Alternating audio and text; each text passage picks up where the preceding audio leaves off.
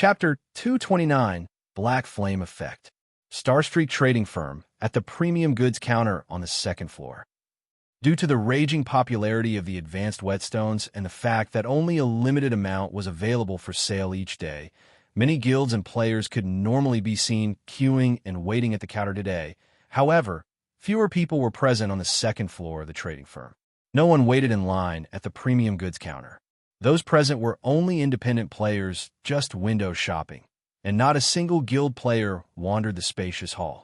Nobody present even asked about the availability of the advanced whetstones, and such a situation had caused Anna, the manager of the trading firm, to grow anxious.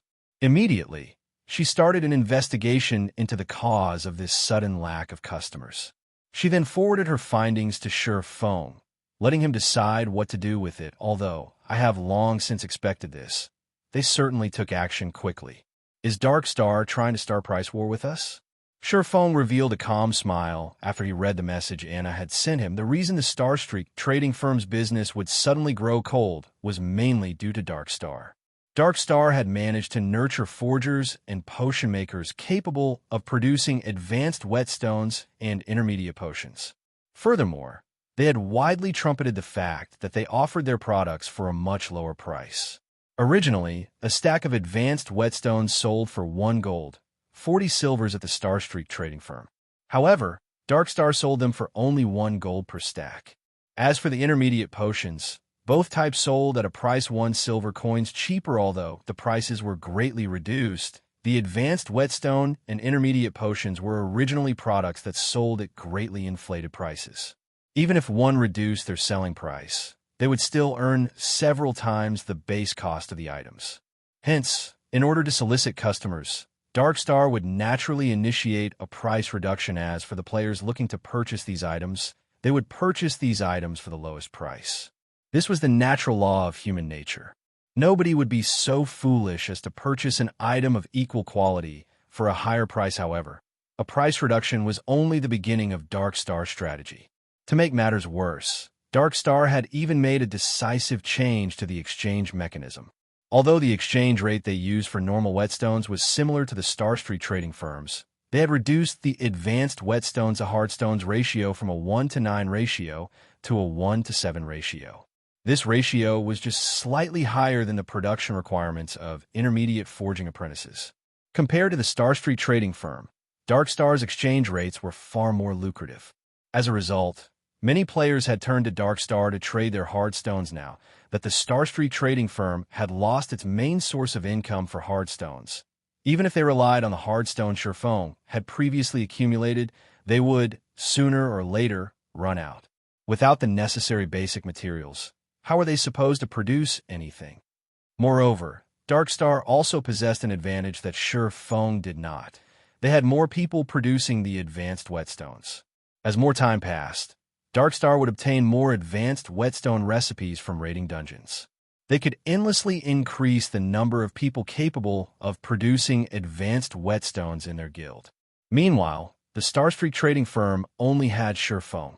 However, Surpass currently had neither the manpower nor the time to waste raiding a low-level dungeon for the recipes. If this situation persisted, Dark Star would surpass the Starstreak trading firm eventually. Soon after, Surpass passed on his verdict to Anna. Since Dark Star wanted to start a price war, he would gladly engage. Hence, he adjusted the prices and exchange rates to equal Dark Star's. However, this change would only take effect in White River City. The prices and exchange rates would remain the same in the other 7 cities.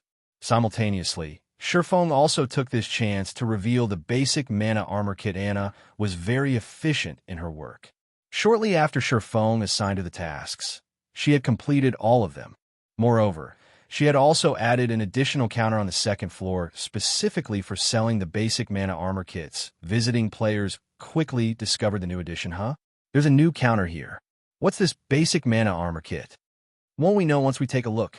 Originally, one of the elite parties present on the second floor had only come to the Starstreak trading firm with the intention of purchasing some normal whetstones for future use. However, when they noticed the appearance of the new counter and new product, curiosity got the better of them, and they decided to investigate. Crap. This is insane. Is this thing made of silver? They're actually charging 20 silver coins for a broken armor kit.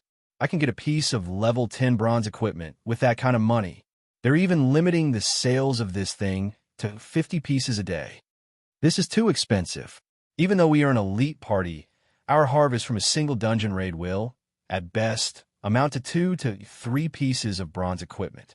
Moreover, not only do we risk losing experience, but we also need to spend money on potions and repairs after a raid. One armor kit already amounts to our party's total harvest in a single day. Wait a minute. Why are the attributes of this armor kit so high? We can bind a total of 3 pieces on per character. The total attributes of 3 pieces is even higher than a level 10 Mysterious Iron ranked breastplate. Look, every armor kit is marked with a black flame. Don't tell me this is something made by the Black Flame Forger. Originally, the members of the team had cursed the Starstreak trading firm for trying to rip them off. However, the moment they noticed the attributes on the mana armor kits and the Black Flame mark, they involuntarily shuddered. Who was Black Flame? He was someone every veteran player throughout Starmoon Kingdom knew. Although the Glimmer chestplate was outdated at this point, it was an undeniable fact that the item had once caused an uproar throughout Starmoon Kingdom. Moreover, due to its gallant appearance, many players still held onto their Glimmer chestplates. The ones that held the Black Flame mark looked even more awesome, and countless collectors wished to possess of one of these pieces. Unfortunately, such mark pieces were exceedingly rare, and right now, each piece was already worth 50 silver coins on the black market. Yet, even at such an insane price, nobody would willingly sell theirs now. Black Flame had revealed himself once more. He was even selling such powerful mana armor kits. It was just like the saying that had circulated Starmoon Kingdom. Anything produced by Black Flame would definitely be a premium product. How much money do we have right now? Speaking softly, the leader of the elite party suddenly asked in the party chat, Brother Cheen, we barely have 43 silver coins if all 6 of us pool our money together. We have only managed to collect this after much difficulty to repair our equipment and buy some potions. You can't be thinking to trade a portion of the hard stones we collected for normal whetstones, then sell the rest. Also, sell all of the gemstones we previously obtained. Before anybody discovers this armor kit, we need to buy as many as we can.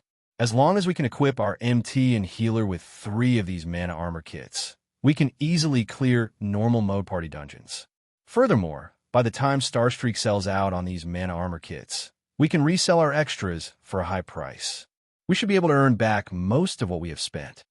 When the other party members realized the logic behind their party leader's words, they immediately started pooling their money and sold all of their expendable items to buy as many basic mana armor kits as they could. If both their MT and healer could have an additional piece of mysterious iron equipment, they could greatly reduce the number of deaths when they raided a dungeon. With an additional 240 defense and 12 endurance, their MT strength would soar to the next level. Their MT could tank boss monsters with much greater ease. Not to mention, their healer would also receive an upgrade soon after. The elite party's MT and healer each bound 3 basic mana armor kits to their equipment. The party also bought an extra piece for future use. In reality, it wasn't just this particular elite party that had found out about the basic mana armor kits. Several other elite parties and independent players that had wandered into the Starstreak trading firm had secretly sold off their assets after discovering the armor kits. Some of the players who were wealthy in reality even went as far as to purchase coins at a high price to purchase the armor kits. As a result, 50 basic mana armor kits silently disappeared from the Starstreak trading firm. During the night, when the moon was bright and the stars were few, many players would come to the pub to relax and chat. Old Cheen, why is your party so happy today? You guys even bought such expensive alcohol to drink. Don't tell me it's your birthday? A party leader of another elite party asked. Our 3-headed wolves party is very happy today. Here, I'll treat your 9-headed birds party to this bottle of ice blue spirit. Did you guys strike it rich? Why are you being so generous? This is a high-quality spirit that costs 3 silver coins.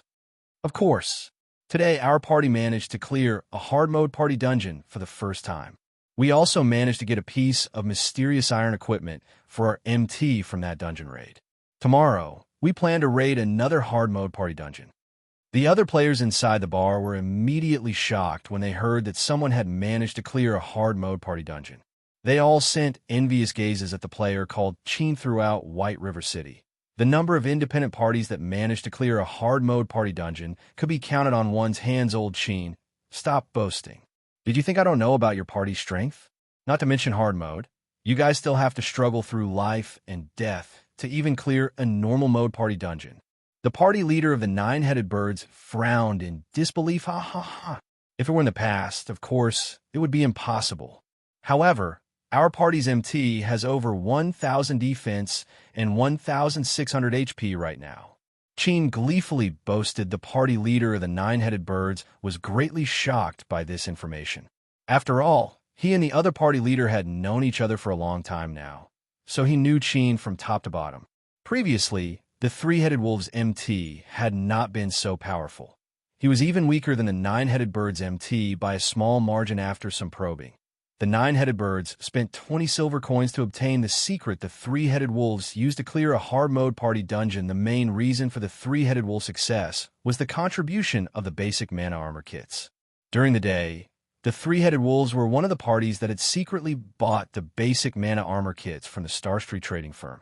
With their newly improved MT and healer, in addition to their familiarity with the dungeon they cleared, they finally managed to achieve the feat that all independent parties aimed for, clearing a hard mode party dungeon. Chapter 230, Crazy Night. The Night Bazaar of White River City had been organized to allow players to conduct business with each other due to Dark Star's incessant advertising. The bazaar today had grown lively.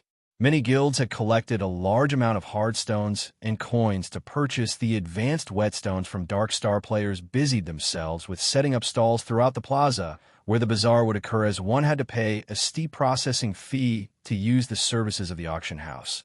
Many players had opted to sell their accumulated loot today instead. Meanwhile, of the many stalls set up at this plaza, the most attention-grabbing one belonged to Dark Star, as there were several 100 players currently lined up before Dark Star's stall. Seeing this, Lone Tyrant's heart fluttered with joy. By the time tomorrow arrived, Dark Star would become the wealthiest guild in White River City, and very soon, they would even surpass the Star Street trading firm. They would become the possessor of White River City's economic lifeline at that time. Even Ouroboros would not be a match for Dark Star. Half an hour after the bazaar started, something odd happened. This incident caused plenty of guilds to grow sluggish in their thoughts, and even Lone Tyrant was utterly dumbfounded. Can someone tell me just what has happened here? Lone Tyrant bellowed, pointing towards the empty plaza boss. I made some inquiries just now and found out that the Star Street trading firm has similarly reduced the prices of their items. Aside from having the same prices as we do, they have also released a new product. I hear that the product is a basic mana armor kit made by Black Flame. As long as one binds this armor kit to their equipment, they will receive a great improvement to their attributes and defense. If a player binds 3 pieces to their equipment, then it would be the equivalent of having an additional top-tier mysterious iron-ranked breastplate. However, Starstreak has limited the sales of the armor kit to 50 each day, so everyone went to queue up for the item instead. Black Flame? Isn't that the chief forger of Starmoon Kingdom? Why would he work with the Starstreak trading firm? Lone Tyrant's brows wrinkled. He had also heard rumors about Black Flame. However, the man was simply too mysterious, so nobody had a concrete idea which major power stood behind him. The public only knew that there was a deeply hidden major power supporting Black Flame, so what if he is the chief forger? Lone Tyrant sneered. Since Black Flame can create such a good item, we only need to make it as well. Immediately investigate the basic mana armor kit. Find out where we can get the forging design. I truly wish to thank Black Flame for giving us this great business opportunity. Boss is the best. I'll investigate it immediately. Meanwhile, at the Star Street trading firm, there was already a sea of people lining up outside the building selling 1 stack of hardstones for a low price. Come over here if you're interested. Level 10 bronze axe for 30 silver coins. Buying silver coins for a high price. I'll take as much as you have." Unknowingly, a market had formed outside of the Starstreak trading firm. Although players could not set up stalls there, they could still do face-to-face trading. Albeit troublesome, nobody would mind such a small matter. After all, they were currently trying to make as much money as they could. By the time the Starstreak trading firm started selling the basic mana armor kits again, they would buy as many as possible while everyone stood in line outside the building. Many had struck up conversations with one another. They started to boast about the effects of the basic mana armor kit. What the Three-Headed Wolves party had accomplished had especially become the envy of many independent parties. Meanwhile, the more this news spread, the more it was blown out of proportion. Currently, the rumors mentioned that the Three-Headed Wolves had originally not been able to clear even a normal mode party dungeon. However, after their MT and healer had each bound 3 basic mana armor kits to their equipment, the party immediately succeeded in raiding a level 10 Helm mode party dungeon. They had even obtained a secret silver ranked shield and many other mysterious iron set equipment pieces from a raid, increasing their team's prowess to that of a party of experts. Some said that the Three-Headed Wolves were currently stronger than even the elite members of a first-rate guild. This rumor had caused many independent players to long for the basic mana armor kits. They wished to obtain the armor kits and achieve great success. Aside from independent players focusing on the basic mana armor kit, the various guilds had also started taking action. They tried to think of ways to contact Black Flame. They wanted to purchase a large number of the armor kits from him directly. After all, if they could equip every member of their elite team with 3 basic mana armor kits, their team's strength would rise to an entirely different level. At that time, conquering the 20-man Hell mode team dungeon would no longer be a dream. Taking a step back. Even if they could not clear the Hell mode, if they could manage to clear the hard mode, they could still reap a lot of benefits. Hence, it was a must for them to obtain the basic mana armor kits. Snow, is Big Brother Black Flame offline? Zhao Yuuru asked, where gentle Snow nodded her head, saying bitterly, I have truly underestimated Black Flame. Originally, I thought that he would suffer a small setback after Darkstar revealed the advanced whetstones and intermediate potions. However, I would never have imagined that he would reveal such a card, catching everyone by surprise. Gentle Snow had believed that she had a good understanding of the man called Black Flame. However, time and again, Black Flame continued to surpass her expectations. It was as if Black Flame had brought out 2 cards, one white and one black, forcing others to guess which card he would reveal. In the end, however, he had done the unpredictable by taking out a gray card, catching everyone by surprise. Night in God's domain was day in reality. At this moment, Shurfeng had already logged off from the game and started training his body. Hence, he had absolutely no idea about the current goings-on in White River City ever since Shurfeng had moved to his new apartment. The first thing he did after waking up every morning was drink a bottle of nutrient fluids. He would then complete 20 sets of muscle-strengthening exercises and a 10-kilometer morning run. The nutrient fluid is as extraordinary as expected. My current physique should be on the level of a normal member of the school's fighting society. After ending his morning run, Shurfeng made a rough estimate of his body's current condition. However, if he wanted a more accurate estimate, he would need to test his abilities in an appropriate training room. After training and strengthening his body these past few days, Shurfeng was no longer as frail and thin as he used to be. Currently, Shurfeng's body had grown much sturdier, giving others a faint feeling that it was packed with vitality as usual. After completing his daily workout routine, Shurfeng paid a visit to the workshop to check on its current renovation progress. A gaming workshop occupied an entire office floor of such size. In the past, such a notion was simply inconceivable. However, along with God's domain's growing influence, it wouldn't be odd even if a gaming workshop took up an entire office building, not to mention a single floor. In the past, Shadow was one such example. However, the Shadow of that time possessed a lot of members. It had even established 10 great city-states under its name. It was only normal to have such a large workshop. Brother Phone, you're here? The workshop's renovation is complete. We're just waiting for the gaming facilities we ordered to arrive, and we'll set them up. After we finish that, Our zero-wing workshop will finally take shape, Blackie excitedly said. At that time, those who we recruit to our guild might just join without hesitation after seeing our workshop. A few days ago, Sherfong had suddenly paid a visit to Blackie's dormitory. He notified Blackie that he had already purchased a workshop in the city center. In the future, Blackie would not need to live in the dormitory. Disturbed by others, Blackie could simply live in the workshop and focus on playing God's domain.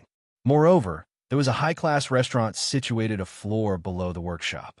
The well-known Big Dipper Training Center was also located on the street next to their building. Compared to living in the university's dormitory, it would be far more comfortable for Blackie to live in the workshop in the beginning. Blackie had thought that the workshop Sherfong had mentioned would only be a house of 50 to 60 square meters. Even so, that would still be a relatively comfortable place to live, however. When Blackie arrived at the building floor and discovered that the entire floor was meant for their workshop, Blackie had nearly thrown out his back in shock. Shortly after, that shock had turned into immense joy. After all, this large workshop of theirs was far more amazing than Shadow's. With such an amazing workshop, would they even need to worry that they couldn't surpass Shadow in the future? All right, Blackie, how are things on your side? How much longer do you guys need before getting out of there? Sherfong asked. Chapter 231, Legendary Genius.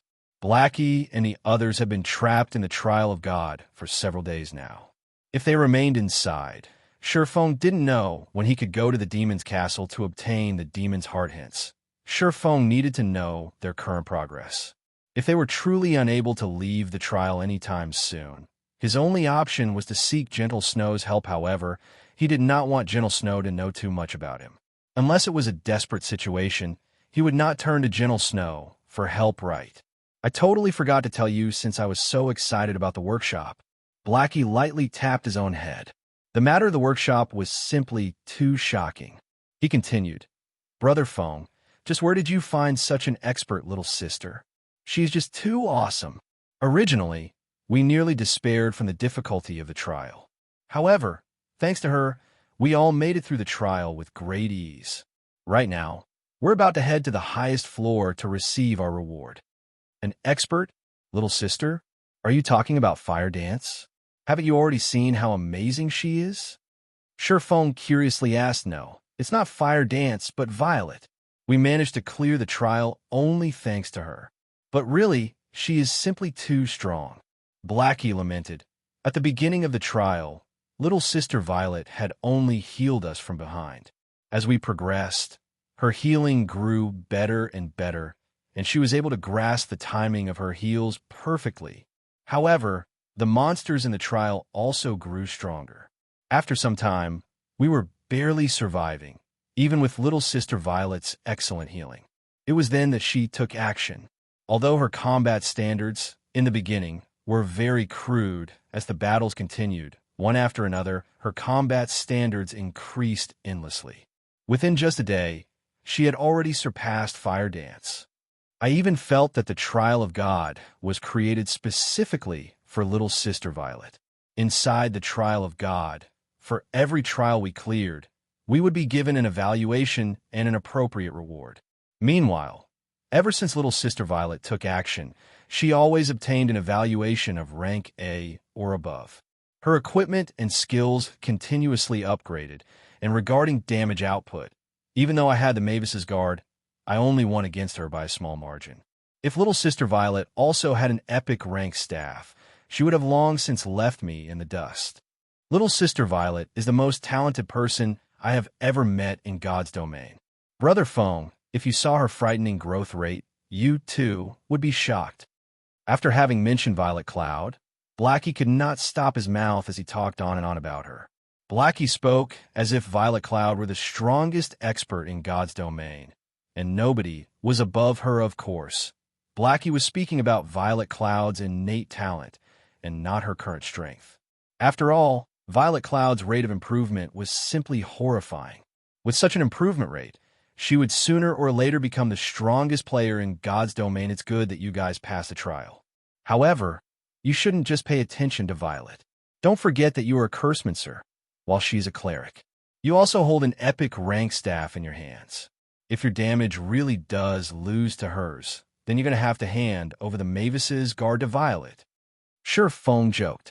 However, he was truly relieved. It was no wonder Violet Cloud had managed to become a cleric god in the past. Her innate talent was not a sham, however. Maybe because Violet Cloud had played a cleric in the past, she had never revealed her true potential during the early stages of the game.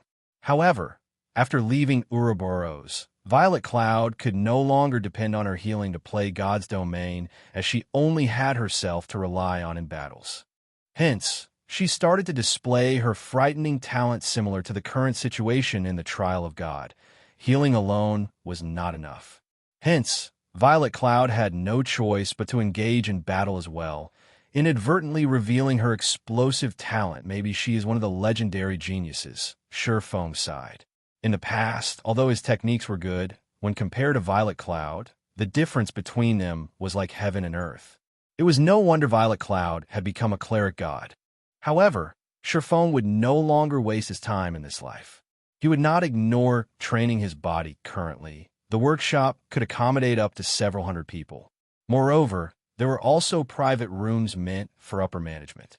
Furniture of superior quality decorated these private rooms, and just the cost of a single set would have left Sure Feng's past self in awe. Aside from the private rooms, Sure Feng had also set up a workout room that allowed one to carry out some simple exercises. God's domain was not just any random game where players could become a tyrant by pulling a few all-nighters. If one wanted a campaign in God's domain, they needed to prepare for a long and arduous war. Hence, players in God's domain needed to balance both work and rest, and most importantly, train their bodies if they wanted to succeed. Brother Feng, the university's fellowship party is the day after tomorrow. Should we buy a luxury car and drive there? At that time, I want to see just who would dare look down on our zero-wing workshop. Blackie said excitedly. I'll pass on the luxury car. I cannot afford such a thing right now. Sure Feng shook his head as he laughed. Although Sure Feng had similarly thought of buying a luxury car to keep up appearances, he was currently tight on money. He still owed a large sum of credits.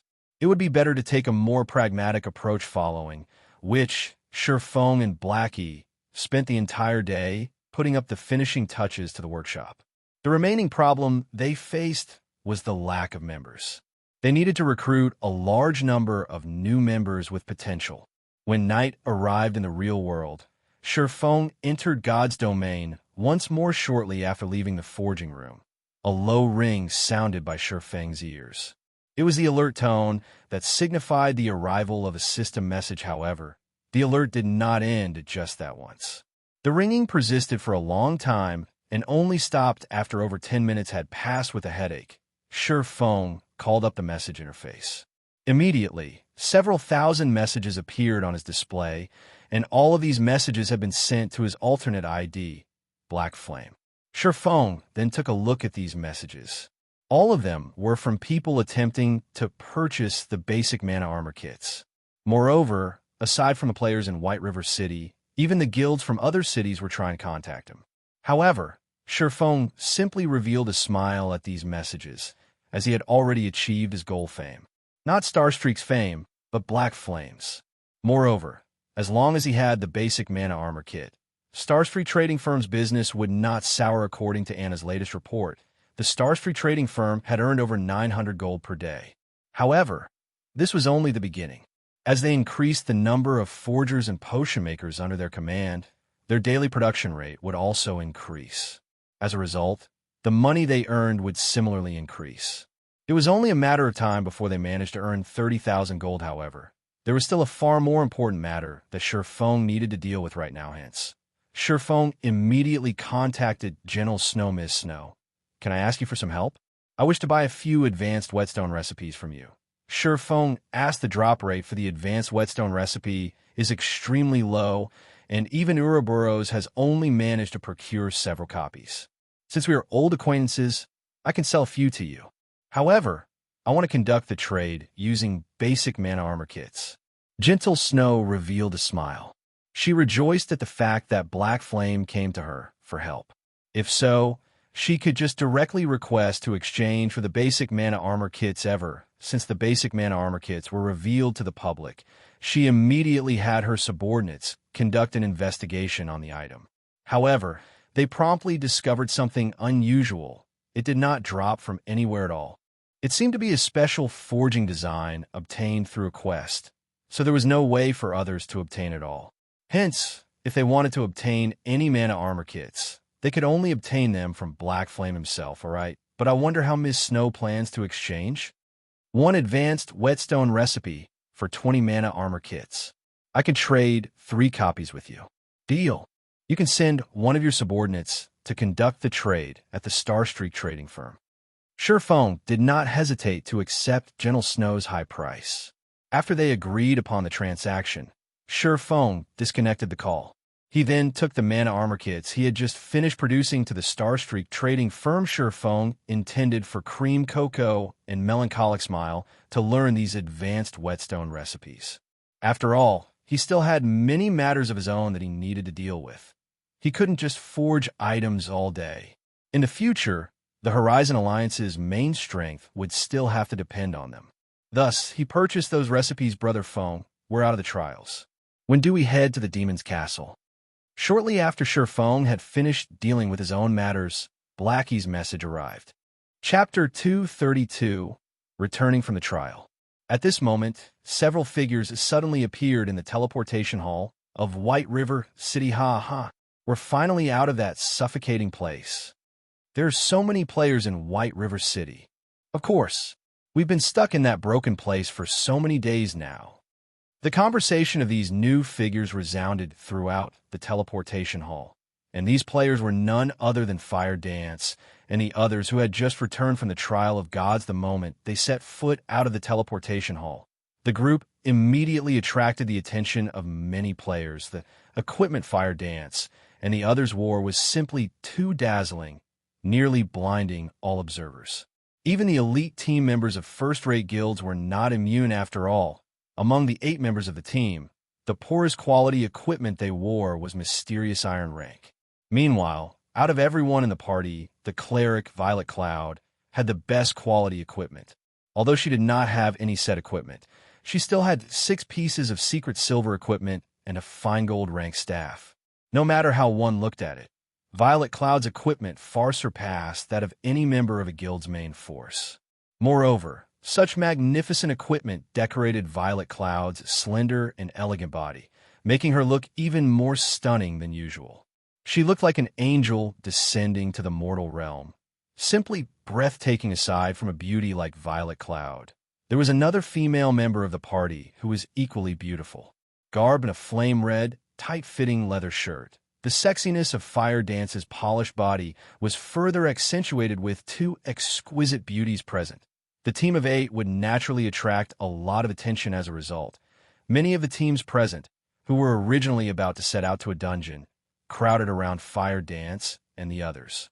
They sent Fire Dance invitations, one after another, requesting Fire Dance and her team to join them in raiding a 20-man team dungeon. Having a powerful cleric like Violet Cloud would significantly increase their chances of success. Moreover, aside from Violet Cloud, the Guardian Knight, Kola, also had superb equipment. If these experts were willing to do them a favor, they could easily gain a few pieces of top-tier equipment. Unfortunately, their beautiful dreams were doomed from the start, as Fire Dance rejected them all without hesitation, with fallen pretty far behind in levels.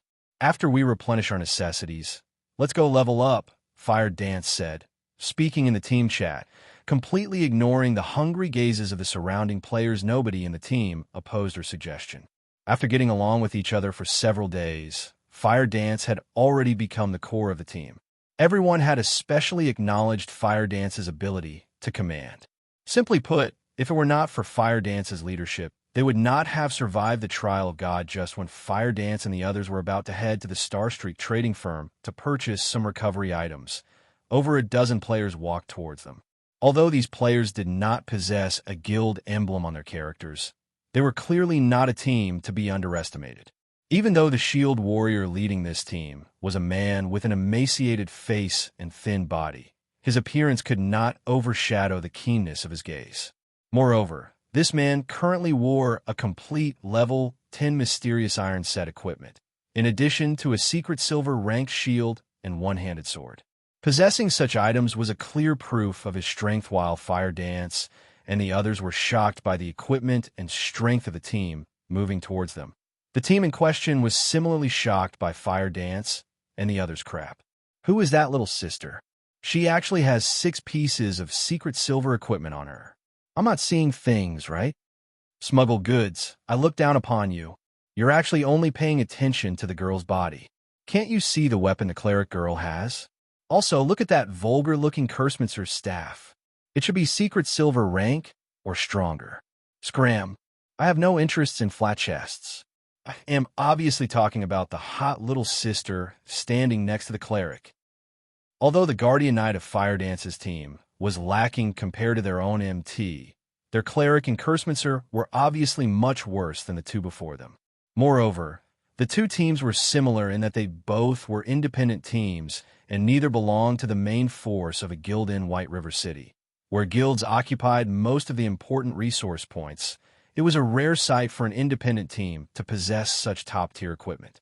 So, how could they not attract attention? Hello, I am Warwolf, team leader of the Holy Grail Knights. The emaciated man, Warwolf, took the initiative to introduce himself to Fire Dance Zero Wings team leader. Fire Dance replied. Her interest to befriend this new team growing. Shifeng had passed the management of the team to Fire Dance, and Fire Dance knew Shifeng had done so due to his trust in her. She did not wish to betray that trust. Hence, taking their future guild into consideration, as the manager of the team, she naturally had to think of a way to expand and strengthen the team. Meanwhile, the foreign team before her was clearly a formidable independent team. She felt their leader, Warwolf, was more than he appeared. Although she had never fought with him before, she knew that he was one of the rarely seen Apex experts. If she had a PK against Warwolf, she would not have any advantage against him.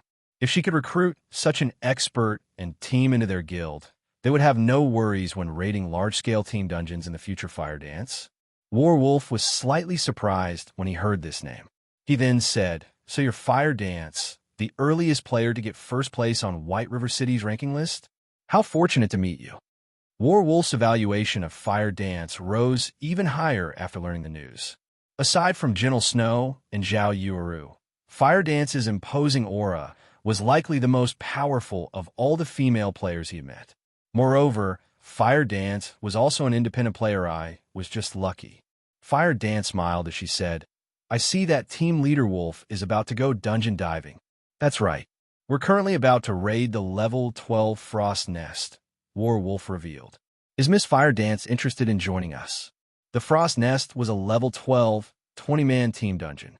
Currently, aside from the main force of the major guilds, no other team possessed the strength to challenge such a dungeon. "Thank you for your kind offer, but we still have our own matters to attend.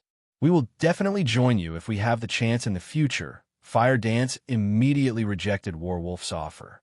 Shifeng had previously instructed them to raise their levels, as he still had some important matters to deal with. If they entered a dungeon right now, their leveling speed would suffer, and they might even lose some EXP. Hence, Fire Dance chose to reject the offer without a second thought. "That's truly unfortunate. Let's add each other as friends, Miss Fire Dance. If we have a chance to raid a large-scale team dungeon together in the future, we can contact each other more conveniently." Warwolf sent Fire Dance a friend request. Since Fire Dance was also an expert of God's domain, common equipment would not satisfy her. Yet, to obtain high-quality equipment, aside from killing Lord-ranked field bosses and completing special quests, the only other option was raiding a team dungeon or a large-scale team dungeons. However, an independent team was different from guild members. The teams were loosely formed, and the strength of the members usually varied. If an independent team relied solely on themselves, they would have no way of clearing a large-scale team dungeon. Hence, independent teams needed to cooperate with one another. Only by combining the strength of multiple independent teams would they have a chance of raiding a 50-man or above large-scale team dungeon. Yet, not just any independent teams would be fit for the task. A sufficiently strong independent team was necessary. Otherwise, entering a large-scale team dungeon would be suicide. Hence, Warwolf planned to befriend powerful independent teams. If they had powerful allies, they would have a much easier time raiding large-scale team dungeons. Just as Fire Dance and Warwolf added each other as friends, Shurfeng had arrived at Blackwing City. He had come to conduct his third business transaction with Aqua Rose. This time, however, Shurfeng had not brought a lot of the level 10 equipment and weapons he had forged. Now that the majority of the players in God's domain were over level 10, these items were no longer as valuable as they were before. Hence, Shurfeng did not produce many of them. Instead, he prepared something better, something that could even attract the attention of first-rate guilds. In addition, the Blackwing Auction House was holding an auction today. To any wealthy player, this was a chance that must not be missed, including Shurfeng, who currently possessed enormous wealth. However, after Shurfeng had arrived at the appointed restaurant, Aqua Rose did not show up, even after a long time had passed. Instead, a pot-bellied man resembling Mithria walked over and quietly sat opposite of Shurfeng. With a gentle and elegant smile, he said, "Hello there, Master Black Flame. As Miss Aqua has some urgent matters to attend to today, she has sent me to represent her in this transaction." Miss Aqua expresses her sincerest apologies. Chapter 233, Astronomical Transaction. Miss Aqua has some urgent matters. Shurfeng was slightly surprised, that's right. Although I cannot reveal to your excellency what those matters are, I, Joking Scholar, can represent Miss Aqua in conducting the transaction with you. However, Shurfeng did not believe him. Every time he and Aqua Rose completed a transaction, both sides would gain massive profits. Logically speaking, there should be nothing more important than this matter. Even if Aqua Rose truly had an urgent matter, she should have at least notified him beforehand. However, Aqua Rose had not. Shurfeng carefully observed this Mithria-like person. Although he appeared absolutely harmless, his body exuded a sense of shrewdness that spoke of vast experience in the business world. Virtual reality. In this realistic world, regarding a player's expressions or demeanor, both would be fully displayed on their characters. With over a decade of experience campaigning in God's domain, Shurfeng could immediately perceive the delight and panic hidden behind those beady little eyes. Since Miss Aqua has some matters to deal with, let us postpone our business transaction till next time. Then, Shurfeng smiled calmly before standing up, saying, "I still have some matters that I need to attend to, so I'll leave first." Hearing that Shurfeng had no intention to continue the trade and intended to leave, Mithria's facial expression immediately changed. A hint of panic appeared in his friendly smile when Shurfeng stood. "Master Black Flame, don't be in such a rush. Although Miss Aqua is absent, Twilight Echo sincerely desires this trade success. We are willing to pay 30% more than the previously mentioned price." Joking Scholar hurriedly stood and held back. "Shurfeng, 30%? It seems that you guys really are sincere about this." Shurfeng halted his steps, smiling. He then turned to face the panicked Mithria, saying, "Since you've already made the offer, let us negotiate the price." Of course.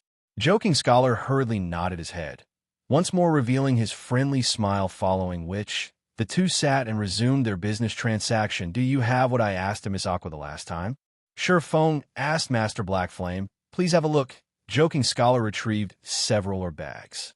Hard stones and rare forging materials filled the majority of these bags. Moreover, aside from taking out 5 400-slot bags, which are the largest bags currently available to players, he had also taken out a black leather bag. There were many runes carved on the exterior of this bag, and one could tell that it was not an ordinary item with just a glance. It is as expected of Twilight Echo. They even have a runic bag. Shurfeng was inwardly shocked. The runic bag was a mysterious iron grade bag. It had a massive capacity of 1,200 slots, 4 times that of a common grade bag. However, this item was not easy to obtain. Only Lord-ranked bosses and mines had a chance of dropping this item compared to the previous encounter. This transaction would be far larger. Joking Scholar had prepared over 2,000 stacks of hard stones, 300 stacks of fine iron ore, 400 stacks of silver ore, and 200 stacks of mithril Oregon. Furthermore, There were also 100 stacks of gold, ore, which was currently unavailable in Starmoon Kingdom. Just how much manpower and resources had they spent in the process of gathering such a large amount of precious ores? This was precisely the strength of a first-rate guild. It was not something a normal guild could compare to good. Everything that I requested is here. Deducting all these ores, if we factor in the 30% increase in price you previously mentioned, you just need to pay me an additional 120 million credits. Shifeng took out a letter that had been encrypted by the system and placed it on the table. Only a specified person could open this letter, and outsiders had no way to discover its contents. When Joking Scholar heard the price of 120 million credits, his smiling expression immediately froze. He had nearly spat the black tea that was in his mouth, the teacup in his hand nearly falling to the ground due to his trembling. The 120 million credits is the price of this encrypted letter? Joking Scholar looked at the white envelope on the table, his facial expression turning extraordinarily ugly. His previously beady eyes abruptly widened as he sent a chilling glare at Shifeng, coldly saying, "Master Blackflame, aren't you going a little too overboard? We of Twilight Echo have come here with the sincerest intentions to conduct business with you. Are you looking down on Twilight Echo? Or do you not take Miss Aqua seriously?" No matter how stupid Joking Scholar was, he knew that no transaction in God's domain could currently achieve such a frightening cost. That was 120 million credits, not 120 million Helm money. Such an amount was sufficient for a normal person to live the rest of their life in luxury. Even Joking Scholar himself would not earn such an amount in this lifetime. The only possibility was that Shifeng was toying with him, that Shifeng had already found out that he was a fake. However, as a preventive measure, he still used Aqua Rose's name to warn Shifeng. Shifeng calmly smiled at this Mithria's reaction. He paid no mind to Joking Scholar's chilling and threatening gaze, unhurriedly saying, "How could you say such a thing? Weren't you the one that suggested for the 30% increase in price? I've fully followed our previous agreement and have brought what that Miss Aqua requested. Could Miss Aqua have forgotten to tell you about it? Or is it because you are fake?" A chilling light suddenly flashed in Shifeng's eyes as he loudly questioned you. At this moment, Joking Scholar gnashed his teeth. In anger, Shifeng had clearly pretended to be the fool here. Yet he could not just reveal Shifeng's act, Master Blackflame. "Of course, I was sent here by Miss Aqua. Please stop trying to probe me. Miss Rose never agreed to this." Joking Scholar was no fool. He thought that Shifeng was currently trying to probe him, so he quickly cooled his temper. "Probe? What reason would I have to probe you?" Shifeng smiled as he said, "I am very serious. If Aqua Rose didn't mention such an important agreement to you, and you have no knowledge of it, then it seems you are indeed a fake. If that is so, then I am truly sorry. Our business transaction ends here." Saying so, Shifeng stood and prepared to leave. Joking Scholar immediately panicked. He could no longer discern whether Shifeng's words were true or not.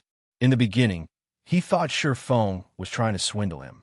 Now, however, it would seem that his previous preconception might be wrong. Have I really guessed wrong?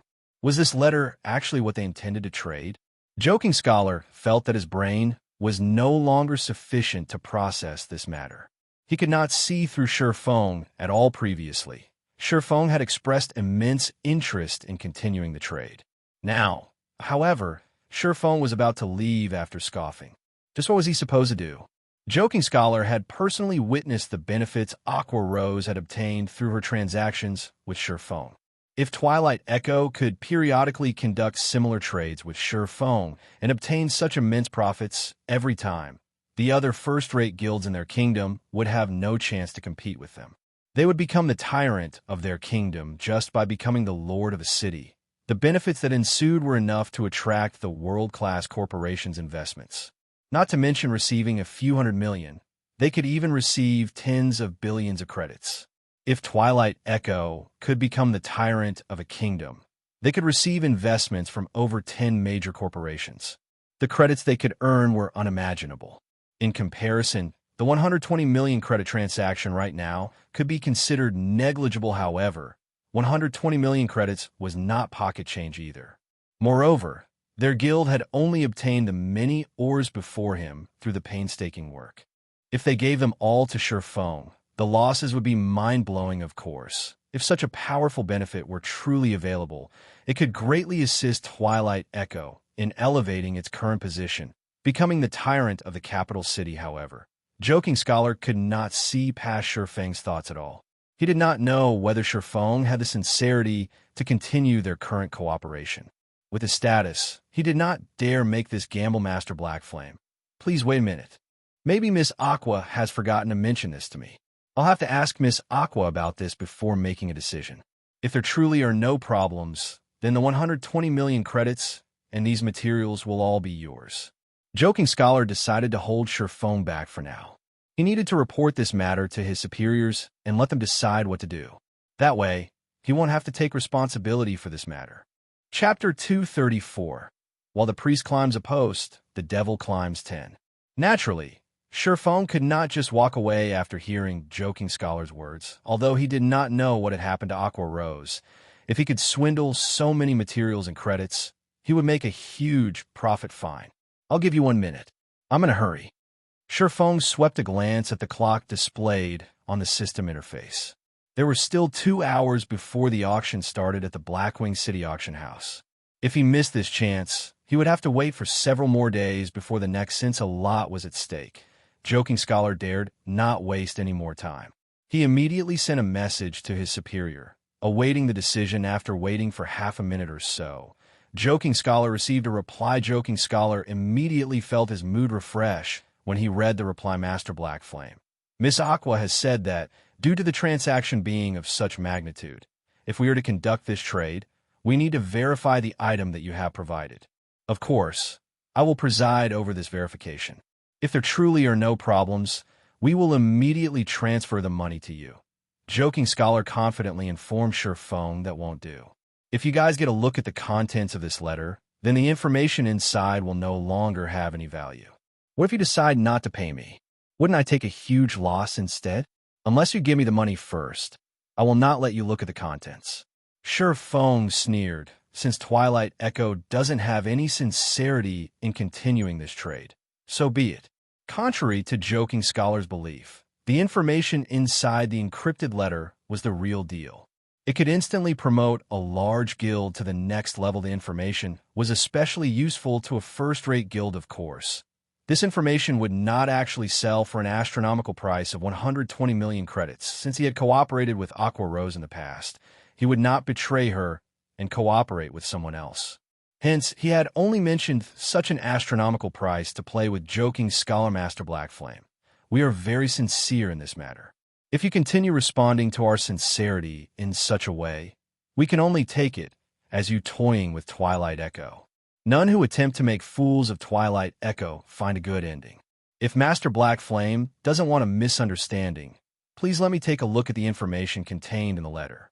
As long as there are no problems, then based on Twilight Echo's credibility, we certainly will not go back on our word and ruin our own reputation. Although Joking Scholar spoke with an amicable tone, he did not try to hide the cold glint in his eyes in the least. Are you threatening me? Shurfeng's tone turned cold as he said, although Twilight Echo is a first-rate guild, don't think that I, Blackflame, am someone you can easily mess around with. Since this matter has reached this point, our cooperation ends right here and now. Shurfeng immediately left the restaurant, leaving behind a dumbfounded Joking Scholar. Joking Scholar never thought Shurfeng would react so decisively. In his opinion, Blackflame was only a forger. How could he possibly dare call shots with a first-rate guild like Twilight Echo? Hence, Joking Scholar decided to threaten him. Yet, Shurfeng had not reacted as he had expected at all. So much so that his threat had yielded the exact opposite effect. He had wanted the higher-ups of the guild had tasked him with maintaining the current business relationship they had with Blackflame. If there were a possibility, the best-case scenario would be to recruit Blackflame in a Twilight Echo. How abominable. This Blackflame is simply impervious to reason. Joking Scholar had originally intended to hold Shurfeng back once more. However, doing so was simply too humiliating. After speaking those decisive words, if he had to suddenly change his tone and try to ingratiate himself with Surpass. He simply cannot do it. He is definitely toying with me. That's the only plausible reason why he isn't willing to show me the contents of that letter. Immediately after, Joking Scholar contacted his superior scholar. How did it go? A dignified tone came through the communicator boss. That black flame rejected our proposal. He refused to let me take a look at the letter's contents. However, I am very sure that he is trying to play us for fools. There is nothing important in the letter, Scholar confidently assured. I understand. Although it is slightly unfortunate, Black Flame has also given us some enlightenment. Since Black Flame is unwilling to do business with us, we can just look for someone else. I hear that Starmoon Kingdom, where Black Flame is from, should be in dire need of ores. Look for a powerful guild from Starmoon Kingdom at Blackwing City. I believe that they should be very willing to cooperate with us. Yes, boss. Currently, Joking Scholar felt exhilarated. Black Flame. Did you really think that you were so amazing? Once I sell these ores to some other guild in Starmoon Kingdom, we'll see if you can still survive there. Soon after, Joking Scholar had departed from the restaurant as well. He started looking for a new business partner from Starmoon Kingdom. Meanwhile, after Surpass left the restaurant, he immediately changed his appearance using the demon mask. He had long since waited for Joking Scholar's departure, although Surpass did not intend to do business with Joking Scholar. That would not stop him from swindling the man. After all, it was not easy for him to obtain so many ores. Moreover, it was not his style to just let Joking Scholar escape. Previously, he had used the appearance of Black Flame, so he could not swindle those ores from him. However, now that he had changed his appearance, even if he swindled Joking Scholar, he would be fine as long as he immediately donned a new appearance. Twilight Echo had spent a lot of wealth and manpower to procure the ores. If they failed to sell them, keeping those ores for their own use instead, they would need over 10 days to exhaust such a large supply fully. Twilight Echo could not bear such a heavy cost. After all, these ores could not increase their guild's battle prowess. They could only do so by turning these materials into currency. However, if they wished to turn these ores into money, they had to sell them to a guild that was in dire need of ores. As for independent players, they simply had no way to deplete such a stock now. Unless they paid with credits, even a first-rate guild could not afford so many ores. However, would Twilight Echo lack credits? That's right, they didn't lack credits. If they could spend credits to purchase a large amount of gold coins, they would have spent several 100 million credits without hesitation. However, the main god system had not activated an exchange system for coins. As for the virtual trade center, there was simply not enough gold coins to satisfy their demands. Most importantly, if they purchased gold coins in bulk, their actions would inflate the prices of gold coins endlessly, and doing so was not a worthwhile investment. This was also one of the reasons why large guilds normally would not purchase gold coins in bulk. If Twilight Echo could not sell these ores quickly, it would wound the guild's development. However, it would not be an easy task to find a business partner willing to purchase so many ores. The only possibility they had was to look for a guild from Starmoon Kingdom. As long as Twilight Echo investigated, they would immediately discover that Black Flame was from Starmoon Kingdom. Meanwhile, the fact that Black Flame purchased so many forging materials proved that Starmoon Kingdom was in dire need. As long as the upper echelon of Twilight Echo had brains, they would naturally look for someone from Starmoon Kingdom to cooperate with. Unfortunately, Twilight Echo had miscalculated one point. It was not easy to obtain the pass required to enter Blackwing City. Even for a large guild, they would need to spend a lot of time and effort to obtain one.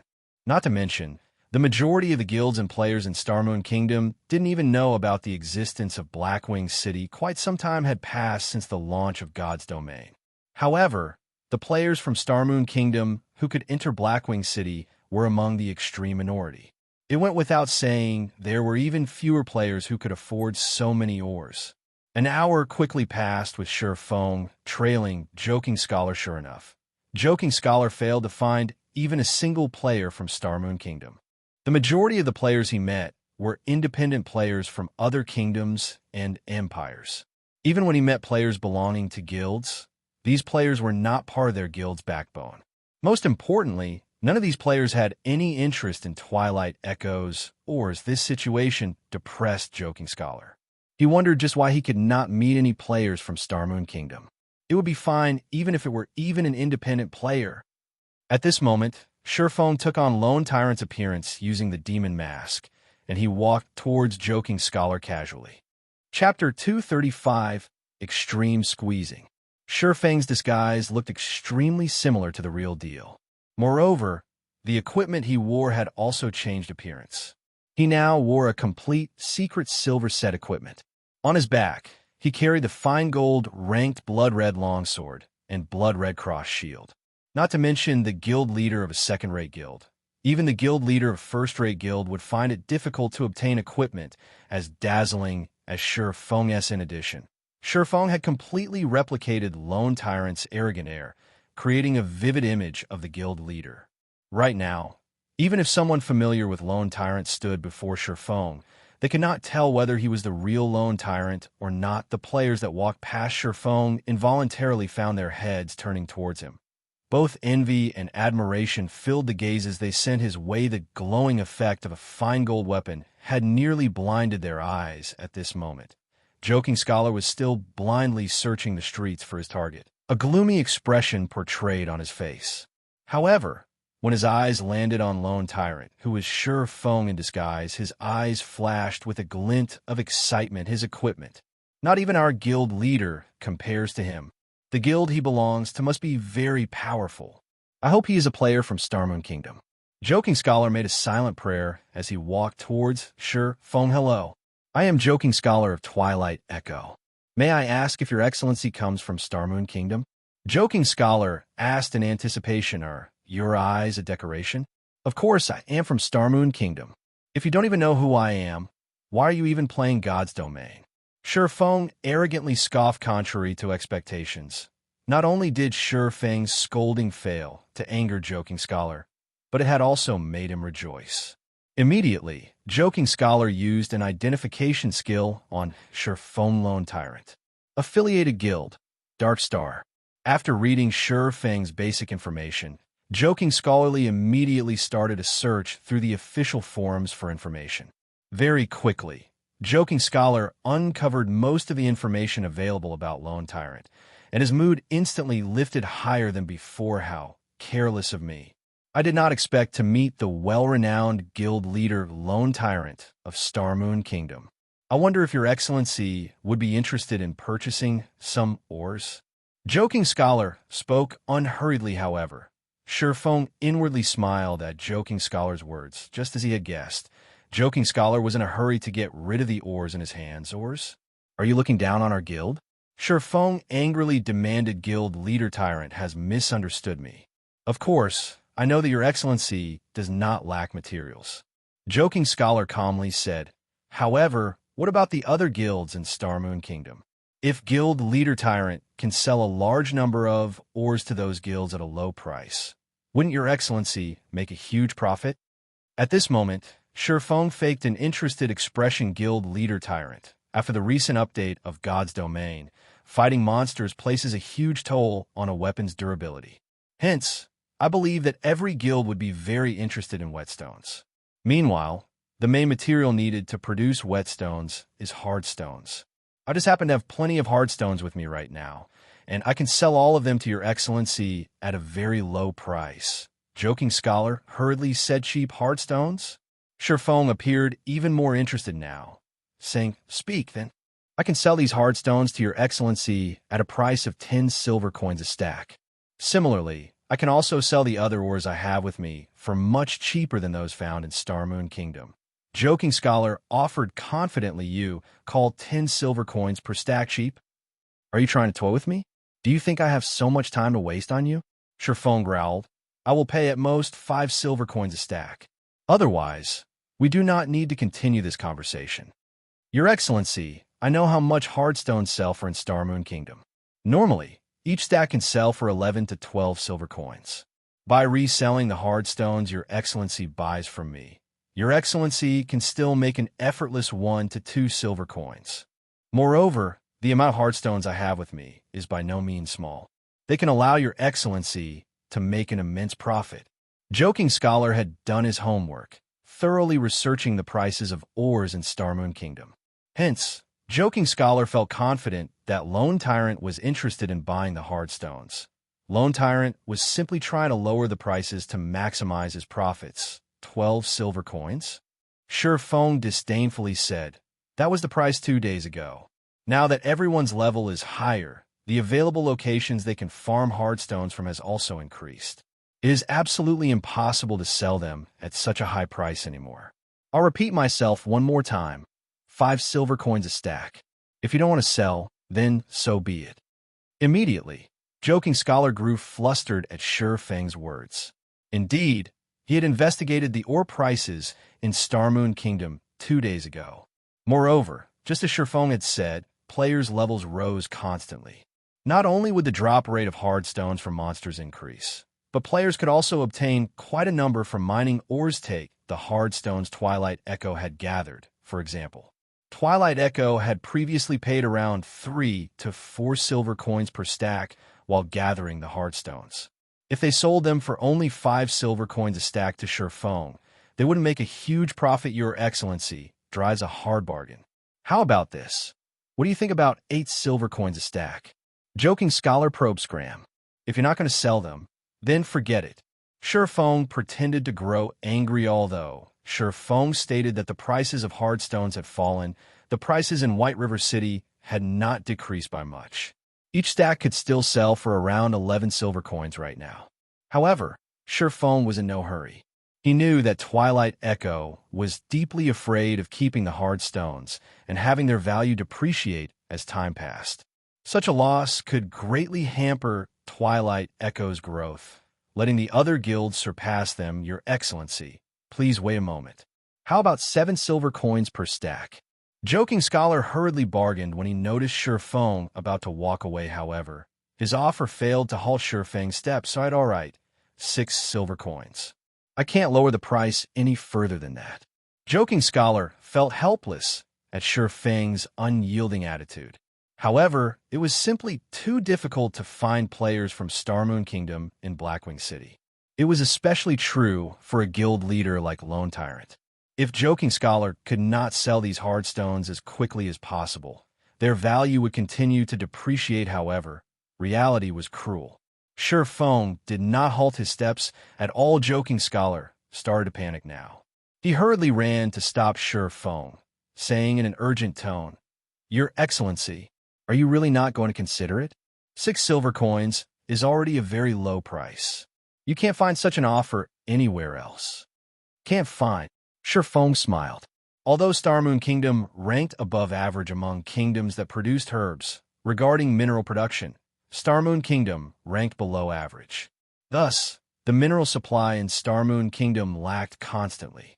However, not every kingdom and empire was in a similar situation to the Starmoon Kingdom. Immediately, Shi Feng loudly yelled, selling hard stones for 6 silver coins a stack. You definitely can't find a price lower than this. Shi Feng's actions dumbfounded Joking Scholar. However, many players on the street sent gazes of contempt towards Shi Feng. Stop joking around. You call 6 silver coins a stack cheap? Even 5 silver 30 coppers is expensive where I come from. If you want purchase in bulk, I can sell them to you at 5 silver coins a stack. I nearly died from laughter just now. Many players on the street started laughing at Shi Feng. However, the one who was truly embarrassed was Joking Scholar. At this moment, he felt so ashamed that he could not even raise his head to face Shi Feng. His absolute confidence from before had returned to slap him in the face. Moreover, someone had already made an offer of 5 silver coins per stack. Nothing could have a more powerful impact than this. How about it? Didn't you say that your hard stones were the cheapest? Didn't you say that I absolutely couldn't find a lower price than yours?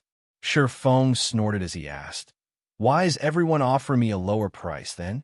Did you really think that I am a fool? This is a misunderstanding. Really?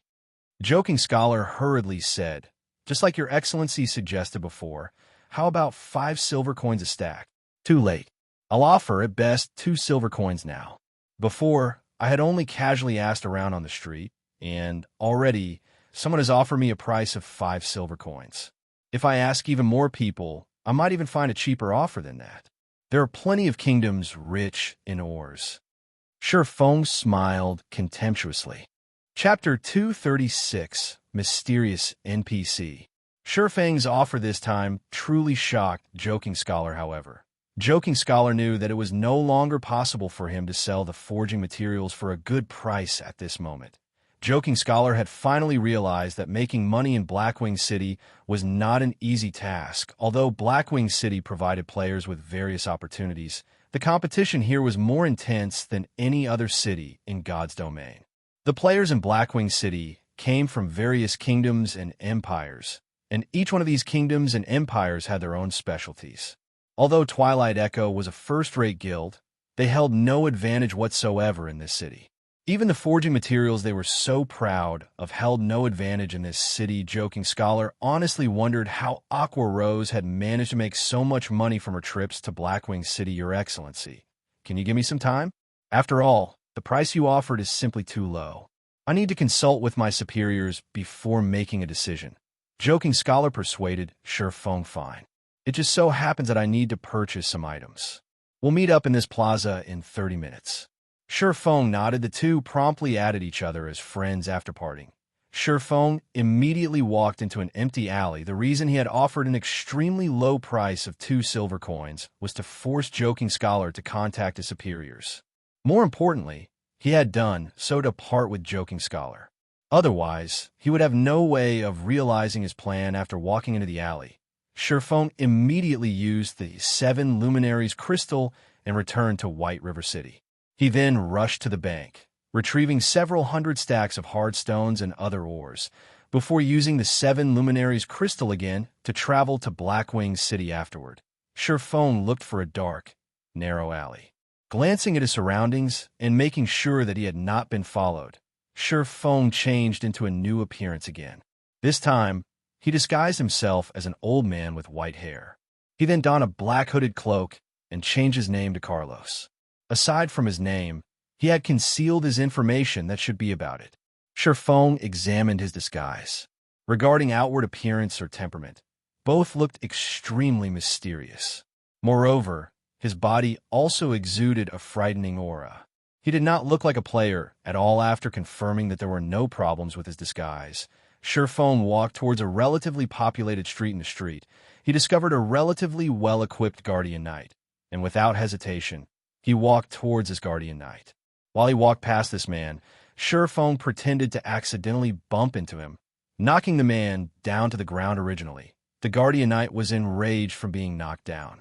However, just before he started cursing, he noticed that the old man before him had a shockingly powerful aura, so much so that he could feel his own body trembling slightly before this elder. Immediately, he used an identification skill on this old man, and found out that the old man was called Carlos. Meanwhile, any remaining information about the old man displayed as unknown. In God's domain, there were only 2 scenarios that resulted in an unknown return from an identification skill. One was when the targeted player used a special item to conceal their information, while the other was due to a large gap in strength. In both cases, a normal identification skill would not suffice to determine the target's information. Meanwhile, the old man before him was clearly not a player, but an NPC. Hence, the Guardian Knight determined that the old man named Carlos was very powerful. Afraid that he would earn the ire of this mysterious NPC and get himself killed, the Guardian Knight immediately swallowed his words. Young man, are you all right?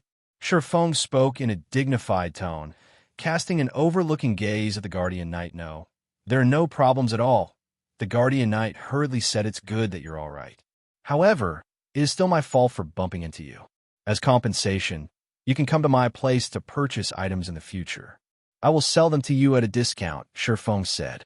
Immediately, he started walking towards a nearby alleyway. Could my luck have come? The Guardian Knight reacted quickly as he immediately followed Shifeng into the alleyway. Shifeng was shrouded in mystery, and the aura he exuded was extremely frightening. Coupling that with the fact that he had bumped into a player, he would naturally attract the attention of many players on the street. Although Shifeng's words had not been loud, Many of the surrounding players had clearly heard him. There were countless fortuitous encounters in God's domain. It was especially so for a place like Blackwing City. It was not strange for players to purchase some rare items from a hidden NPC. The elderly man before them was such a powerful NPC. It would not be odd for him to sell some powerful, rare item. So, how could they possibly miss out on such a good opportunity? Hence, every player on the street followed Surfong and the Guardian Knight. Damn, why are there so many people following us? The Guardian Knight felt depressed when he noticed the crowd of players trailing behind him and the old man. However, his feet did not stop as he continued after Surfong. Meanwhile, when Surfong noticed the large number of players following him, his lips curled into a smile. He had already achieved his goal. Soon after, Surfong led the crowd of players past the street, where Joking Scholar was. This Joking Scholar had only needed to notify his superiors about the current situation. He had not wandered too far from his original location.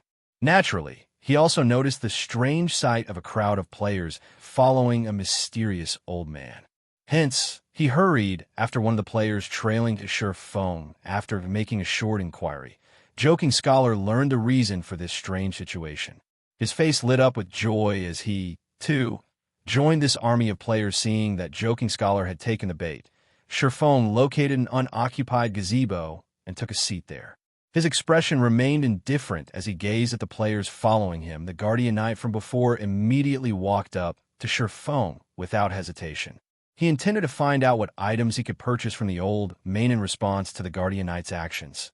Surfong revealed a faint smile as he retrieved hard stones and many other types of rare ores.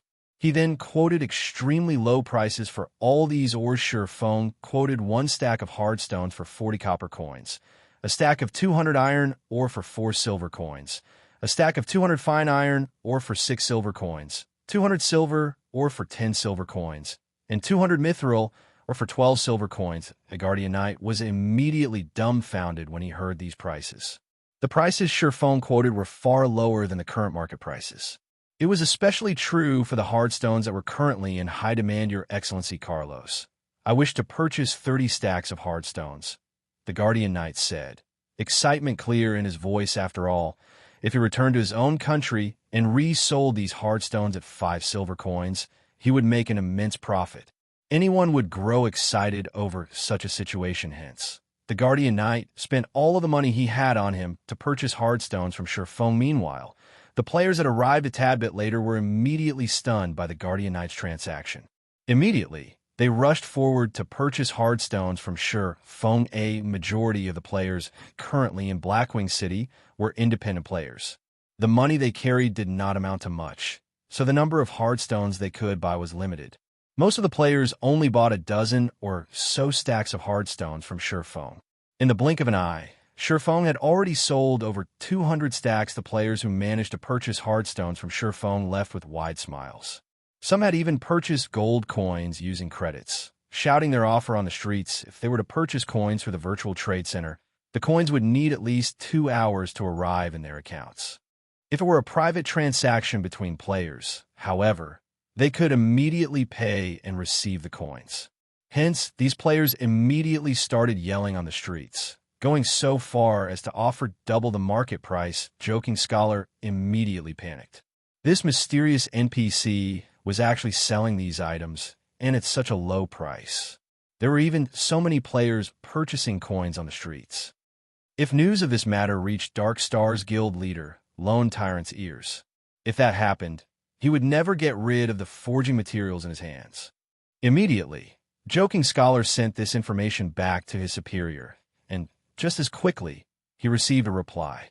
They ordered him to sell as many of the materials as he could at a low price. Following which, Joking Scholar immediately rushed towards the meeting location he had agreed upon with Surfong. He then sent Surfong a message, stating that they could conduct their trade immediately. Joking Scholar was deeply afraid of Surfong discovering the matter with the mysterious NPC. If Surfong found out about it, he wouldn't even be able to sell his hard stones for 2 silver coins a stack. Surfong revealed a faint smile after receiving Joking Scholar's message. Immediately, he told the players that he had sold out for the day and that he would return tomorrow.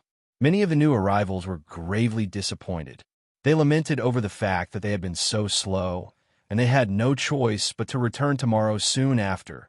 Surpass vanished for the player's sight.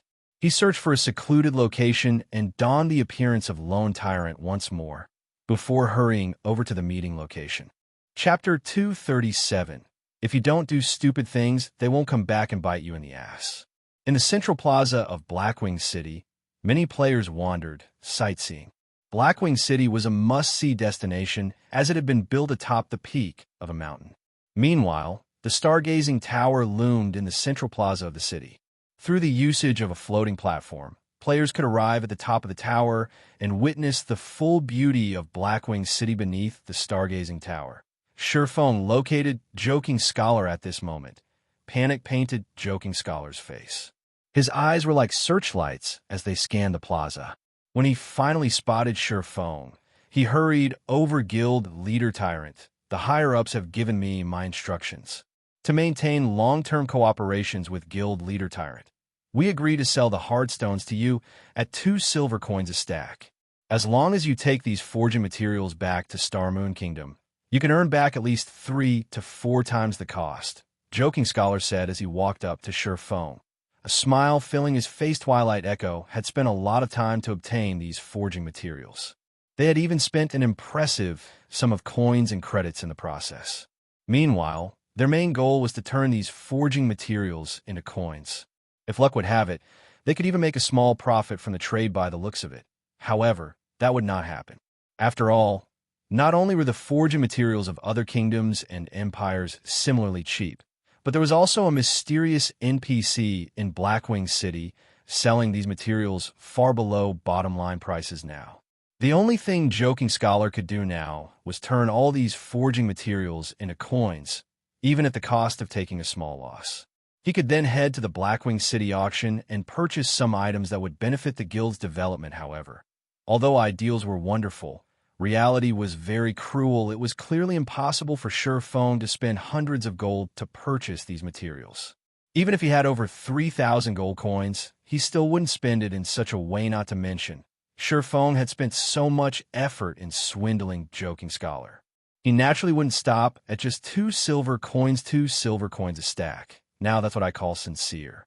However, just before I came here, someone mentioned to me that they're willing to sell a large amount of hardstones for 1 silver coin a stack.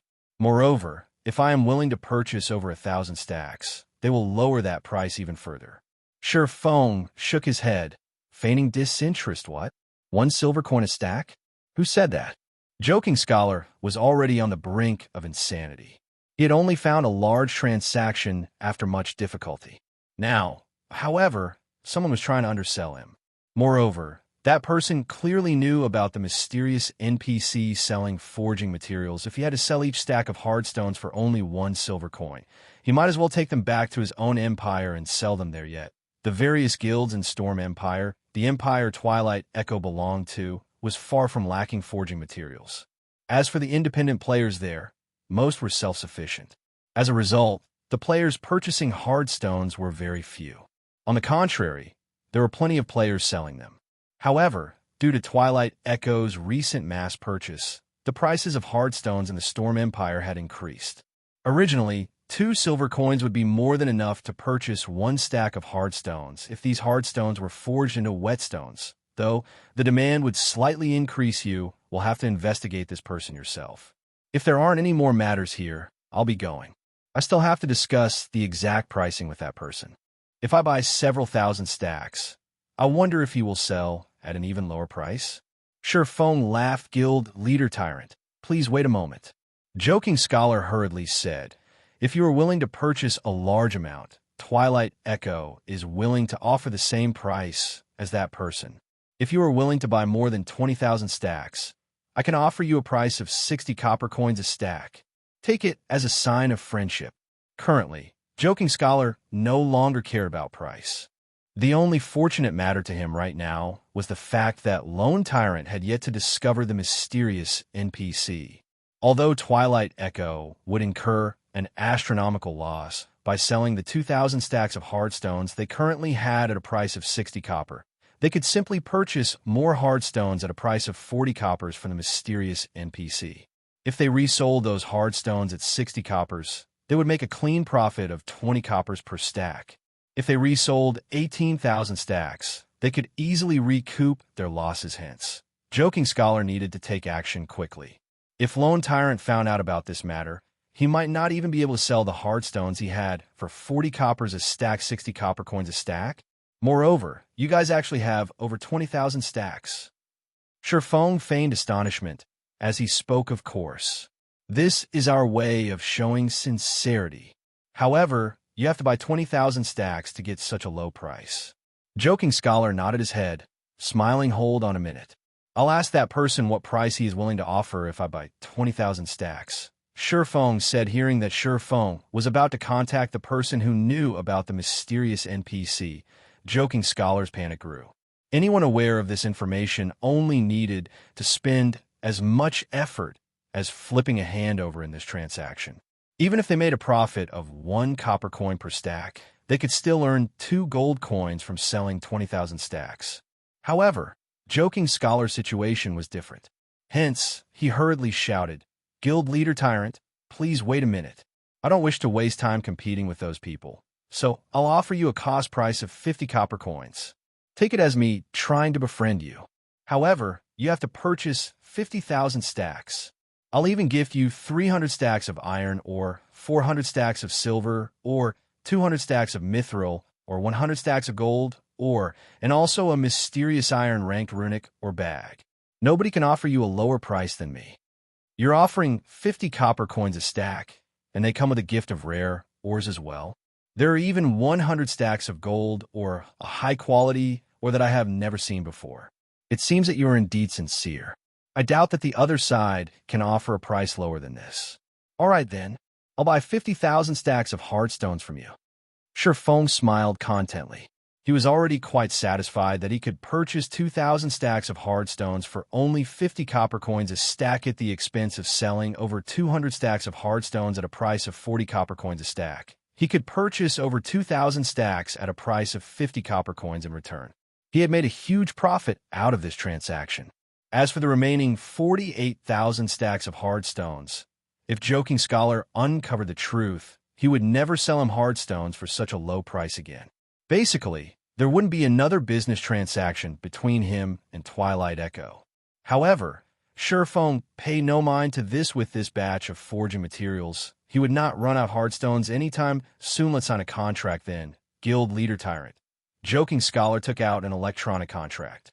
With the main god system bearing testimony to this contract, neither party involved was allowed to violate the conditions set. What is the meaning of this?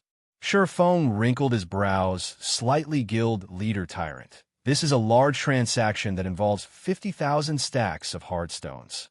If Guild Leader Tyrant suddenly decides not to buy the hard stones, wouldn't I suffer the loss? Of course, I am not trying to question Guild Leader Tyrant's credibility. However, to avoid any future disputes, let us be villains before nobles. Joking Scholar explained still. Isn't there a problem with this agreement? I don't mind that the trade has to be done within 10 days, but why do I have to compensate you 5,000 gold coins or 50 million credits, with gold coins as priority, if I renege on the contract? Well, you guys don't have to pay anything if you renege on your commitment. Shurfeng angrily said, "You call this not questioning my reputation? From the way I see it, maybe we should forget about this business transaction altogether." Although Shurfeng appeared angry, inwardly, he couldn't be any happier. Originally, he had no hopes of getting the remaining 48,000 stacks of hard stones. He would never have thought that Joking Scholar would take such an action. Contrary to being furious, Shurfeng couldn't help but eagerly agree to this contract. The evil one brought upon themselves truly was the hardest to bear. Please wait, Guild Leader Tyrant. I simply forgot to write it in. If Twilight Echo reneges on the agreement, we will similarly compensate you with 5,000 gold coins or 50 million credits. Moreover, Guild Leader Tyrant can rest assured about the validity of this contract, as our guild leader has personally signed. The only thing remaining is Guild Leader Tyrant's signature. Joking Scholar hurriedly amended the agreement. He had indeed forgotten about this matter out of panic. After all, he was deeply afraid of Feng discovering the mysterious NPC who sold forging materials, however, as long as both parties signed this agreement. Even if Lone Tyrant discovered this mysterious NPC, Joking Scholar had nothing to furno. That's more like it, Feng said with satisfaction after finding no problems with the agreement. Feng was nearly unable to suppress the excitement in his heart. After calming his excited mood down, he signed a contract. However, Joking Scholar was far more excited than Feng. His heart was about to break out of his chest.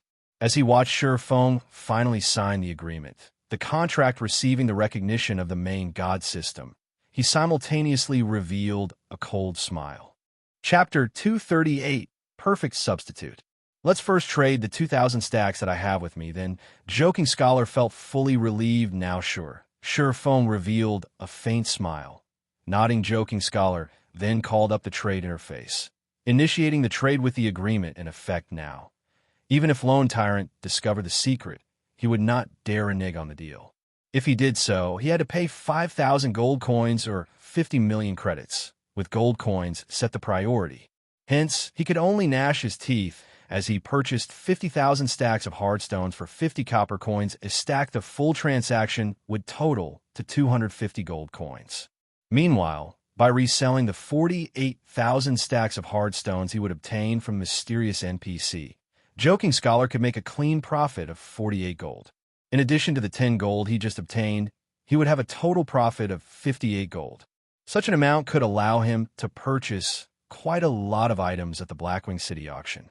He could also use the leftovers to increase the guild's fluid funds. Joking Scholar nearly roared with excitement. This feeling is great. However, Joking Scholar suppressed his excitement. He still needed to maintain a proper outward appearance now that Twilight Echo had such fluid funds. They could develop at a much faster rate. Also, since his contribution in this matter was so great, Joking Scholar wondered just what sort of reward the guild leader would give him currently. Feng also felt exhilarated at the sight of so many forging materials. Most importantly, he had only spent 10 gold coins for all of them.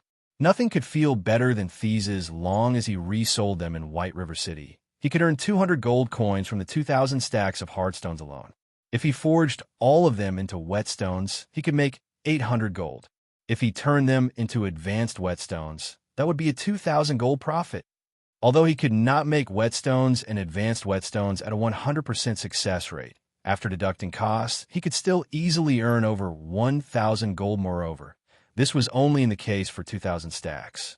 If he received the full 50,000 stacks of hardstones from Twilight Echo, he could easily achieve the 30,000 gold needed for his epic quest. Guild leader Tyrant, please hold on a moment. I'll go and retrieve the remaining hardstones. Joking Scholar was satisfied after receiving the money.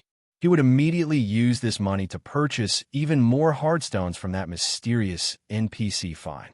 Let's meet up at the bank then. Feng couldn't help but smile as well when he saw Joking Scholar smile. Although players could not retrieve their personal belongings from the Bank of Blackwing City, they were still allowed to store items. Right now, Feng's bag was full to the brim. It would be inconvenient for him to attend the Blackwing City auction in such a state. Hence, he planned to store his items first. As for the remaining forging materials he had been promised, Feng no longer held any hopes of receiving them. After all, he could already envision the end result. Feng wondered just what sort of expression Joking Scholar would make when he found out that not only was the NPC that sold the forging materials no longer there, but the NPC would also never return very quickly. Joking Scholar ran over to the gazebo the mysterious NPC had previously occupied. Where is he? Joking Scholar looked at the scarcely populated alley. Aside from a few players, the mysterious NPC was nowhere to be found. Are you referring to that NPC that sold the forging materials? You came late. That NPC sold out of materials a while ago. He said he would only return tomorrow after restocking. You guys are gullible. Did you really think such things will happen every day? I bet this was a one-time event triggered by some sort of quest. I highly doubt that old man will return. Otherwise, if the old man sold so many hardstones every single day, wouldn't it break the market? The main god system shouldn't make such a mistake. Two kind-hearted players passing by suddenly started chatting about this incident. How could this be? Hearing the words of the two kind-hearted players, Joking Scholar's face instantly turned ashen. Words could no longer describe his current mood. God, just what have I done? Whether the mysterious NPC sold the hard stones in limited amounts every day or stopped selling altogether, to Joking Scholar, there was no difference between the two.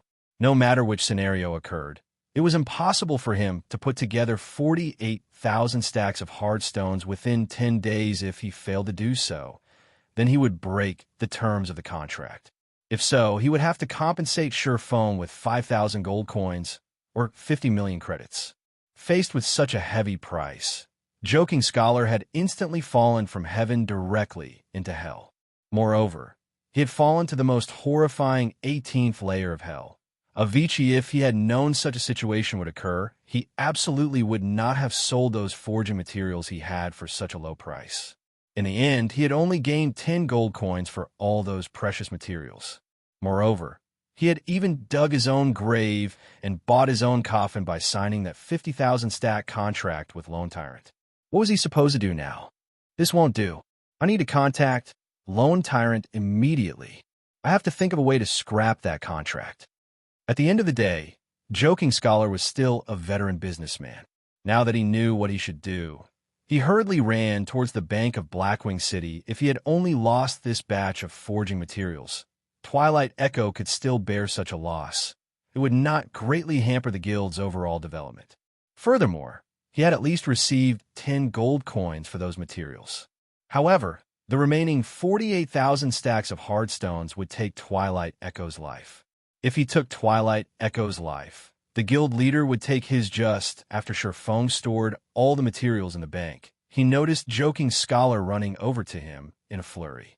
Although Joking Scholar tried to feign calmness, with the immense pressure and fear bearing down on him, he failed. Brother Scholar is fast. It must be exhausting for you to transport the stones back and forth. I wonder how many stacks you have brought this time? Surefone poked fun at Joking Scholar. Your Excellency Tyrant, I need to discuss a certain matter with you. Joking Scholar no longer had the confidence for before. He even started using honorifics in his speech. However, he had no choice as his life was now in Surefang's hands. We are already business partners. If you have anything to say, just say it. Surefang nodded. Your Excellency Tyrant is right. We at Twilight Echo have always been villains before gentlemen. Since we're business partners, we have to consider each other.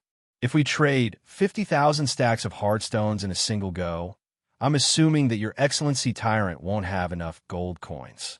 Even if given 10 days, that should not be possible. Hence, after careful consideration, we have decided to alter the contract, loosening the conditions stated on it. How do you feel about this, your Excellency Tyrant? Joking Scholar slowly explained, his words sounding very logical. If Surefang hadn't known that Joking Scholar was trying to renege on the contract, he might have been moved to tears by Joking Scholar's words, as expected of a veteran businessman. He can still wear a straight face when tricking someone. For a moment there, I even believed he was thinking of my own good. Surefang inwardly sneered.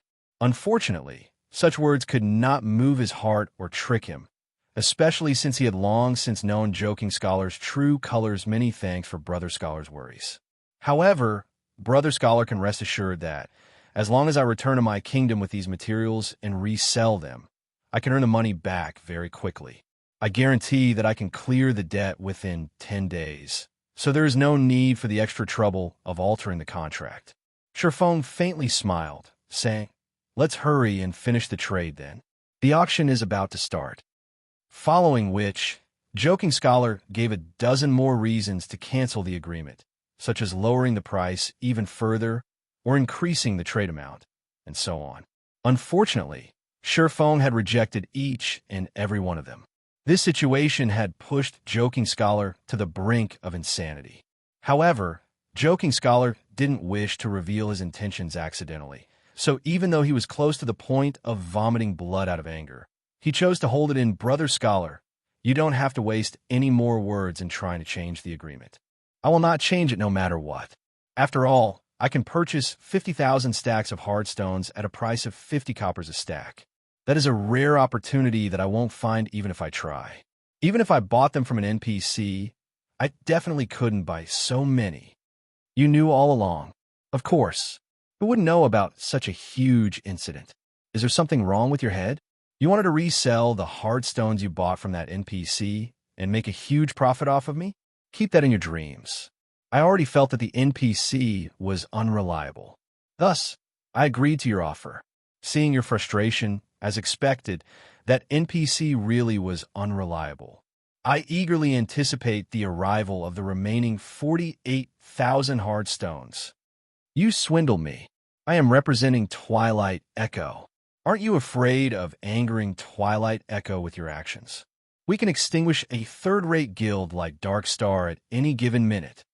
Oh, Twilight Echo is a first-rate guild. I'm so scared. Unfortunately for you, Twilight Echo is based in the distant Storm Empire. You guys are simply too far away from Starmoon Kingdom. So what if you are amazing? Can you do anything to me? What can you do to Dark Star? If you have the ability, then come to Starmoon Kingdom. I'll gladly exterminate Twilight Echo and remove its name from God's domain permanently. However, for now, you guys best think of a plan to deal with the compensation. Ha ha ha. Saying so, Surefeng departed from Blackwing City's bank, laughing loudly and leaving behind an utterly dazed, joking scholar was completely unable to accept the reality that he had been swindled. However, compared to being swindled, he felt more humiliated over the fact that Surefeng had been toying with him from the beginning. Moreover, he had gladly jumped for joy like a monkey. When Joking Scholar thought about this, he felt utterly humiliated after a good while had passed. Joking Scholar bellowed, "Lone Tyrant, just you wait. Twilight Echo's power far exceeds your imagination. We will definitely destroy you in Dark Star." Chapter 239. Surprised again and again. After Joking Scholar recovered from his shock, he immediately called up the system communication interface and reported to Twilight Echo's guild leader, Glorious Echo Guild Leader. That lone tyrant clearly looks down on Twilight Echo. He has already resolved to swindle 5,000 gold coins from us. Joking Scholar reported everything that happened to Glorious Echo, trembling as he spoke. Although he was one of the core members of Twilight Echo, he had caused a huge loss to the guild this time. Who knew what the guild leader would do to him? I understand. However, a mere third-rate guild is not yet worthy of me taking action personally. I'll send Brilliant War God to deal with the corporation standing behind Dark Star in reality. If Lone Tyrant is sensible, he should know what to do. If he thinks he can easily take 5,000 gold coins from me, he should think again. However, Scholar, your performance this time has disappointed me. After you're done with the auction, return and hand over your duties to Green Wave. Yes, Guild Leader. I will meet with Green Wave once I return. Although Glorious Echo had not scolded Joking Scholar, he had made his intentions clear.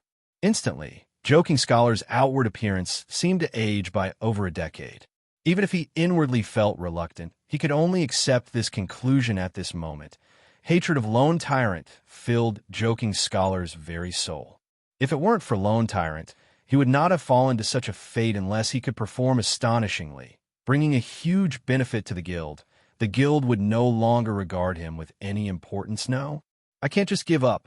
As long as I can buy an item at the Blackwing auction that will surprise the guild leader, he might even decide to rescind my punishment. A final trace of hope ignited in Joking Scholar with the 8 gold he had brought from the guild. In addition to the 10 gold he previously obtained, he currently had 18 gold on him. With so much money, not even a first-rate guild could contest him in the auction. Elsewhere, Surefeng had already arrived at the Blackwing auction house under the guise of Black Flame. Surefeng's plan had succeeded magnificently. Not only had he earned a large sum of coins and credits, but he also helped Dark Star make a powerful enemy. Twilight Echo was a first-rate guild. Meanwhile, as the guild leader of this first-rate guild, Glorious Echo possessed over 20 years of experience playing virtual reality games. Furthermore, he had led Twilight Echo in campaigns in the virtual world for over a decade. So he had a wealth of experience, and his strength and techniques were also extremely powerful aside from such an impressive guild leader. Twilight Echo also possessed tens of top-tier experts. In the past, every one of these experts had become Tier 4 or above powerhouses. In addition, Twilight Echo also had 3 members who had achieved a Tier 6 class in the past, becoming God-rank powerhouses. Among those 3, one was none other than Twilight Echo's guild leader, Glorious Echo himself. Meanwhile, Aqua Rose and one of her good friends took up the other 2 spots. This was the reason Twilight Echo stood out amongst the many tyrants surrounding them, becoming one of the few super guilds in God's domain. In the past, Twilight Echo had far surpassed Ouroboros in every aspect, and they had even established a gigantic virtual empire for themselves. Back then, Twilight Echo was an existence that Sure Feng could only admire from afar, of course. Sure Feng could not take the current Twilight Echo lightly. After all, Twilight Echo was still a first-rate guild. It had an extraordinary background, and there were countless corporations supporting them financially. They similarly had a large influence in the real world. To deal with a third-rate guild like Darkstar, they could simply put some pressure on Darkstar economically in reality, and Darkstar would suffer, hence the reason Sure Feng had chosen to disguise himself as Lone Tyrant when toying with Twilight Echo right now. Sure Feng still did not know who supported Darkstar from behind the scenes. However, with a first-rate guild like Twilight Echo placing financial pressure on them in the real world, Sure Feng could, at least, glimpse the powerful organization standing behind Darkstar. That way, Sure Feng could take appropriate measures to deal with them in the future, just as Sure Feng was about to take a seat in the auction hall. Sure Feng's system communicator rang out. The person contacting him was none other than Aqua Rose, who had been out of reach all this time. Miss Aqua, you sure are a busy person. You actually sent a representative for such an important business transaction. Sure Feng was very clear that Aqua Rose's absence had something to do with Glorious Echo. After all, Aqua Rose's recent performance had been too impressive. The nail that stuck out would be hammered down. Glorious Echo must have felt Aqua Rose was a threat to his position. Master Blackflame, you must be joking. I've only managed to log into God's domain after much difficulty. However, it seems that I am still too late. Aqua Rose's tone was helpless as she spoke. What happened? Sure Feng asked curiously. Based on Aqua Rose's tone, Sure Feng could tell that this matter was not as simple as it seemed. Otherwise, why would a strong woman like Aqua Rose reveal a trace of depression and helplessness? At the end of the day, Aqua Rose was still an honorary elder of Twilight Echo. Her position in the guild was extremely high. Moreover, Aqua Rose's family in the real world had a powerful background. Her family was also one of the corporations supporting Twilight Echo financially, so they possessed significant shares of the guild. Thus, unless Glorious Echo had gone insane, he should not have taken any vicious actions against Aqua Rose. The current situation was merely a business competition, and both were still doing it to develop Twilight Echo. At worst, both parties would only feel dissatisfied with each other. They would not break off all relations with and start an all-out where it's nothing much. I only left Twilight Echo. That's all. Aqua Rose casually replied. You left Twilight Echo? Did your family not say anything about this? Sure Feng nearly thought his ears had played a trick on him. Although Aqua Rose sounded relaxed, Sure Feng could feel the aggrieved feelings hidden behind her words. After all, he had personally experienced a similar situation in the past. Still, the corporation behind Aqua Rose possesses a significant number of the Twilight Echo's shares.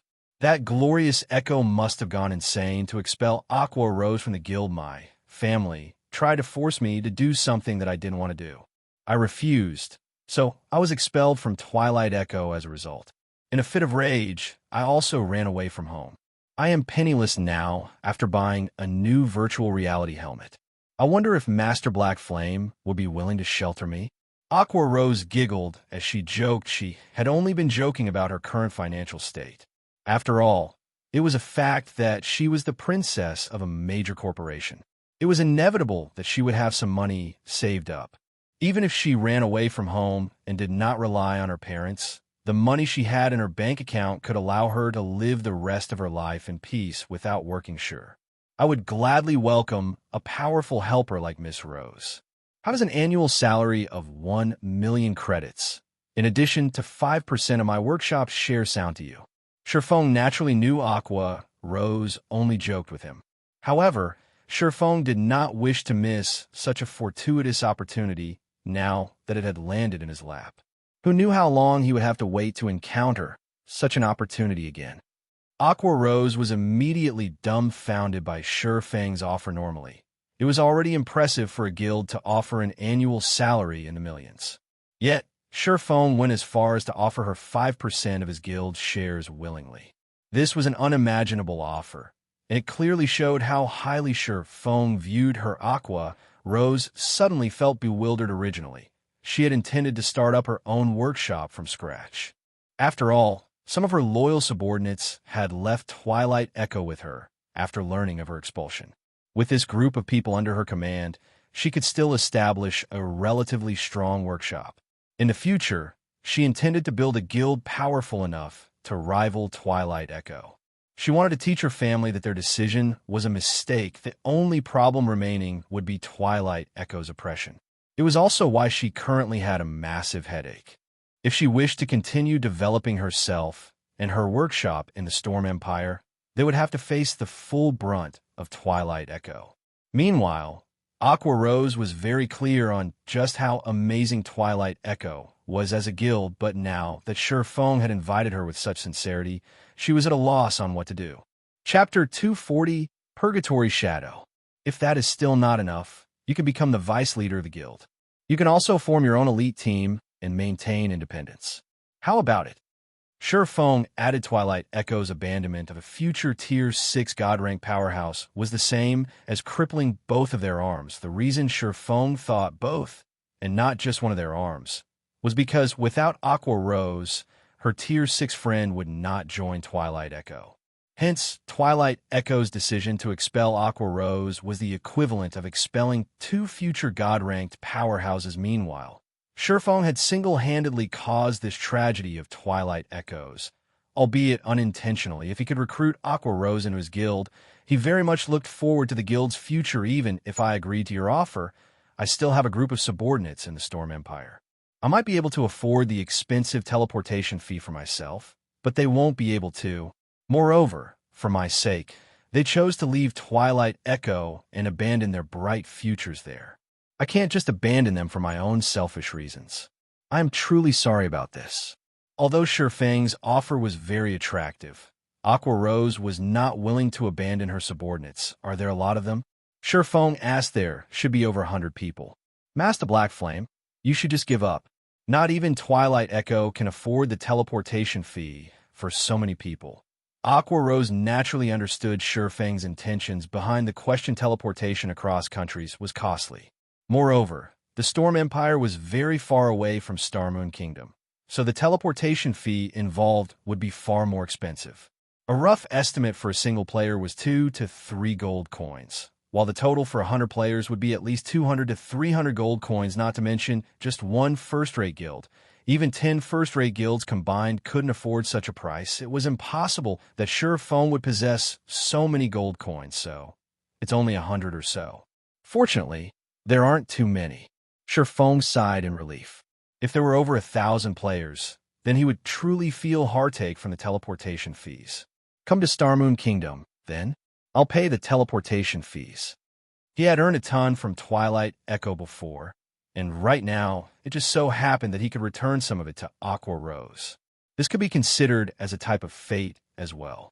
However, if Glorious Echo found out about this, he would most likely vomit blood out of anger. Master Blackflame. That's 300 gold coins, not 3 gold coins. Aqua Rose reminded Shifeng. Yes, I know that. I'll send 300 gold to you in a moment. After you arrive in White River City, head to the Star Street trading firm to look for me.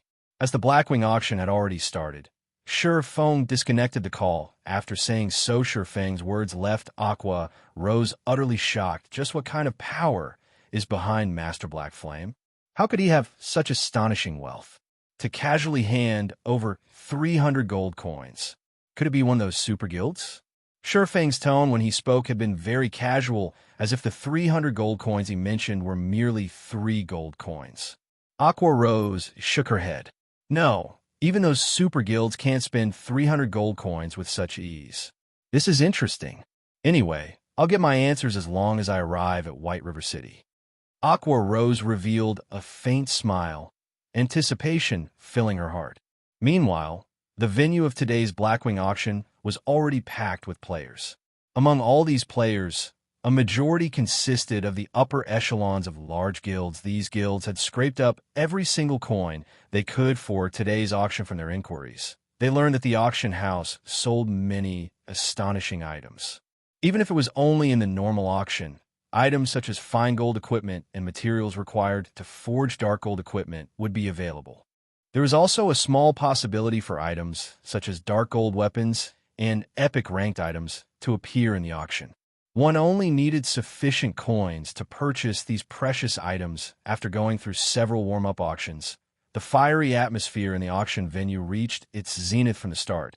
Players desired every item that had been up for auction. However, none of these items piqued Shurfang's interest, as all of them were only mysterious iron rank. Although such items were useful to a guild's elite members, they were not of much use to him meanwhile. The following item that appeared on stage instantly caused the eyes of every player present to shine. They all expressed great interest in this item. This item was a fine gold ranked daggerized thorn. Dagger, fine gold rank. Level 15. Attack plus 134. Strength plus 18, Agility plus 24, Endurance plus 15. Additional passive skill dash. Power of Frost.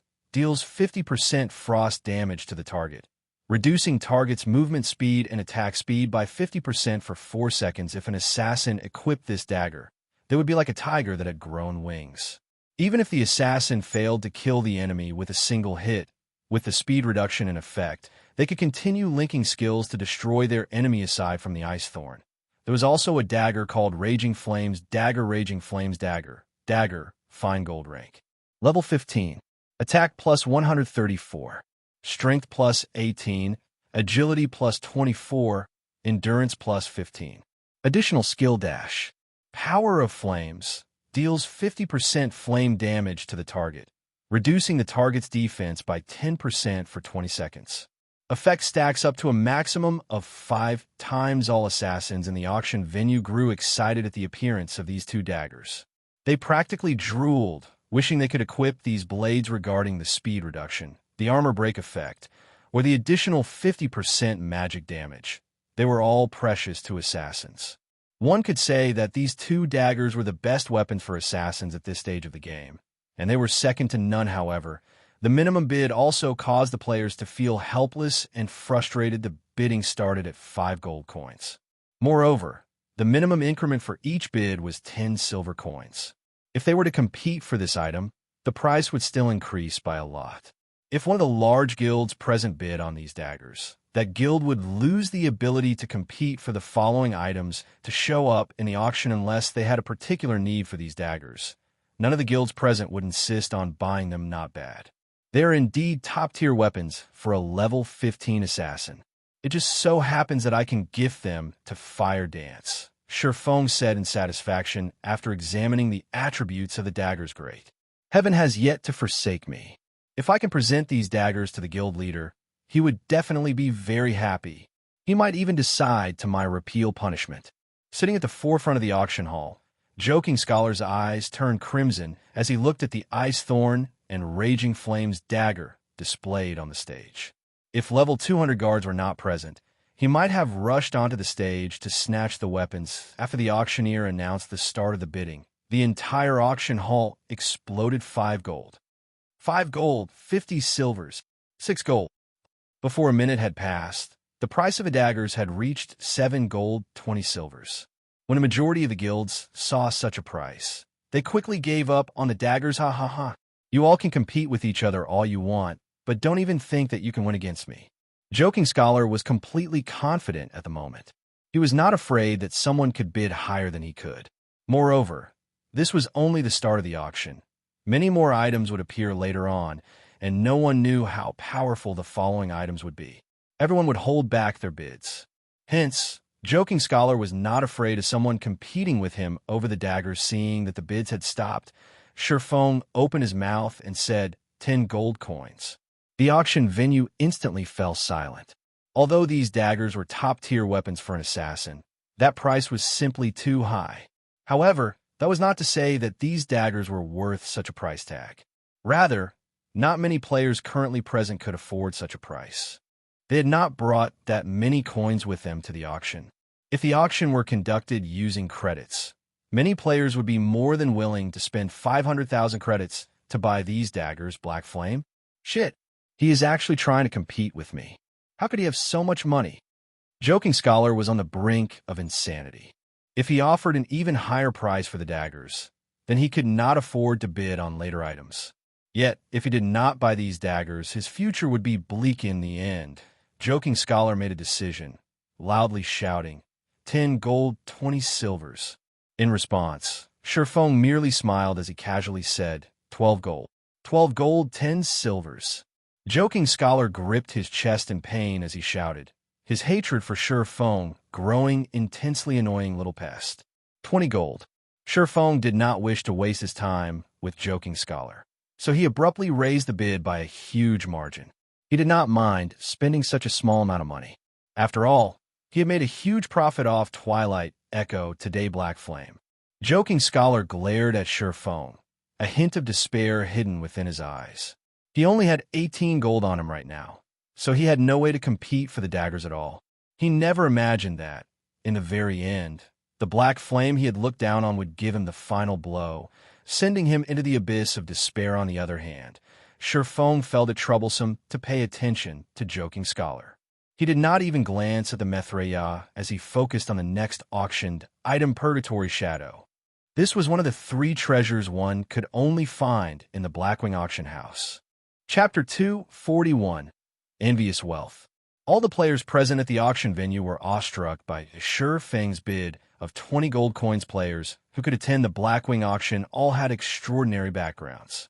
Even so, none of them could afford such a price, although plenty of the players present were provided funding by their own guilds that only amounted to 10 gold or so. Even the wealthiest guild present had brought only a little more than 20 gold. Hence, nobody present would be willing to go all out just for a pair of level 15 daggers, even if they were weapons of supreme quality.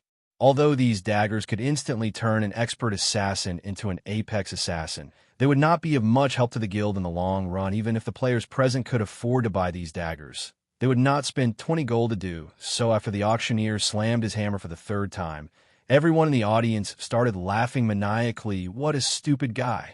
He actually spent 20 gold for those 2 daggers. I wonder who he is trying to impress, for him to willingly part with so much money. Ha ha. At least I have one less competitor now. 20 gold. What a rich tycoon. While ignoring everyone's mockery, Surefeng paid 20 gold to the auction house and received the 2 daggers. He then shifted his focus to the next item up for bid, Purgatory Shadow, one-handed sword, dark gold rank. Level 20 can be upgraded twice. Attack plus 273, Strength plus 30, Agility plus 25, Endurance plus 22, Attack speed plus 2. 20% chance to cause 300% damage, 10% chance to reduce damage dealt by target by 20%. Effect, not stackable additional skill dash. Purgatory power, when activated, increases attack speed by 100% and damage dealt by 30% for 15 seconds. Cooldown, 2 minutes. In God's domain, weapons and equipment could be categorized into 2 types. Those that could be upgraded, and those that could not be upgraded. A majority of the weapons and equipment available belong to the latter category, and only a scant few items could be upgraded. Normally, only items of epic rank or above could grow along with a player's level, and very rarely would any item below epic rank possess such a capability. It can be upgraded twice, as expected of one of the treasures of the Blackwing auction house. If this item could be upgraded to level 30, it can still be of use even when players reach level 45. Surefeng was very satisfied with this weapon.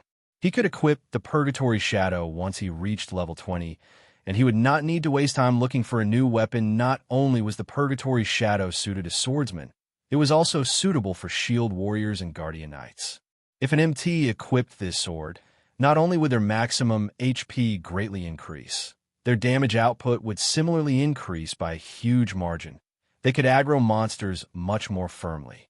However, the most important feature of this sword was its ability to reduce a target's damage dealing by 20%.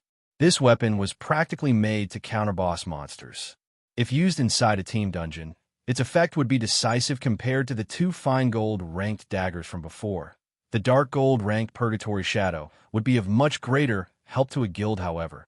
The minimum price for the Purgatory Shadow was likewise greater. Many guilds were overwhelmed by the sword's starting bid of 15 gold. With the funds they possessed, they could only sit on the sidelines in this auction. This sword belongs to me. Everyone else, don't even think of trying to compete against me for it. Who the fuck are you? We, world dominators, have taken a liking to this sword. Whoever dares to bid will be looking for trouble with us. Do you guys think you're the only first-rate guild present in this auction? Our guild is the bloodthirsty war god. Anyone who dares to bid will be dead meat. Although the price of the Purgatory Shadow was high, the competition for it was still intense. It made one truly wonder just what price it would achieve in this auction. Hence, the many first-rate guilds present started sending warnings to the other guilds in the hopes of buying the Purgatory Shadow at a cheap price. Idiots. Shurfeng helplessly shook his head at their actions. Did these people think that the ones buying items here were limited only to players? Although the minimum bid for the Purgatory Shadow was 15 gold, according to Shurfeng's understanding, one needed to bid at least 25 gold in order to secure the item. Otherwise, it would be bought out by NPCs. Did these first-rate guilds think that by voicing threats, they could take advantage of loopholes in the system? Soon after, the bidding for the Purgatory Shadow started, and the price for the sword soared continuously in a blink of an eye. The price of the sword had already reached 20 gold. The ones currently bidding for the sword consisted of only first-rate guilds. Second-rate and third-rate guilds did not have the funds to take part in this auction at all. They could only look on in silence, unwillingness filling their hearts. Meanwhile, Joking Scholar similarly felt helpless as he sat in the front row of the auction. If he had not been swindled by Lone Tyrant, he could have bought those two daggers already and also this Purgatory Shadow, while the other guilds could only watch as he did so. After the bidding continued for several minutes, the price for the Purgatory Shadow finally stopped increasing at 24 gold 30 silvers. This price was very low where level 20 dark gold weapons were concerned. Not to mention, this was also a dark gold weapon that could be upgraded. Haha. This Purgatory Shadow belongs to me now. Seeing that nobody else was outbidding him, the Berserker from World Dominators cheered. The members of other guilds could only look at this Berserker with unwillingness in their eyes. In an auction, players competed with one another in terms of wealth, not influence. However, immediately after the auctioneer slammed his hammer for the second time, someone broke the silence and made a bid. Moreover, wasn't just limited to a single person. 25 gold. 26 gold. This sword looks finely made. I can add it to my collection. I'll bid 30 gold coins. At this moment, a nobleman of Blackwing City placed an astonishing bid, stupefying all the guilds present. Why are the NPCs joining the bid as well? This question baffled many of those present in this auction. If NPCs were going to bid against them too, how were they supposed to compete? That man was an NPC, a noble of Blackwing City at that. How are players supposed to outbid him? Damn, this auction house is clearly trying to toy around with us. They're only letting us players compete for the non-precious items. If I had known this would happen, I would have bought those two fine gold ranked daggers from before. That person was truly lucky. He managed to so easily obtain those two daggers. Many of the players present started regretting their previous inaction. They never thought that the auction house would play such a card. 31 gold. At this moment, a familiar, indifferent voice resounded in the auction hall. Every player in the venue immediately turned their gazes toward the origin of this indifferent voice.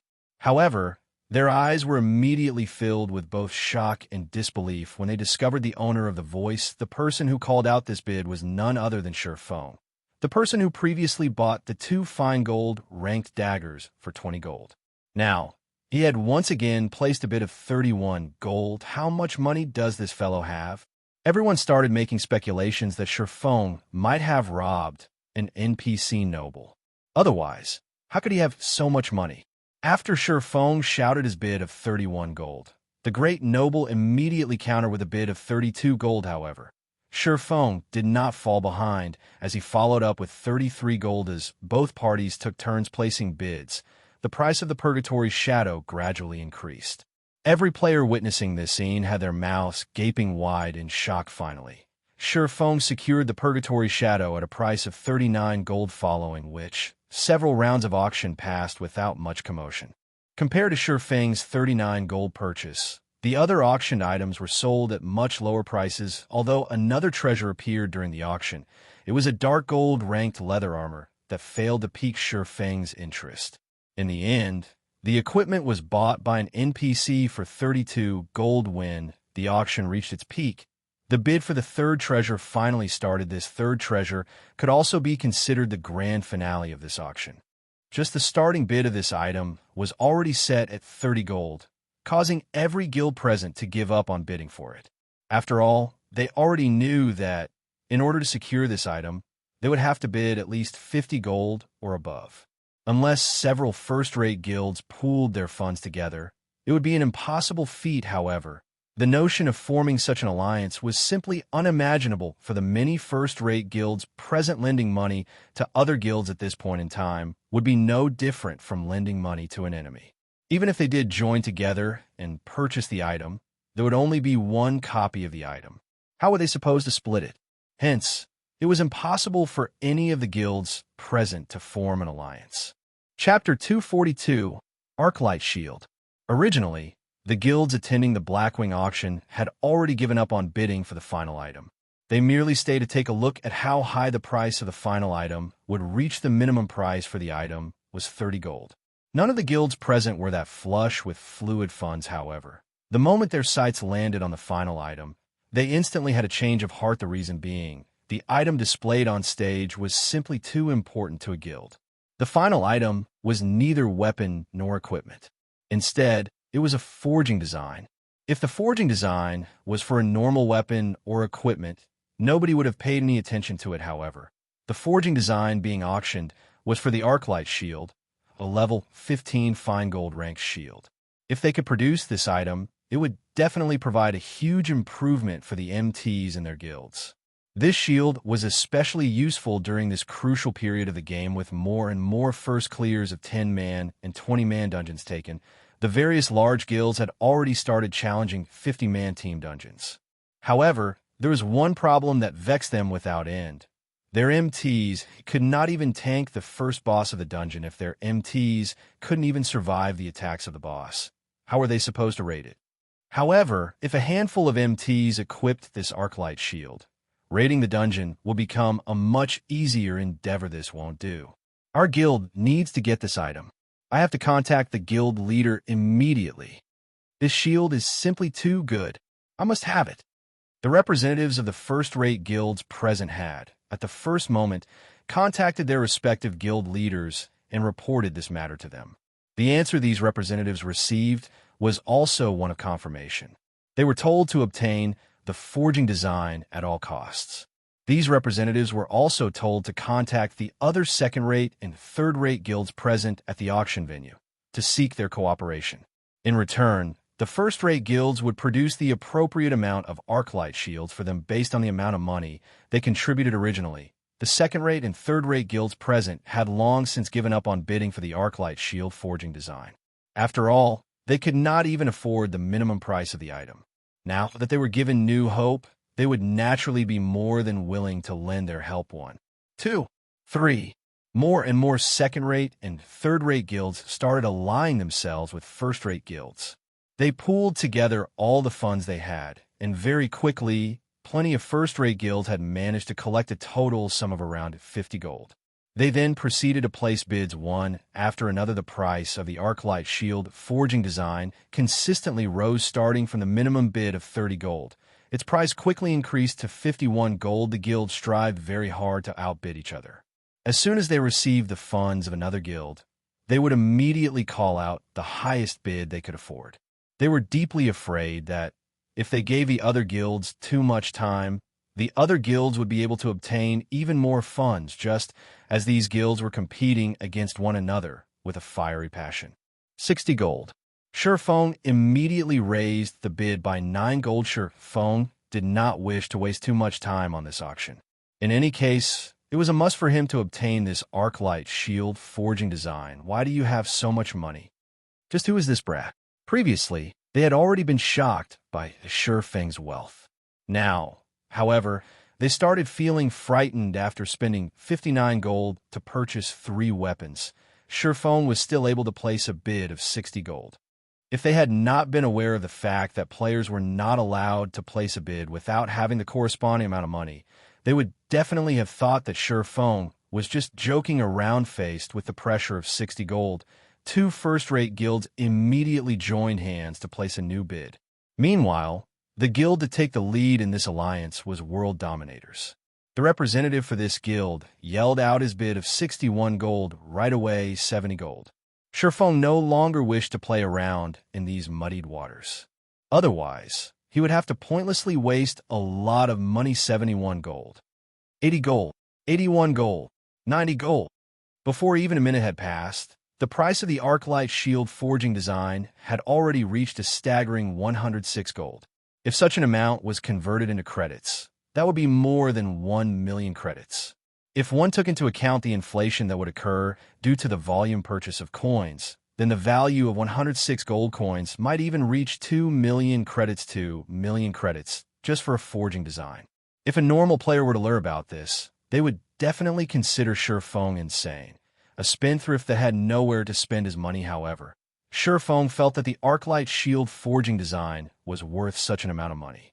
After all, the value of this forging design would only grow higher once it entered his hands. Damn.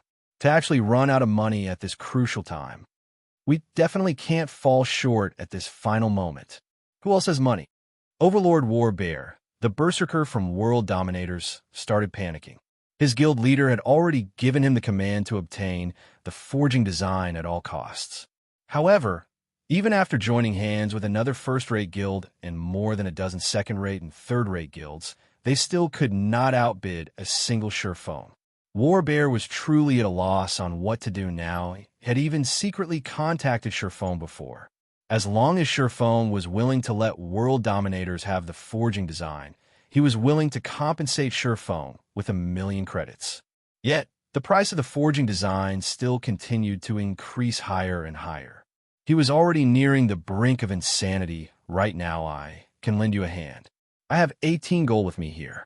This should be enough to suppress that black flame. Joking Scholar walked over to Warbear at this moment. What conditions do you have? I advise you to give up if they are too outrageous. I won't hand over this forging design no matter what. Of course I know this. My conditions are simple. After World Dominators obtains the forging design, just give me the Arclight shield that I deserve. In addition, I also wish for you guys to take care of that black flame.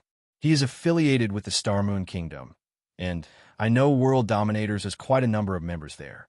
Dealing with Black Flame should be no problem for you all.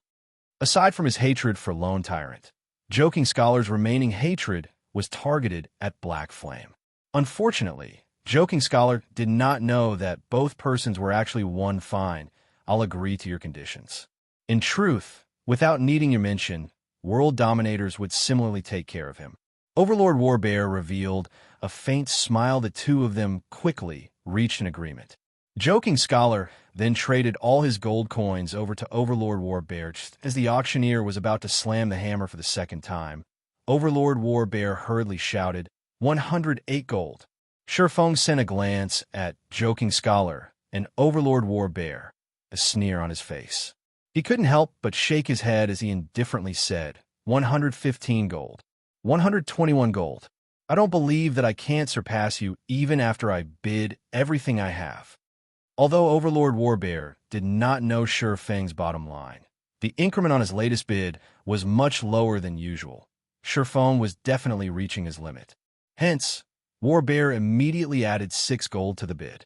Shurfeng definitely could not take out so much money. Brat, you're 100 years too early if you think you can compete against me. This is your bottom line? Shurfeng calmly smiled. 135 gold. He increased the bid by 14 gold in a single go. World dominators would not be able to fill up this gap, even if they included another second-rate guild into their little alliance. As for recruiting a first-rate guild, that was an extremely difficult matter to achieve 135 gold. How could this be possible? I must be dreaming. How could he possibly have so much money? Isn't he just an independent player? Joking Scholar was immediately dumbfounded when he heard Shurfeng's bid. As for Overlord Warbear, standing beside Joking Scholar, he was fervently contacting other guilds to form an alliance. However, although he received a favorable reply from another first-rate guild, the condition set by that guild was for them to receive the forging design instead of world dominators. Naturally, Overlord Warbear refused this condition. Yet the few additional third-rate guilds he managed to recruit barely had any money on them. Even after summing up all the additional coins he received, Overlord Warbear did not have the right to shout out a bid at all 135 gold going once. 135 gold going twice. Even when the auctioneer's hammer landed for the second time, not a single guild present was able to place a new bid. They watched blankly as the auction proceeded toward its end, powerless to do anything about it. 135 gold going thrice. Let us congratulate Mr. Blackflame for obtaining this Arclight shield forging design, following which a beautiful hostess brought the forging design to Shurfeng.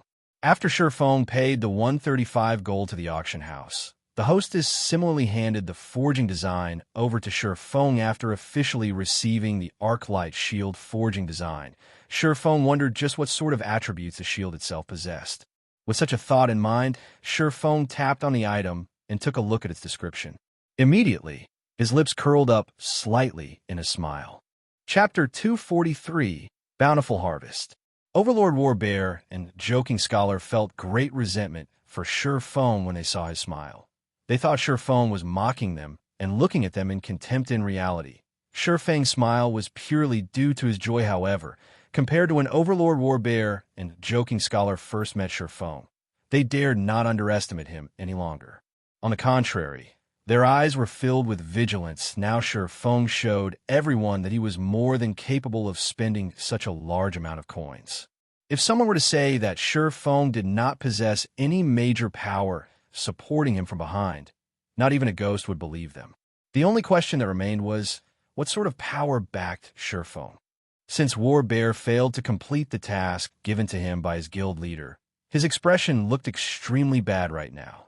However, he was simply helpless in this matter. 135 gold.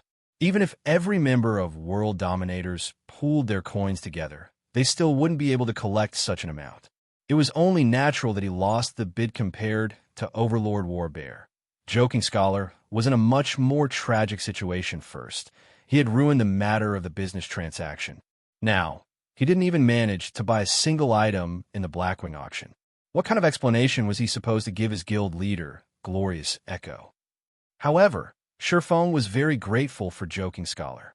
It was only thanks to Joking Scholar's greed that he managed to obtain so many forging materials. As for the reason why he had smiled, it was simply because of the materials needed to produce the Arclight shield. The main ingredients for producing it were mithril ore and gold oregon. Though difficult, Shurfeng could still find ways to obtain the mithril oregon. For gold ore, however, it was simply too rare in the Star Moon Kingdom, not to mention White River City. However, Twilight Echo had given him quite an amount of them, enough for him to make plenty of Arclight shields. As for the other material needed, it was the magic crystals that were dropped by the bosses of Team Dungeons with a 100% drop rate. This item was not particularly precious. However, due to the amount dropped each time being low, it would be difficult for Shurfeng to mass-produce the Arclight shield. Furthermore, the attributes of the Arclight shield had far surpassed Shurfeng's original estimation, and he could already envision the popularity of the shield itself. Arclight shield, fine gold rank. Level 15. Equipment requirement, strength 90. Defense plus 460. Block rate, 37%. Strength plus 15, Endurance plus 25, Evasion plus 8. Additional passive skill 1 dash. Sound of Life. Every attack received will grant user a stack of Power of Life, increasing maximum HP by 3% and received healing by 1% for 1 minute. Maximum of 10 stacks. Additional passive skill 2 dash. Refraction. Triggers once every 30 seconds. Becomes immune to 1 attack, leaving aside the shield's high defense and block rate. Just the passive skill Sound of Life and Refraction would greatly increase an MT's durability. Not to mention, the basic attributes of the shield itself were also very good. The Arclight shield was definitely an excellent piece of equipment. If a 50-man team could have all their MTs equipped with the Arclight shield, they might have a very high chance of successfully raiding the normal mode of a 50-man team dungeon. Right now, it should be about time for me to return. Surefeng was very satisfied with his trip to Blackwing City this time. He had reaped a bountiful harvest. First was the 50 million credit agreement. Next was his successful recruitment of Aqua Rose. Now, he had even obtained the forging design for the Arclight shield. Most importantly, Aqua Rose was also going to bring her 100-plus elite players over. Their addition had instantly increased his guild's overall strength by a large margin. The next problem he had to deal with was how he would integrate these new members into his guild over 100 people. Aqua Rose has truly given me a huge help this time. Now, I won't have to worry about lacking members to raid the demon's castle. Surefeng felt that it would not be enough just to have a workshop. He needed to make some additional preparations and initiate his follow-up plans. After Surefeng departed from the Blackwing auction house, he immediately mailed 300 gold to Aqua Rose. He then returned to White River City, intending to await Aqua Rose and her allies' arrival at the Star Street trading firm. However, the process of mailing money to other players usually took between 30 minutes to an hour. Hence, Surefeng decided to first head to the Adventurers Association. Currently, none of the guilds in White River City had their own guild residence yet. Members of various guilds had to visit the Adventurers Association in order to receive guild quests, which they complete to increase guild reputation and strengthen the guild. Hence, the Adventurers Association had become the second most popular location in White River City. Just as Surefeng was about to enter the Adventurers Association, his communicator rang. Can't be this quick, right? At first, Surefeng thought Aqua Rose was contacting him. However, when he saw that the caller ID displayed actually belonged to Gentle Snow, he couldn't help but be shocked. Don't tell me it's about the mana armor kits again. Previously, Surefeng had used quite a number of basic mana armor kits to trade for a few advanced whetstone recipes with Gentle Snow. He had then let Cream Cocoa and Melancholic Smile learn the recipes. During this period of time, both girls had already been promoted to intermediate forging apprentices and were currently in the midst of striving to become advanced forging apprentices. Surefeng couldn't help but admit that both of them were indeed future master forgers. Both of them improved very quickly. In addition, the more they forged, the higher their success rate. Currently, they already had a 20% success rate at producing the advanced whetstones. When compared to the forgers of other guilds, the two girls were ahead by leaps and bounds. In a few more days, the two of them could very well be promoted to advanced forging apprentices, becoming a true help to him. Miss Snow, did you find some new advanced whetstone recipes? Surefeng asked Master Blackflame. How could you hide such an important matter from me? I feel hurt. Gentle Snow faintly smiled. Hide? Miss Snow, you must be joking. I'm a very superficial person that can easily be seen through. How could I possibly hide anything from you? Surefeng joked. All right, stop acting. You placed yourself in the limelight at the Blackwing auction house just now, and the news of this matter has long since spread throughout the various first-rate guilds. Each and every one of them wishes to seek cooperation with you and purchase those Arclight shields from you. Gentle Snow smiled as she continued. Aren't we old friends? Shouldn't you sell them to me for a cheap price? Your information gathering is truly efficient, Miss Snow. Surefeng smiled bitterly as he said, I can sell a few Arclight shields to you. However, you must pay for them using coins or exchange for them using the magic crystals you obtain from team dungeons. Magic crystals? Although the bosses drop them every time, the amount they drop is minimal, Yet these magic crystals possess a very wide range of uses. Let's just use gold coins. I wonder how much you are charging for them, Master Black Flame? All right then. Since it is for you, Miss Snow, I won't rip you off. As the Arclight shield is a fine gold ranked shield, I imagine that you know how precious the materials needed to produce it are. Moreover, the success rate of producing it is also very low. I'll sell you each Arclight shield for 25 gold. No negotiations. Shifeng had already expected Gentle Snow to decline exchanging the shields for magic crystals. However, it was much better for him if she used gold coins to buy them 25 gold. Even if I took the fluid funds of every Ouroboros branch in the Star Moon Kingdom, I still won't have that much money. Can't we trade using credits? How about 500,000 for each shield? Gentle Snow was astonished by the Arclight shield's price. However, she similarly knew of the difficulty of crafting a fine gold-ranked shield. If it were up to their forgers to make the shield, the cost might not even stop at just 25 gold. Yet, it was clearly impossible for them to fork out 25 gold to purchase an Arclight shield, unless, of course, they decided to stop the guild's development. Still, halting development at this stage of the game would put the guild into a decline, so they absolutely could not stop their development currently. All the major guilds were attempting to obtain the first clear of a 50-man team dungeon, while the Arclight shield was a must-have item for them to get a lead over the other guilds faced with two difficult choices. Gentle Snow could only bitterly smile as she was caught in indecision. All right then, I'll exchange using magic crystals, Gentle Snow helplessly said. Ouroboros, a grand and mighty first-rate guild, was actually poorer than a single independent player. Black Flame was truly a monster that's fine as well. The exchange ratio would be 1 to 100. I'll notify you after I manage to produce them. Shifeng smiled as he disconnected the call. He then proceeded to enter the Adventurers Association. Chapter 244, Establishing the Guild. At this moment, there was a crowd of players surrounding the quest board in the lobby of the Adventurers Association, although the EXP awarded by these quests were negligible. The guild reputation they gave was very high.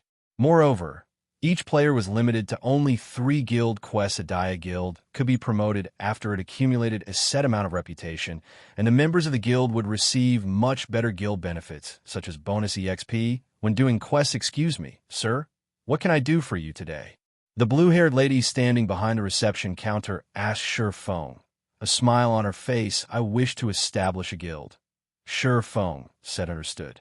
Please fill up this application form. The receptionist passed Shifeng a guild application form. It was very easy for players to establish a guild in God's domain.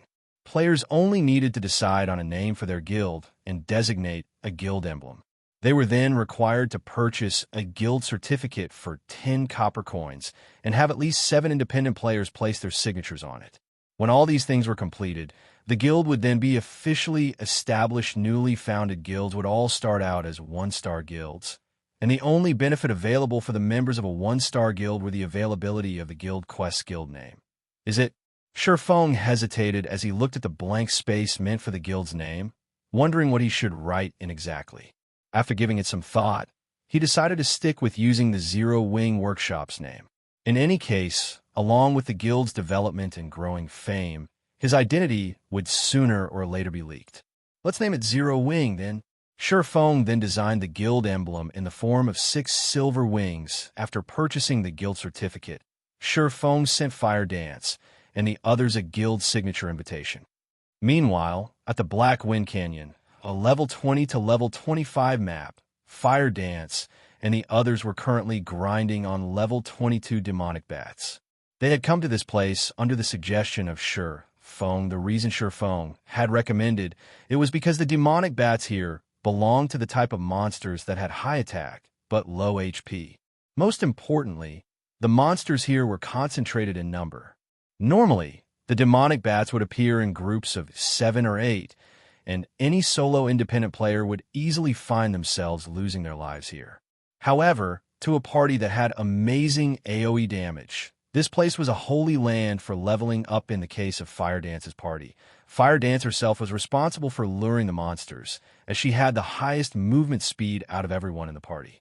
She would lure over 100 monsters every time, and afterward, the Guardian Knight, Kola, would activate Protection Blessing and cast Devotion, a group aggro skill, to gather the monsters into one location. Meanwhile, Violet Cloud would be responsible for healing Kola, while Blackie would get rid of all the monsters in a single blow throughout this process. Everyone's cooperation and grasp of timing was perfect. If other players were to witness this scene, they would definitely be shocked into a daze presently. The average level of players was only at level 12 or so, while professional players would be around level 13. Even number 1 player on White River City's ranking list, Lone Tyrant, was only at level 15 right now yet. Fire Dance and the others had long since passed level 15. Even the lowest level player in the party, the Oracle Gluttonous Mouse, was level 18. Meanwhile, Blackie, who was the highest level player in the party, was currently at 45% of level 19. Although there was only a gap of 1 level between the two players, the difference in EXP could allow a player to directly rise from level 0 all the way up to level 15, huh?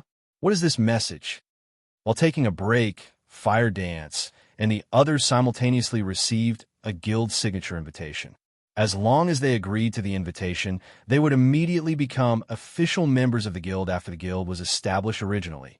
Fire Dance and the others had intended to immediately reject the invitation. However, their hands unanimously paused when they saw the name of the guild, Zero Wing. "Isn't that the name of our workshop?" Blackie asked, curious. "This is an invitation sent by Big Brother Yifeng. Big Brother Yifeng is finally going to establish the guild." Violet Cloud said excitedly when she noticed that one of the names inscribed on the guild certificate was Yifeng. She then said with joy, "Great, we will have our own guild in the future." "Isn't it still too early to establish the guild? We only have so few members right now." Brother Feng had also said before that we are lacking in members and that we need to wait for some time before establishing the guild. Did something happen? Don't bother about this for now. We should put our signatures first. Fire Dance was similarly surprised by Shi Feng's sudden decision. However, since Shi Feng had decided to do so, he must have had his own considerations. Moreover, it wouldn't be a bad idea to establish the guild ahead of time immediately. Everyone in the party clicked agree. They then received a system notification system. "Congratulations on becoming a member of Zero Wing." System: this is your first time joining a guild. Activating guild system. On the other side, Shi Feng had already left the Adventurers Association, returning to the Star Street trading firm at this moment. The Star Street trading firm was packed with players. The trading firm was currently the most lively location in White River City, second to none. "Hey, bro, I see that you're here to buy those basic mana armor kits, right? With so many people lining up here, you would need to wait at least a week before you can even get one for yourself. However, I have here a way to help you save your time, letting you jump the queue to buy the mana armor kits in advance." A thinly built swordsman walked around the entrance of the Star Street trading firm, chatting up the players lined up outside the building. "Really?" A player clearly grew interested, of course. A basic mana armor kit costs 20 silver coins, while you only need to pay 2 silver coins to skip the long wait to buy it. The thin swordsman said with a smile, "Bring me there. It's just an extra 2 silver coins. Our party won't miss this little amount of money." Following which, the thin swordsman led the player up to the second floor, skipping the long queue on the first floor. "Really? Any sort of business goes, huh?" Shi Feng couldn't help but exclaim after seeing this sight. The basic mana armor kits were in high demand. However, the Star Street trading firm only sold 50 pieces of the item each day, so only a very small number of players could obtain them. However, this couldn't be helped. Shi Feng couldn't just focus all his attention on producing the basic mana armor kits. He still had many things he needed to do. The basic mana armor kit was simply an item for him to accumulate reputation. It was not meant to be a true moneymaker for him afterward. Shi Feng arrived at the 4th floor of the trading firm and entered a forging room. He then started forging the Arclight shield. During this crucial period, many guilds were thinking of how they could obtain the first clear of a 50-man team dungeon. Naturally, the equipment of their MTs became the top priority in their considerations, especially the shields their MTs used. Meanwhile, an excellent shield like the fine gold ranked Arclight shield would, without a doubt, attract the attention of these guilds. As long as Surefeng placed the Arclight shields up for sale, many guilds would definitely pay a huge sum in order to obtain it. Hence, the sooner he produced the Arclight shields, the higher the price he could sell them for. However, the success rate for forging a fine gold ranked item was extremely low. A normal advanced forging apprentice only had a 2% success rate, meaning that, out of 100 tries, they would only successfully produce 2 Arclight shields. In reality, however, they might not even be able to produce 1 out of 100 tries. However, Surefeng had both the Book of Forging and Black Steel's insignia. He also had the Ice Blue Devil Flame and various other tools that increased his forging success rate. Even so, his final success rate at forging a fine gold ranked item only sat at around 20%. In addition, Surefeng was not familiar with the forging process of the Arclight shield, so his success rate should be much lower than 20%. If he was promoted to a basic forger, his base success rate would increase to 5%. However, that still wouldn't make much of a difference. Only by becoming an advanced forger would there be a significant improvement. With the 10% base success rate of an advanced forger, in addition to the various supporting tools Surefeng had, his success rate for forging a fine gold ranked item could reach up to 30%. However, Surefeng needed to invest a lot of time in order to become an advanced forger, and time was something he sorely lacked right now. He had no choice but to give a try now. In any case, he had plenty of materials to experiment with. He could simply try again if he failed. Chapter 245, Target, Dark Gold. Before Surefeng started forging the Arclight shield, he decided to first forge a few basic mana armor kits to serve as a warm-up after God's domain evolved. The process of forging grew more complicated, greatly increasing the difficulty of producing an item. Unlike the advanced whetstones and basic mana armor kits, which were still considerably simple to make, items such as weapons and equipment had a much more complex forging procedure. It should be about time I give the shield a try. After Surefeng produced tens of basic mana armor kits, he finally retrieved the silver, ore, and gold were needed to forge the Arclight shield. He had also received the magic crystals from Gentle Snow, and Advanced Gentle Snow had wanted to obtain the Arclight shields as soon as possible. So Surefeng required her to send him the magic crystals. In advance, Surefeng had received a total of 200 magic crystals from Gentle Snow. Such an amount was sufficient for 20 attempts to produce the Arclight shield. Surefeng only had a 20% success rate for forging the Arclight shield. It was the lowest success rate he had ever had since he started forging equipment. However, if any other forger were in his shoes right now, they might not be able to produce even one Arclight shield out of several hundred sets of materials. Those conceited guilds thought that they could easily produce the Arclight shield after obtaining its forging design. However, if Surefeng had not won the bid for the forging design, by the time those guilds managed to produce a single Arclight shield, the 50-man team dungeons would have long since been conquered in order to gain experience. When Surefeng started his first attempt at forging the Arclight shield, he went through the process slowly and steadily, carrying out each step to the best of his abilities. Before he knew it, Surefeng had spent over 20 minutes producing the first Arclight shield. Compared to a normal shield, the Arclight shield had a crescent-shaped design. The entire shield was colored in silver, and many runic patterns were carved on the shield's body. Although the shield looked mighty and powerful at first glance, it was still unknown whether it was a failed or successful product. Surefeng then chose to generate the shield's data after 10 seconds of waiting.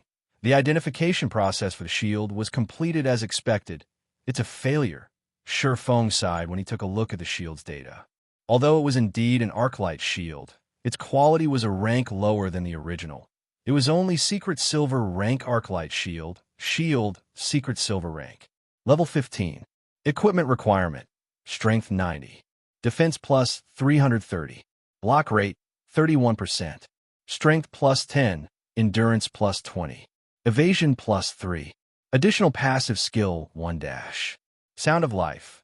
Every attack received will grant user with a stack of Power of Life, increasing maximum HP by 2% and receive healing by 1% for 1 minute.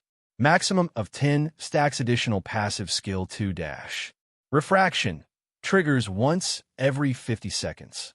Becomes immune to one attack from a general point of view, though it is not a bad result, all the same. At the very least, it is still a secret silver rank shield. I should be able to sell it for a good price even then. Surefeng was relatively satisfied with this failed product. After all, a secret silver rank shield remained a rare item at this stage of the game according to Surefeng's knowledge. A majority of the core MTs of second-rate and third-rate guilds were still using mysterious iron rank shields. If he sold this failure, he could still earn around 6 to 7 gold coins from it. Although he had failed this time, it was not a complete failure. At the very least, it did not turn out as a scrap item. This partial failure indicated that he must have made a mistake somewhere during the forging process. There shouldn't be any problems with the forging of the main body itself. I must have messed up when I was carving the runes on the shield, preventing it from reaching fine gold rank, Surefeng concluded after carefully reviewing his actions. According to past experiences, if a problem had truly occurred during the formation of the shield, then the Arclight shield wouldn't just fall by a single rank. It wouldn't even be unusual for the shield to end up being bronze rank or lower. Afterward, Surefeng did not rush to start his second attempt. Instead, he carefully studied the runes he had carved on the Arclight shield. The inscription of the runes were mainly done using the magic crystals.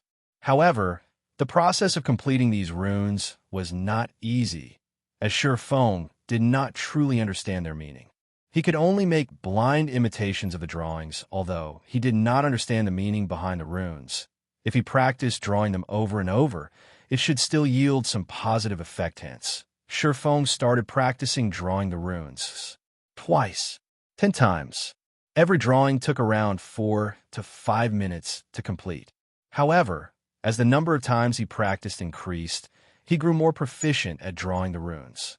The runes he drew now also started resembling the original. This cost-free way of practicing was much more economical than learning through actual production. Surefeng naturally wouldn't mind more practice. This should be enough. Surefeng looked at the latest rune he drew, feeling extremely satisfied with it. This imitation of his looked practically the same as the rune shown on the forging design. Hence, Surefeng started his second attempt at producing the Arclight shield. This time, the entire forging process of the shield flowed very smoothly. Surefeng had only spent around 10 minutes to complete the second Arclight shield. However, his attempt this time ended in complete failure. Surefeng's 20% success rate did not stand on his side this time around, following which Surefeng consecutively produced 10 Arclight shields. Moreover, with each successive shield he made, the time he spent producing them also decreased. His hands also moved with much more proficiency. Out of the 10 Arclight shields he made, only 2 barely achieved the passing standard. 2 ended up as defective products, while the remaining ones were complete failures. As for the 2 defective shields, one was mysterious iron rank, while the other was secret silver rank in general.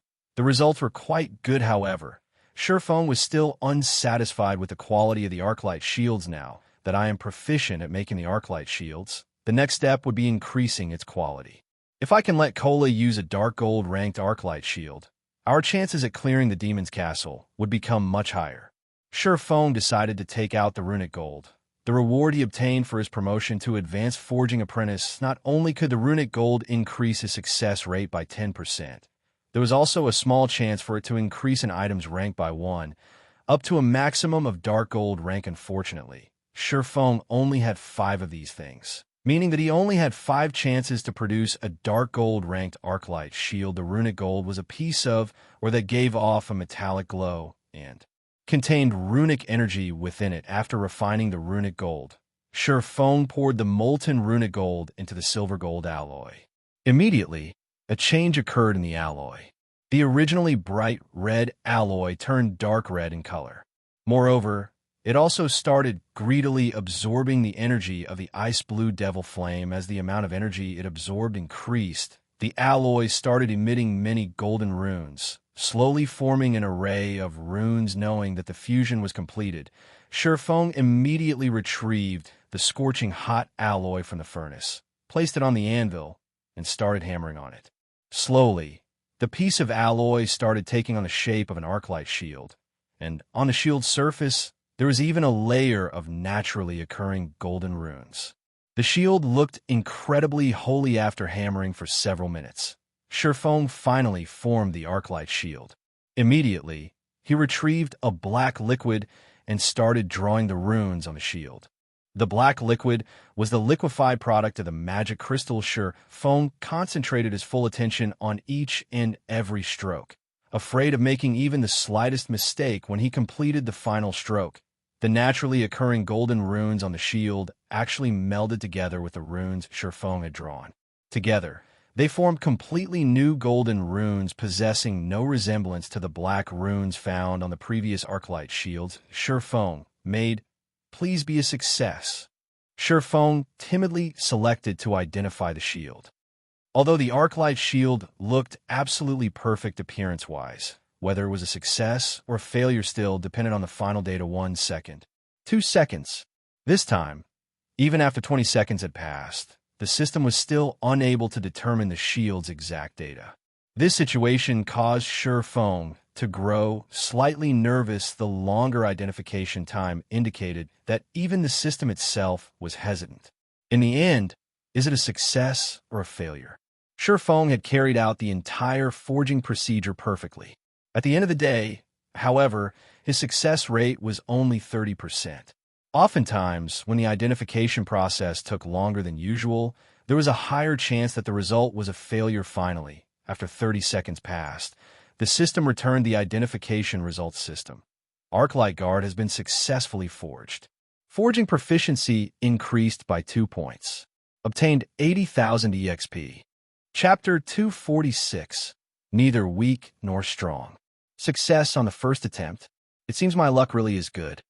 Surefeng revealed a faint smile when he heard the system notification sound along with the Arclight shield's promotion to Dark Gold rank.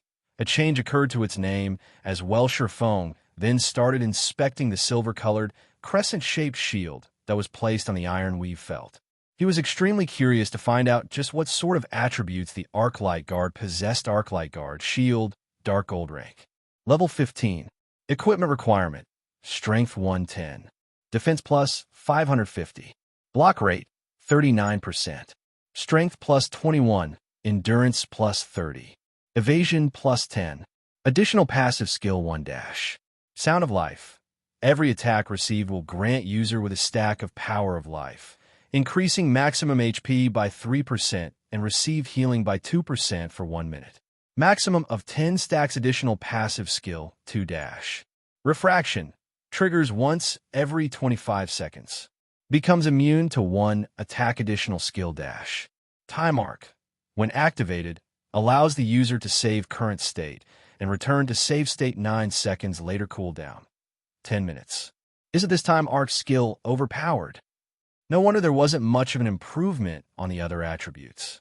Just this skill alone made the Arclight Guard deserving of being a Dark Gold ranked shield. Surefeng exclaimed, saving current state, which was to say, after 9 seconds, even if the user of the Arclight Guard died, they would still recover to their save state. The cooldown of skills used after Time Arc was invoked would recover as well. Compared to a skill that provided invincibility, Time Arc was a much more amazing skill. The only downside to this skill was its long cooldown.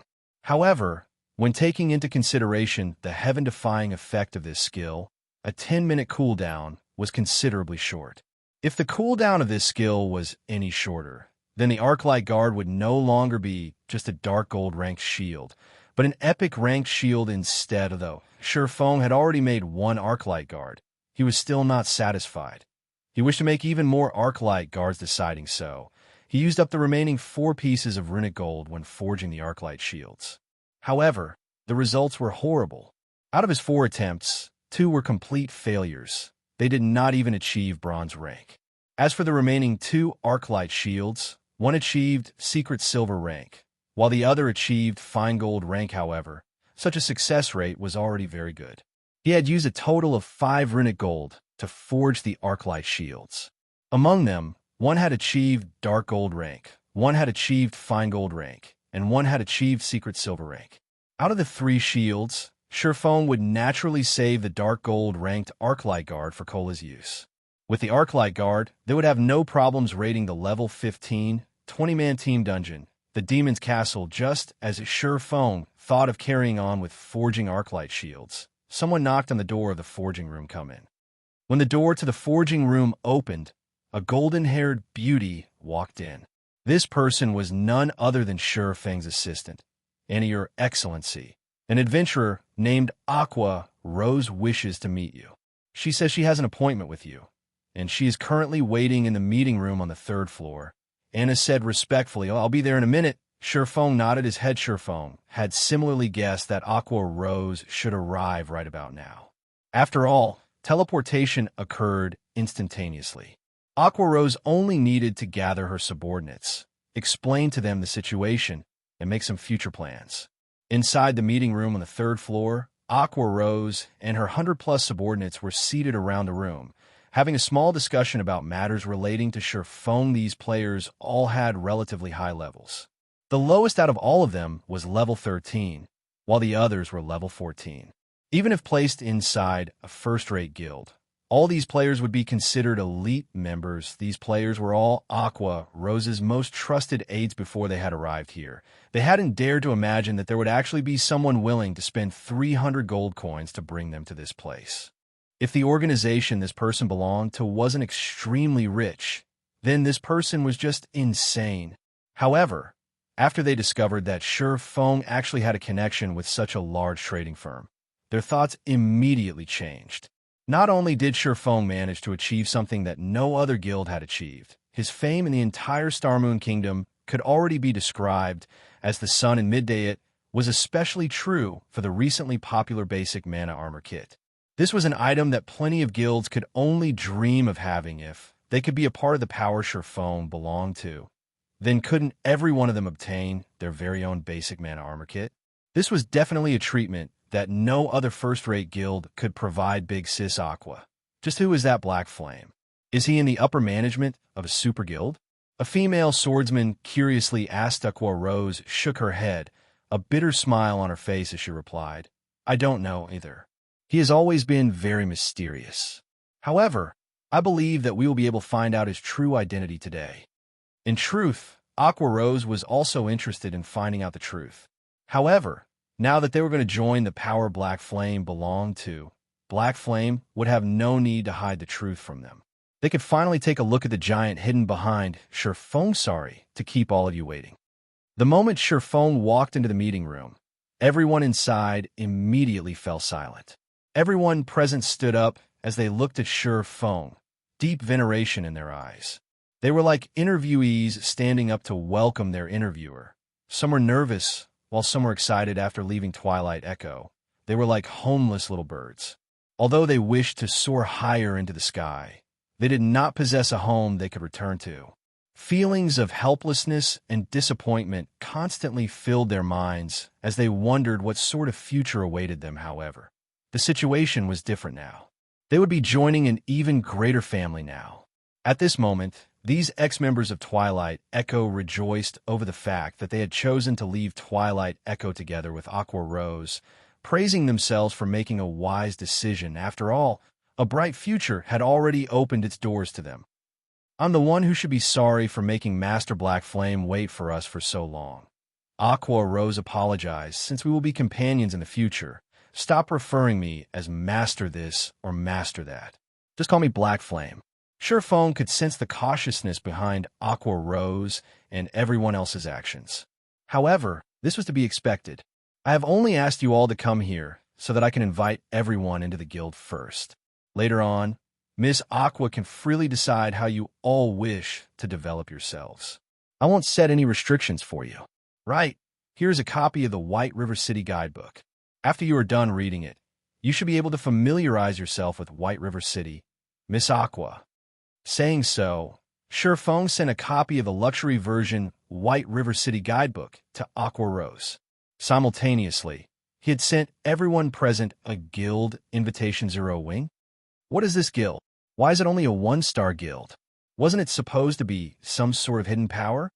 Everyone entered a daze for a long time after they received Sure Feng's guild invitation, ignoring the fact that they had never even heard of such a guild. Just having status of a 1-star guild showed how weak 0 wing was. The reason being Even third-rate guilds at this stage of the game were 3-star guilds. Not to mention first-rate guilds. After taking a look at the member count of the guild, everyone was further dumbfounded before they had joined. This guild only had 9 members? What kind of guild was this? Zero Wing was the weakest guild they had seen so far. Second to none, even Aqua Rose herself was shocked by this revelation. The current situation was completely different from what she had imagined it to be. She had thought Surfong would be bringing her to meet the many great characters of this guild, allowing her to get a grasp on the frightening background of the guild. Yet the truth that Surfong revealed had far exceeded her expectations, the reason being, the influence of this guild could literally be determined in a single glance. You all must be very disappointed to find out that my guild is actually so weak, right? Surfong looked at everyone's crestfallen expressions. Suddenly, he said in a cold voice, "Let me give it to you straight. This is Zero Wing. It is neither weak nor strong. It is merely a home that you can stay in. As for how others are going to view us, it will depend on your own performances." Chapter 247, Seizing the Ranking List. Although they felt that what Surfong said was logical, their disappointment still did not decrease by the slightest out of everyone present. Only Aqua Rose's fighting spirit truly ignited. She was the only one who truly understood the meaning of Surfang's word strength that depended on oneself rather than others. The best example for this was Surfong, who stood right before them. His guild was clearly very weak. Yet, he managed to achieve many things that not even many first-rate guilds and even super guilds could. As a result, he made everyone believe that there was a mysterious power secretly supporting him from behind. However, what was the reality of the matter? By depending on only himself, Surfong had created a miracle. He had even overwhelmed everyone back at the Blackwing auction, causing a sensation since Surfong was capable of such feats. Why couldn't she do so as well? At this moment, Aqua Rose truly found it laughable when she recalled how she had intended to utilize the mysterious power behind Surfong to prove herself to her parents and everyone back at Twilight. Echo Black Flame is right. How powerful a guild is not important. How powerful we are ourselves is the crucial point. Since we have joined Zero Wing, let us be the ones to change how others view Zero Wing. Aqua Rose explained loudly. In complete agreement with Surfang's opinion, everyone fell silent at Aqua Rose's words, but a fiery fighting spirit could be seen growing in their eyes. That was right. They had originally intended to start from the very beginning. Now that they had a wealthy tycoon like Surfong supporting them, what more should they be afraid of? A guild's development mainly relied on financial resources. The remaining factors would be the presence of experts to lead the guild in raiding team dungeons and completing epic quests that were impossible to complete. They would definitely turn Zero Wing into the #1 guild in White River City at this moment. Surfong sent Fire Dance and the others a message. "You can start now." Immediately, Surfong received a reply. Understood. After seeing this message, Surfang's gaze shifted towards everyone present in the meeting room. He then announced loudly, "I know that some of you still have some worries, so I'll give you all a little surprise. I'll let you all get a better understanding of just what Zero Wing is." A better understanding of Zero Wing? Does this guild still have any secrets? Everyone grew confused at Surfang's words. Everything about this guild was clear in one glance. So what secrets could there possibly be? The only thing that could possibly be a secret was the guild's frightening financial resources. With such a large fortune, they should have no problems getting their hands on the various welfare benefits that players would receive upon joining a guild. Moreover, Black Flame was the publicly acknowledged chief forger of Starmoon Kingdom. In the future, guild members would have no lack of weapons and equipment to use. However, this shouldn't count as a secret, right? Everyone can take a look at White River City's ranking list now. Surfong said, "Softly ranking list?" Everyone promptly called out the ranking list to take a look. Is there something wrong with the ranking list? I remember that when I came to White River City, the top player on the ranking list was Lone Tyrant. At that time, he was only at level 15. How did he suddenly become level 19? Did the system make a mistake? No, that's not right. Look at the player ID. It's not Lone Tyrant. It might not be a mistake by the system. Look, the top 8 players have all been switched out. Even the player at 8th place is level 18 now. Lone Tyrant is still level 15, and he's placed 9th now. How is this possible? Level 18. Isn't this level too much of an exaggeration? Even at the Storm Empire, the highest level player is only at level 16. How could White River City possess 8 players who have managed to surpass the top player at Storm Empire? Wait, these players all belong to the same guild, and the guild's name is called Zero Wing. Everyone was dumbfounded when they discovered the changes in the ranking list. They trembled, not daring to believe their own eyes. These 8 players were actually their guild members. However, everyone's hearts were filled with questions. If Zero Wing had 8 such powerful experts, why did the guild remain unknown to the public even until now? This was simply unimaginable. This is the strength of Zero Wing. At this moment, Aqua Rose started renewing her evaluation of Surfone, and this guild, although Zero Wing was small, it was a gathering of experts' wealth, manpower, and finally fame. As things were, Zero Wing possessed the foundation necessary to become a large guild. As long as they managed the guild benefits they offered properly, Zero Wing could easily become a large guild within a short period of time. It was no wonder Surfone looked so confident. Meanwhile, as Aqua Rose and her subordinates were reeling over their new discovery, the entire White River City had already been thrown into an uproar. Lone Tyrant, who had been monopolizing the first position on White River City's ranking list all this time, had actually been kicked off by someone else. Moreover, he wasn't just kicked off by a single person, but by 8. The sudden appearance of these 8 players made Lone Tyrant's previous glory look like a joke. It was as if these 8 players had merely been giving in to Lone Tyrant before, just like how an adult would indulge a little child. Now, however, they were no longer letting Lone Tyrant have his way otherwise. How would they explain this situation where 8 players had instantly taken away the top 8 spots on the ranking list? There was only one possible explanation. They had constantly been hiding their levels. These people are inhuman. Crap. The first place is level 19, and even the 8th place is level 18. I've only managed to hit level 13 after working so hard. Are they trying to make me despair? God, carry me, please. What kind of backing does this Zero Wing have? Aren't they a little too amazing? Is some major power planning to set up a stronghold in White River City? Many players within the White River City region were stirred up by this incident. The top 8 positions on the ranking list were actually taken over by a single guild. One could just imagine how powerful this guild was. Even Ouroboros, the #1 guild in White River City, was not as powerful. Many independent players had started making inquiries into just what kind of guild Zero Wing was. There were even some independent players who had directly asked how they could join Zero Wing on the public forums. After all, with such leveling monsters in the guild, wouldn't they too be able to level up like a rocket if they joined? Suddenly, Zero Wing had become the hottest topic for every player in White River City, and many had expressed their willingness to join such a guild. Although independent players went into raptures over Zero Wing, the various large guilds, on the other hand, were having a headache over it. They held nothing back at investigating this new guild that suddenly popped up, and also the top 8 players on the ranking list. However, the information they received made Zero Wing look even more mysterious, as they failed to find out even who the guild leader of Zero Wing was. The only thing they knew was that Fire Dance had once occupied the first place on the White River City ranking list. In addition, the other 7 players had also once been among the top 10 of the ranking list. Meanwhile, all 8 of these players shared a common point. All 8 of these players had vanished from the public eye for quite some time now. Previously, everyone had assumed that they had gone silent because they were overtaken on the list. However, the reality of the matter was that these players had intentionally hidden themselves simply to avoid discovery until now. Can someone tell me what is going on here? Lone Tyrant looked at the ranking list, bellowing, just where did these bastards pop out from?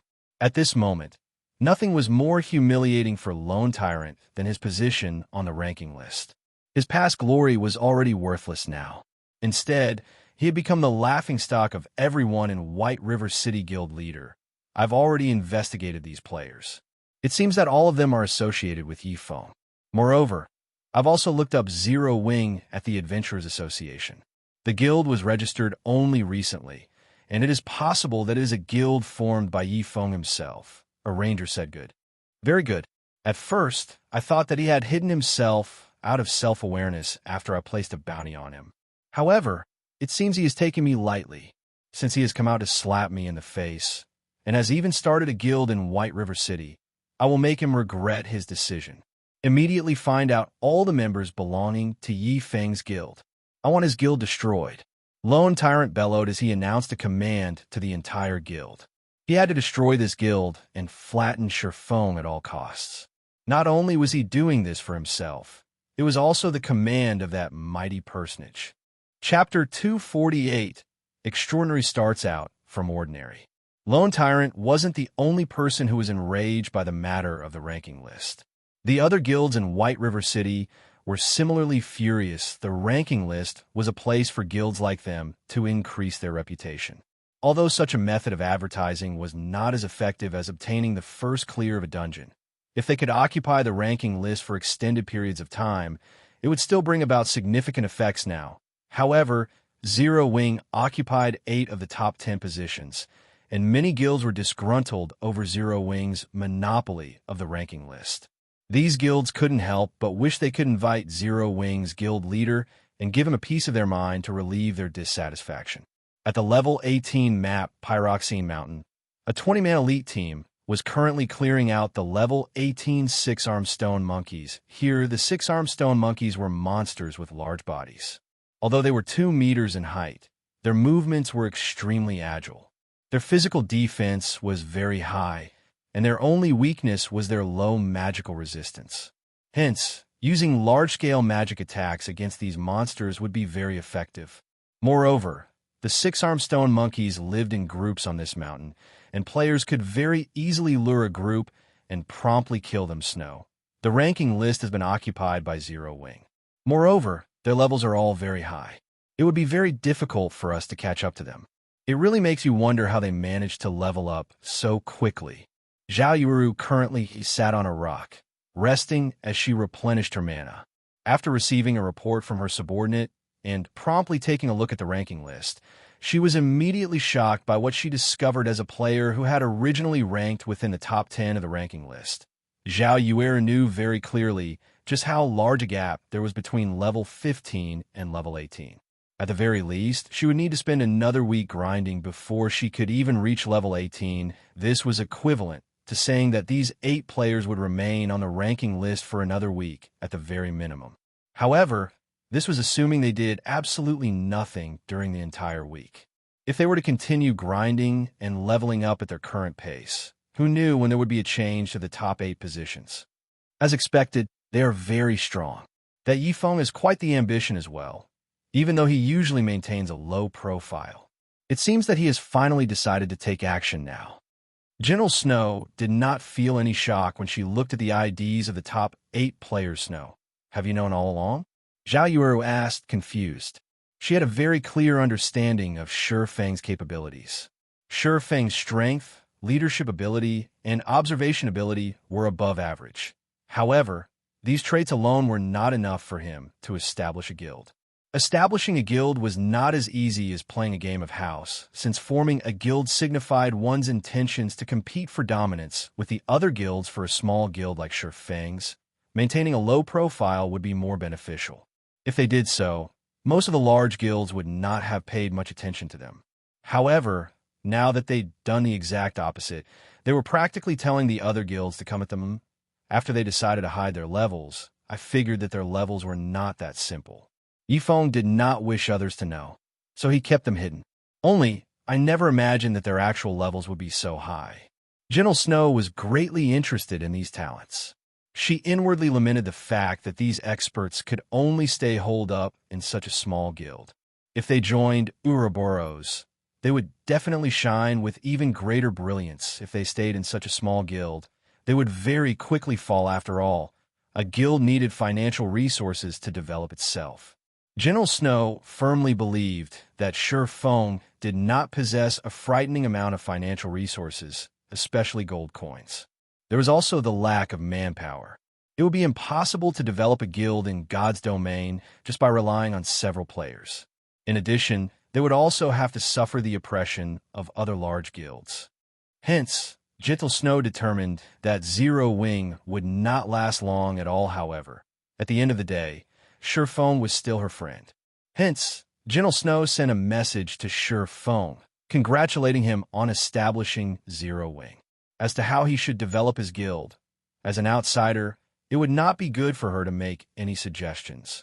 On the third floor of the Star Street trading firm, the situation was not as grim as Gentle Snow believed it to be. If Gentle Snow could see this scene right now, she would definitely be shocked. After all, not only did Surefeng possess enough funding, he had also managed to recruit a group of players who had recently left a first-rate guild, Twilight Echo. He had also managed to recruit Aqua Rose, who was once an honorary elder of Twilight Echo. As someone who had once managed a first-rate guild with over 10,000 subordinates, Aqua Rose possessed a wealth of experience.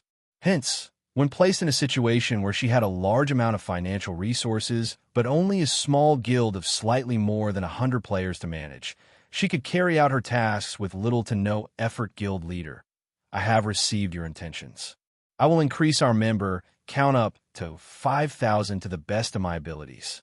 As for the matter relating to the guild perks system, for the moment, I will implement Twilight Echo's guild perk system as a temporary replacement. However, I hope that you can draft it as soon as possible. Otherwise, once some time passes, it would not be as easy to make changes to it. Aqua Rose now had a good grasp of Zero Wing's situation, and she felt very optimistic about Zero Wing's future prospects: wealth, manpower, and fame. With all three things together, it would be very easy for them to recruit a large batch of new members. I'll have to trouble Miss Aqua with this matter. Plans could never keep up with change. Based on his original estimates, it would still have been a long time before he established his own guild. However, with the sudden addition of Aqua Rose, Surefeng could not afford to wait any longer. Even if his preparations were currently lacking, he still needed to establish the guild. Moreover, he had intended all along to deal with these guild matters as soon as possible. It was just that he still had other things he needed to handle. Now that there was a professional standing right before him, why wouldn't he make use of her? Guild Leader Black Flame, I'm already the Vice Leader of Zero Wing. Please just call me Aqua from now on. If Guild Leader doesn't have any other orders, then I will start making the necessary arrangements now, Aqua Rose said in a professional tone. Maybe because she had received a new position, Aqua Rose had very quickly entered a Superwoman mode. Surefeng could only take a step back in this matter. He then returned to producing the Arclight shields and basic mana armor kits later on. The members of the guild continuously increased. The reason being, Surefeng had set the exchange of basic mana armor kits as one of the perks available to guild members. This item held a fatal attraction to independent players, and if new members wished to obtain them, they needed to exchange for them using guild contribution points. Meanwhile, there were many methods for them to obtain guild contribution points. 1. Dungeon diving. 2. Exchanging bronze-ranked equipment or above. 3. Making a contribution to the guild. The upper management of the guild would reward players who made a contribution with contribution points for carrying out guild quests. Contribution points would be awarded by the system, in this case 5. Personal guild reputation received reaching a certain amount. Hence, with so many methods available, guild members would have no need to worry about not being able to earn sufficient guild contribution points. However, to prevent abuse by opportunistic players, further restrictions were added to increase the difficulty for guild members to obtain the basic mana armor kits. Above all, one had to contribute a set amount of reputation points to the guild before being allowed to exchange for the armor kits. Secondly, one needed a large number of guild contribution points to exchange for the armor kits. Meanwhile, the total value of these guild contribution points was no lesser than 20 silver coins. With these two safeguards present, there would be no opportunity for guild members to abuse the guild perks system implemented. Meanwhile, during the time Surefeng was producing the Arclight shields and basic mana armor kits, Aqua Rose had also arranged for her subordinates to recruit players at the Trade Area and Adventurers Association. After half a day of recruitment, Zero Wing's member count increased explosively. From the original 100 or so members, there were now over 3,000 players in the guild. Moreover, The tide of players wanting to join the guild showed no signs of stopping anytime soon. Big Sis Aqua.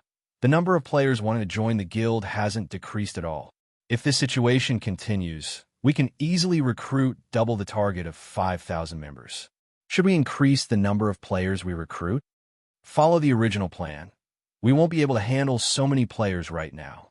If we did so, it would instead force the guild into a period of stagnation, hindering our development.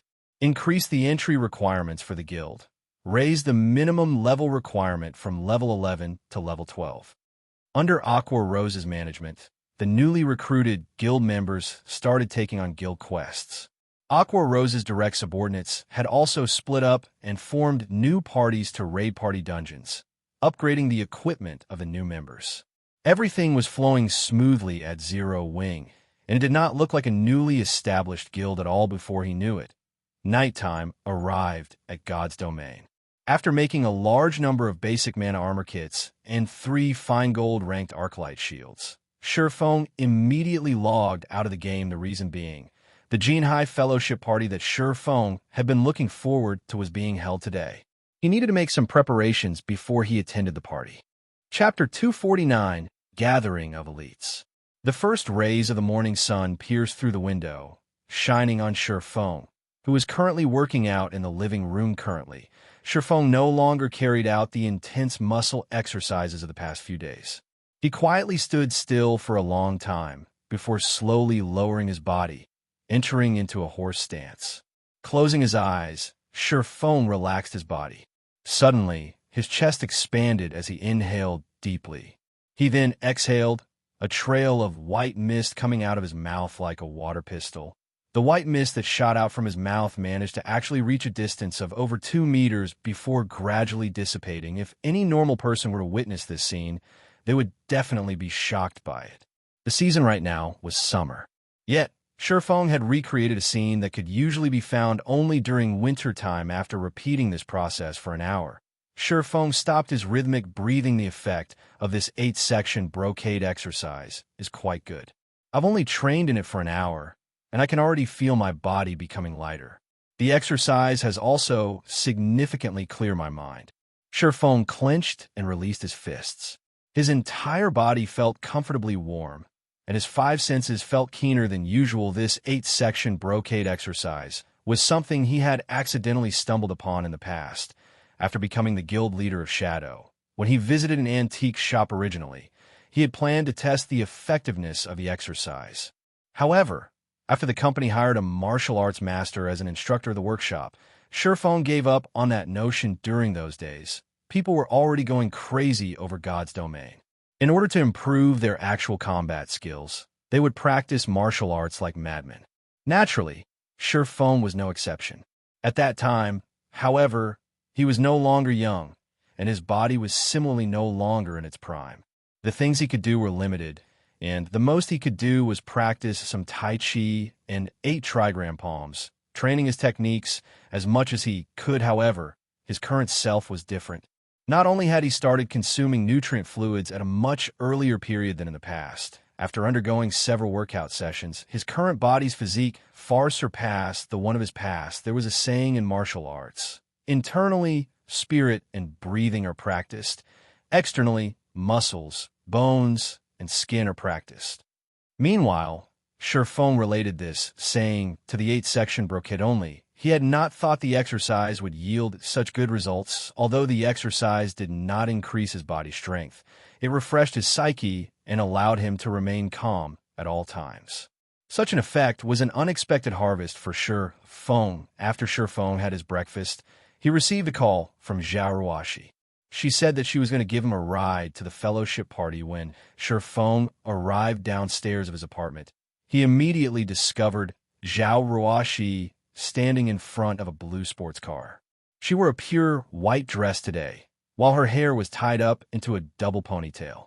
Her pure and beautiful appearance attracted the attention of every man that walked past her, sending them into a daze as drool leaked out of their mouths. Let's go.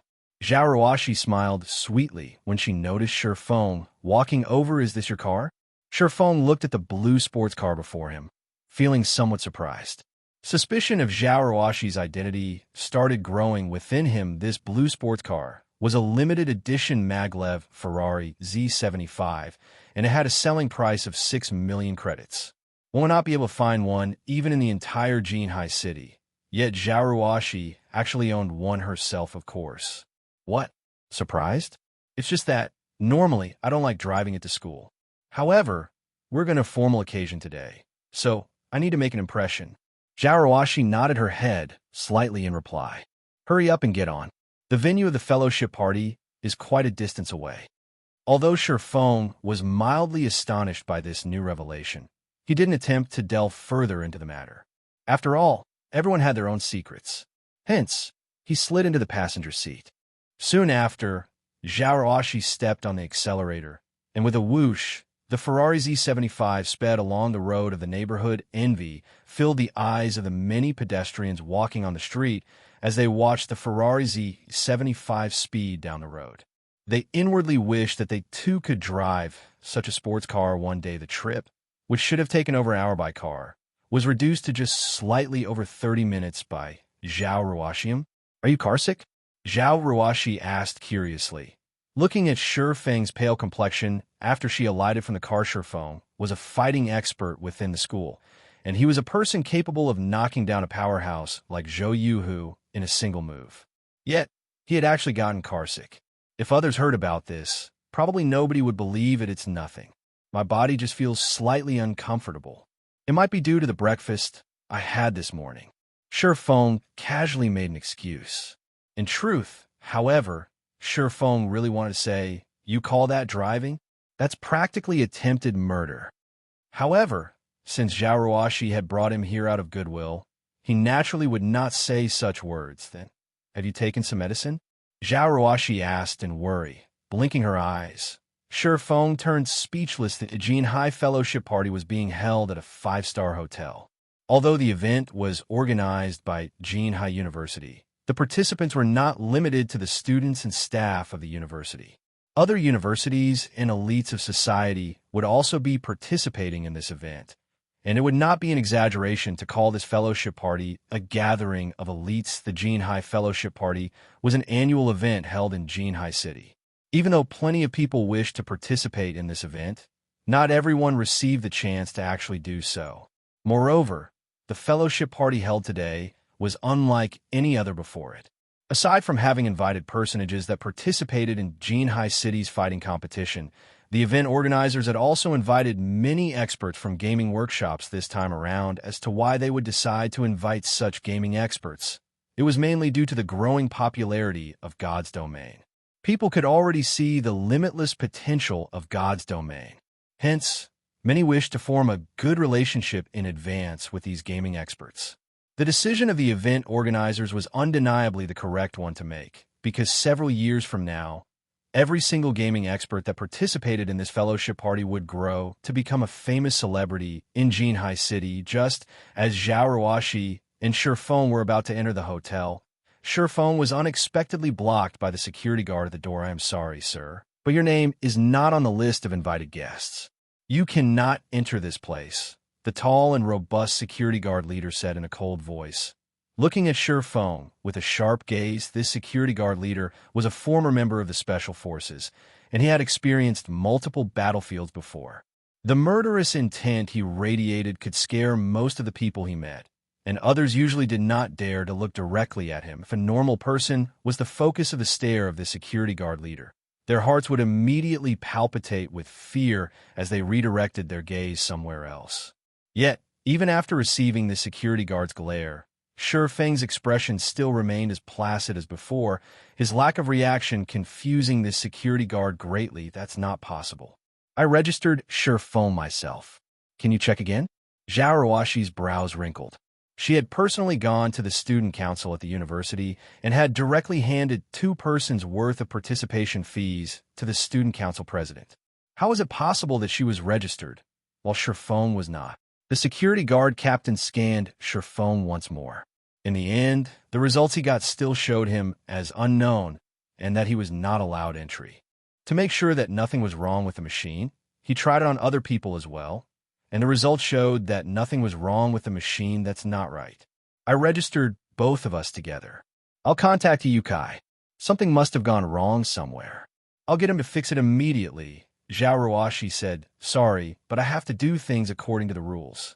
Anyone not registered is not allowed to enter. Impromptu registrations are not acceptable either. These are the rules. The security guard captain said coldly. Who is the person responsible here? Zhao Ruashi asked angrily. Shifeng was someone she had personally invited. Now that Shifeng was barred entry, how could she not get angry? Miss, please stop making things difficult for me. This is how the rules have always been. I can't change it just because of one person. The security guard captain could not help but soften his tone when he discerned that Zhao Ruashi's identity was not simple at this moment. Several people walked out from the hotel. One of them was none other than the person Zhao Ruashi was looking for, the president of the student council, Yukai. Walking beside him were people Shifeng were familiar with, Ling Feilong, Zhou Yuhu, and Qin Shi. Meanwhile, it was Shifeng's first time to meet the student council president, Yukai. The person in question had a stout body and round face, and his voice when he spoke was extremely gentle. It was very hard to imagine such a person being able to actually become the student council president. Fellow student Zhao Ruashi, what urgent matters do you have? Why are you looking for me so frantically? Yukai asked Zhao Ruashi, then gave a short summary of what had happened. I'm truly sorry about this, fellow student Zhao Ruashi. I never would have imagined that such a mistake would occur in the registrations. I sincerely apologize, but since things have already gotten to this point, I am helpless as well. These are the rules that the school set long ago. Regarding your loss, I'll compensate you with double the amount you paid. Yukai sent a glance at Shifeng, a smile on his face as he spoke, standing to one side. Both Ling Feilong and Zhou Yuhu looked at Shifeng with mocking smiles on their faces. Even an idiot could tell that this matter had something to do with them. Chapter 250, Serious Inquiries Only. Helpless about it, Zhao Ruashi's eyes widened in rage. Yukai, this is your mistake. You need to think of a way to fix this. At this moment, Ling Feilong stood out and interrupted, saying in a gentle tone, Ruashi, you know that this is only a small mistake. Something must have gone wrong with the system, so you can't just put the blame on Yukai. Then what should Shifeng do? Since you already know something went wrong, does that mean Shifeng is allowed to go in now? Zhao Ruashi completely ignored Ling Feilong, directly asking Yukai, in any case, you can prove that Shifeng has indeed registered for this event. Shifeng also has no problem proving that he is a student of our school. Don't tell me that this is still not enough. Fellow student Zhao Ruashi, I can indeed verify that Shifeng has registered for this event. However, whether he can enter or not is not up to a student council president like me to decide. You have to ask this big brother security guard here. Yukai shifted his gaze towards the security guard leader, instantly pushing all responsibility on the security guard. Yukai then revealed a bitter smile, making the situation seem as if it had nothing to do with him. The security guard's mouth clearly twitched when he listened to Yotsai's words. Yukai obviously did not help Shifeng register for this event to begin with. Yet Yukai was pushing everything on him now. If Yukai insisted that Shifeng be allowed into the hotel, what could a mere security guard captain like him do? Yukai had already made his intentions very clear. Absolutely not allowed. That was Yotsai's answer, however. Looking at Zhao Ruashi, she too did not seem like someone he could provoke. Otherwise, why would Yukai even bother making so many superficial excuses? Caught in a dilemma, this security guard captain did not know which would be the wiser choice to make currently. Zhao Ruashi's wrathful gaze had already shifted to the security guard captain. She asked in a grim tone, "What do you say?" Me? Even though he had experienced many battlefields before, the security guard captain could not help but hesitate at this moment. In the end, however, he still said strictly, "I have my responsibilities. Miss, please don't make things difficult for me." You, class monitor, it's fine. This matter can't be helped. If I can't enter, so be it. Shifeng held back the raging Zhao Ruashi. He then beamed a smile towards Yukai and the others who were really good at spoiling his good fortune. It is great that fellow student Shifeng can understand my troubles. This was truly an accident. I guarantee that there will not be a similar situation like this the next time. Hiyukai sneered. Right. A situation like this won't happen the next time. Zhou who laughed loudly. Ling Feilong sent a contemptuous smile at Shifeng before saying in a gentle tone to Zhao Ruoshi, Ruoshi, let's go. Uncle Jianhua has been anxiously waiting for you for a while now. Why is Uncle Jianhua here? Zhao Ruoshi was clearly surprised when she heard this name. However, when she thought about how Shifeng's problem still remained unsolved, a sudden inspiration flashed across her mind. That's right. Uncle Jianhua is one of the sponsors for the fellowship party. He should be able to get you in. Shifeng, wait here. I'll ask Uncle Jianhua to come immediately. That way, you'll definitely be able to enter. Shifeng nodded his head in reply. He then watched as Zhao Ruoshi frantically walked into the hotel. In the next instant, however, Shifeng noticed Ling Feilong sending a cold smile his way. Shifeng felt a bad premonition at this sight, seeing that Zhao Ruoshi had left. Hiyukai revealed a mocking smile as he said, Fellow student Shifeng, please return from whence you came. This fellowship party is not fit for someone like you. He then told the security guard leader, remember, he is not allowed to set even a foot in this building. Otherwise, you can just pack up and leave. Understood. Finished speaking, Hiyukai and the others walked back into the hotel, their laughter filling the air as they left. The security guard then fixed his gaze at Shifeng. As long as Shifeng dared come near this building, he would personally chase him out. However, Shifeng did not react in anger. On the contrary, he was feeling extraordinarily calm. Right now, if you don't want me to go in, then so be it. In any case, I don't have to actually be in the party to do what I came to do. Shifeng turned around and left, the corner of his lips raised slightly. The Jinhai Fellowship party held at this time was the perfect chance for him to recruit new members for his guild. If he were to miss it, who knew how long he would have to wait before another such chance arrived? The reason why a small guild like Shadow could survive in God's domain was mainly due to the group of people they had recruited at this event. This group of people had helped Shadow endure its hardest times. Otherwise, with the little manpower Shadow possessed, there was no way they could avoid annexation by a large guild. Although Zero Wing already had a powerhouse like Aqua Rose and also a group of elite players in its midst, a guild could never have an excess of powerhouses and elite players since he was not allowed to recruit inside the event venue. It should be fine if he did it outside, right? Hence, Shifeng visited a nearby printing shop. Soon after, he set up a large sign a short distance away from the venue of the Fellowship Party. Zero Wing Guild recruiting new members. Serious inquiries only. Although the color of the words on the sign was monochrome and looked somewhat shabby, it still clearly conveyed the meaning Shifeng wanted.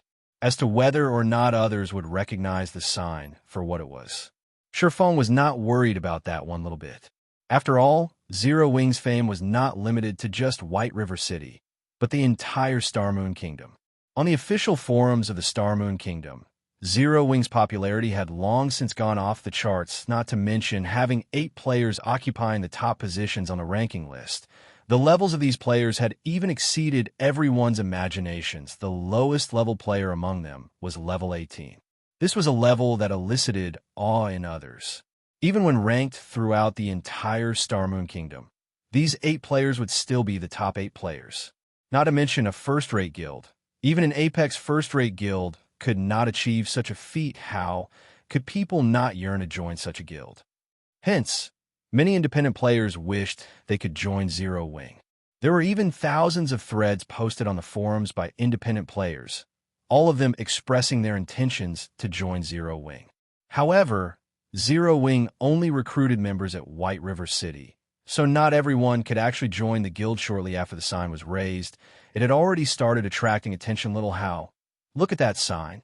It's actually Zero Wing recruiting members. Zero Wing Guild? How is that possible? That guild is very mysterious.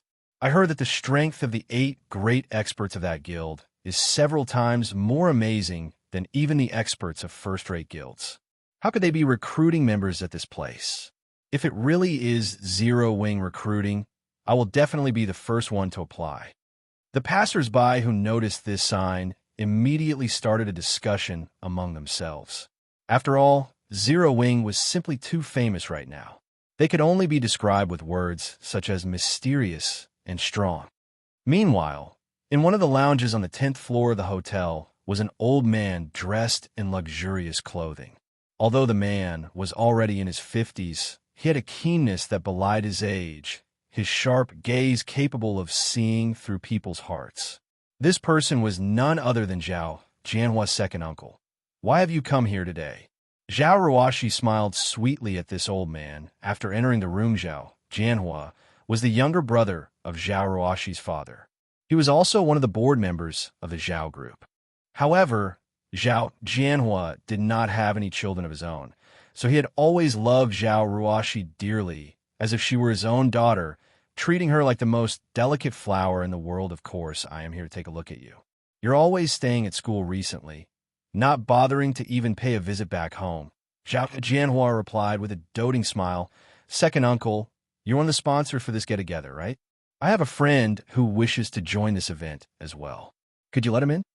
Zhao Ruoshi said sweetly, grabbing and shaking Zhao Jianhua's arm. "Are you referring to that Shifeng?" Zhao Jianhua's brows wrinkled, his expression sinking immediately. "How did you know, second uncle?" Zhao Ruoshi asked curiously. "I was the one who arranged for him to be barred from entering. He is merely a mediocre person that came from an ordinary family. You shouldn't associate with such a person. You are the Zhao group's successor, an elite standing at the very top of the pyramid of society. Others will gossip about you if they learn that you are associating with this kind of person. I am very clear about people like this Shifeng. People like him will do whatever it takes to get ahead, and there is no limit to the amount of flattery he'll spout. He does not like you at all. He simply covets the assets of a Zhao group. I definitely won't allow him to continue tricking you. As for Shifeng's side of things, I will speak with him personally." Chapter 251. Great trees are good for shade.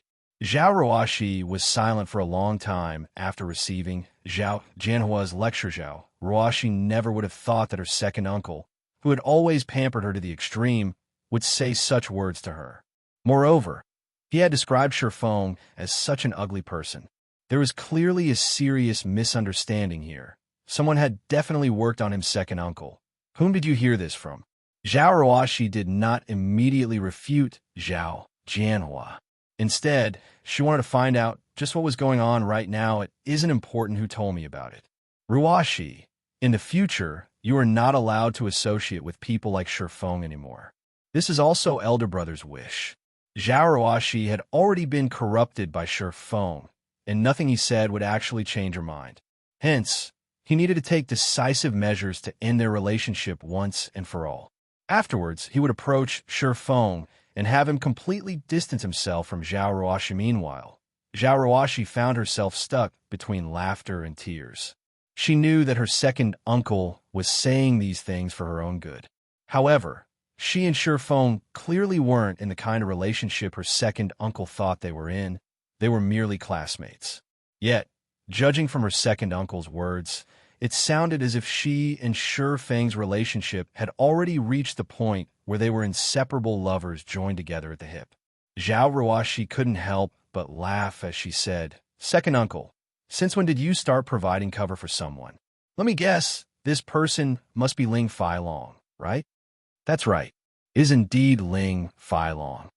Since Zhao Ruoshi had already guessed correctly, Zhao Jianhua did not contradict her.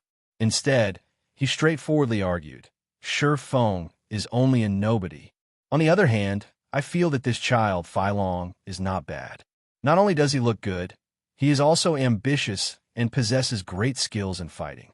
Nowadays, the popularity of God's domain has already reached never-before-seen heights, and I hear that Feilong Brad is even in the upper echelon of the Shadow Guild. He also has a very good insight towards the future. Yet, instead of choosing a youth with good potential like him, you chose to go with an incompetent person. I am sure elder brother would stand together with me on this matter as well." "Second uncle, you're really misunderstanding things here. There isn't anything between me and Shifeng." Zhao Ruoshi was utterly at a loss for words. Rather, she felt furious about Ling Feilong's actions. However, She was inwardly rejoicing as well right now. Thanks to Shi Feng's appearance, she could finally see Ling Feilong's true colors clearly misunderstand. Your second uncle possesses discerning eyes, and I very much understand your situation. In any case, I will absolutely not allow that brat to enter this event. I'm still capable of that, at least. Zhao Jianhua did not believe Zhao Ruoshi's words. He knew how very sly Zhao Ruoshi had been since her childhood. In any case, he refused to be fooled in this matter. Zhao Jianhua was not some shrewd businessman, nor was he part of the Zhao Group's management. Instead, he was a fighter that loved martial arts. Only afterwards did he start handling the security department of the Zhao Group. The real boss of the Zhao Group was Zhao Ruoshi's father, Zhao Jinshuan. Hence, Zhao Jianhua had always liked future professional fighters like Ling Feilong. After all, only a strong man could properly protect his own woman. Yet what was Shi Feng? Zhao Jianhua had Shi Feng investigated, and he discovered that Shi Feng was only a weakling who was constantly bullied by others. A person like Shi Feng was simply too unreliable. Hence, Zhao Jianhua was adamant at ending Zhao Ruoshi's relationship with Shi Feng this time. While Zhao Jianhua and Zhao Ruoshi were having their discussion, Ling Feilong, who was outside the door, eavesdropping on their conversation, secretly felt delighted. Although he could not directly defeat Shi Feng, he could still play Shi Feng to death using a roundabout approach. In addition, he had also informed Zhao Jianxin about this matter in advance. With both Zhao Jianhua and Zhao Jianxin vehemently opposing their relationship, even if Shi Feng had seduced and captivated Zhao Ruoshi's heart completely, the two of them could never be together. Hence, as long as he could develop himself in shadow, becoming one of the core members of the guild, Zhao Jianhua and Zhao Jianxian would definitely support his pursuit of Zhao Ruoshi after obtaining the wealth of the Zhao Group. He could easily take control of the entire Shadow Guild. At that time, what would Shi Feng amount to? What would Zhang Luowei amount to? What would Lan Hailong amount to? Yu Kai, you've done well this time. I'll put in a few good words for you when I meet up with Brother Zhang next time. After you graduate, just come to Shadow, Ling Feilong said with satisfaction, patting He Yu Kai, who stood beside him in a deferential manner. This is but a trivial matter.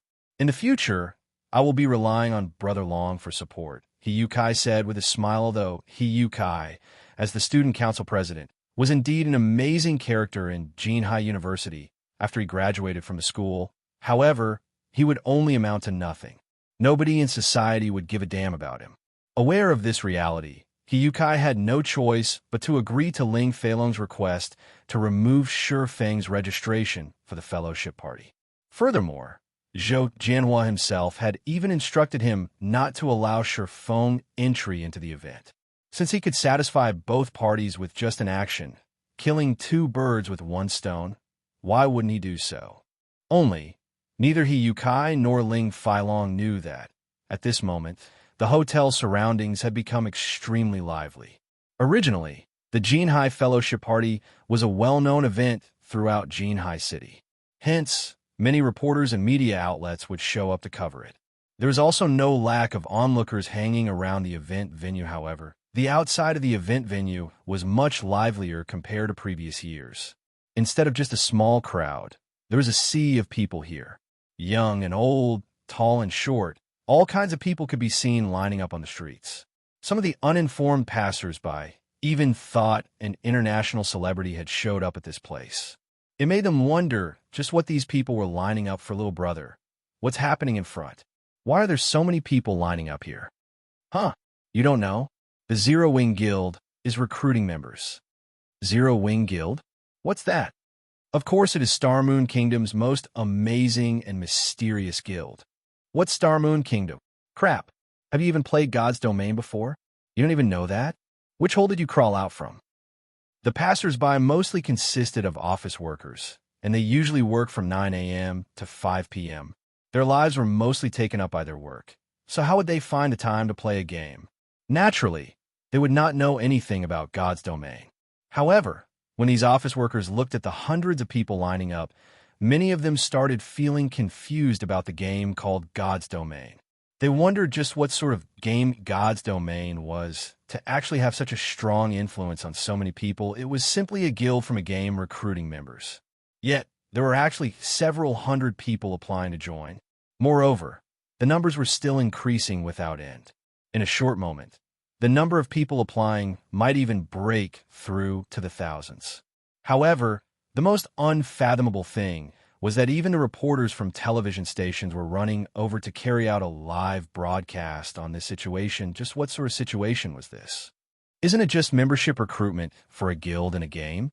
You can't even earn a cent from playing a game. So what's the point of wasting so much time lining up? What foolish people. One of the passers-by, who was a white-collared elite, mockingly laughed the instant this white-collar elite said those words.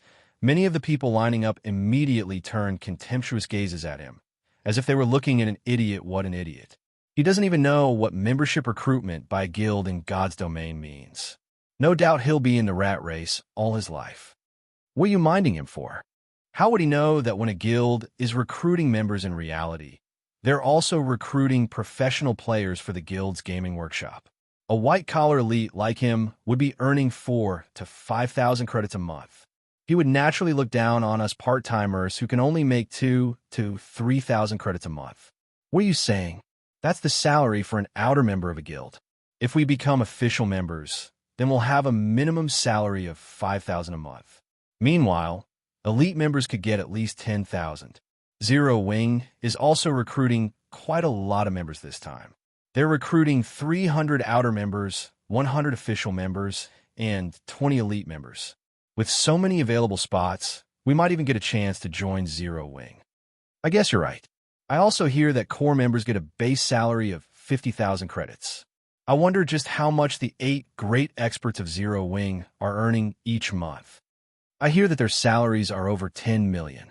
Previously, there had been a financial corporation that offered them an astronomical amount of 8 million, yet none of the 8 experts had even reacted to it. Zero Wing's wealth is simply unimaginable. The players lining up started a discussion among themselves. However, the white-collar elite was no longer as calm as he was before. After all, he had only managed to obtain a monthly salary of 5,000 credits after attending countless interviews and working for his current company for 3 years. Yet, he was barely comparable to an official member of a gaming guild. Moreover, these gamers were only working part-time during the night. Suddenly, this office worker had the urge to join the queue as well while Surefone was interviewing player after player on the street. His actions had also attracted the attention of the guests participating in the fellowship party. It was especially true for the large-scale workshops in Jinhai City. Some of the professional fighters that planned to start their career in God's domain also grew interested by this sight. Zero Wing has actually showed up at this place. Attending this fellowship party this time wasn't a waste of my time at all. Zero Wing Guild? Let's hurry up and meet up with that person. This is a great chance for our workshop.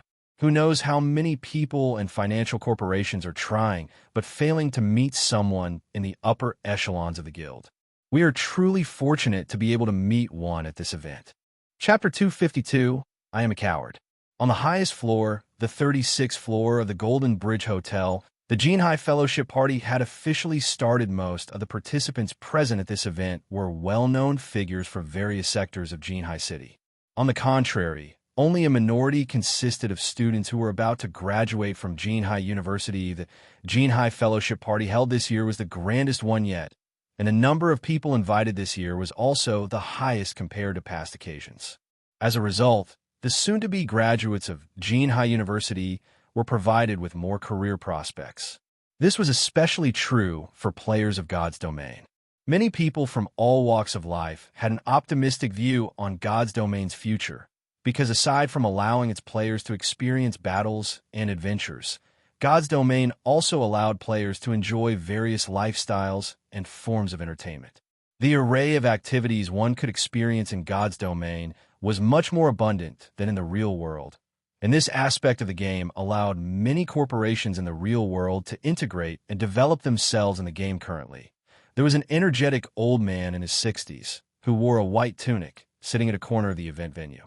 Meanwhile, Surrounding the old man were some of the most influential and powerful figures of Jinhai City.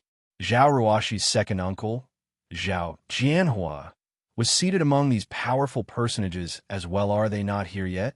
The old man in the white tunic suddenly asked Hiyukai, who stood beside him. He already arrived, but Hiyutsai's expression faltered as he hesitated on his words. The elderly man before him was both the headmaster and chairman of Jinhai University, Su Wenqing, and he was a very influential man in Jinhai City. The reason being, under Su Wenqing's tutelage, many students had graduated from Jinhai University with outstanding achievements, and such a contribution made Su Wenqing a well-known and well-respected character in the various sectors of Jinhai City. Su Wenqing's influence was so great that he could easily send Jinhai City into an uproar with his words alone speak. Su Wenqing suddenly said in a cold voice, "They're outside right now." Hiyukai answered feebly, the sudden pressure making the knees of an inexperienced youth like him go weak. "Since they're already outside, why aren't they coming in?" Su Wenqing questioned. "Don't tell me they want this decrepit old man to invite them in. Who do they think they are? They actually want Elder Su to invite them in? Do they think that, just because they're good at playing a game, they can disregard us?"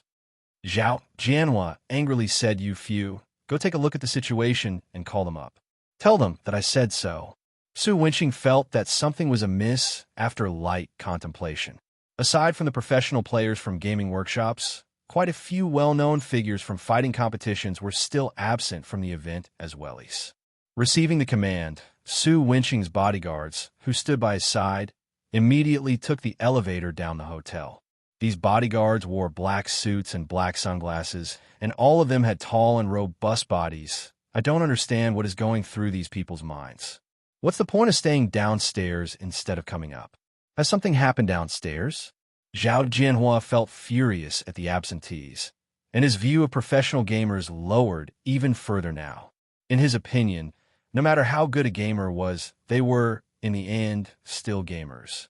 Without corporations supporting and financing them, they would only remain as small fries in society. I, too, am curious. Just what sort of mentality do young people have nowadays? Maybe we old folks are no longer able to keep up with the changing times? Said a middle-aged man dressed in black martial artist clothing with a self-deprecating laugh. As if he was a great ocean, the man gave others a calm and gentle feeling, and one would not be able to find a hint of energetic spirit coming off this man. However, nobody present in the room would dare look down on this middle-aged man. The reason being, this man was Jinhai City's well-known martial arts master, Chen Wu. Several years ago, Chen Wu was the reigning champion of Jinhai City's fighting competition. He was the uncontested #1 back then. However, now that he was older, he no longer participated in any fighting competitions. Instead, he had started his own dojo in Jinhai City, which was very well received. Master Chen Wu must be joking. Young people nowadays just don't know the immensity of heaven and earth. It is only a virtual reality game. With Master Chen Wu's skills, if you entered that game called God's Domain, you can easily become one of the apex experts there. Zhao Jianhua said the real world and the virtual world are different things entirely. Moreover, times have changed.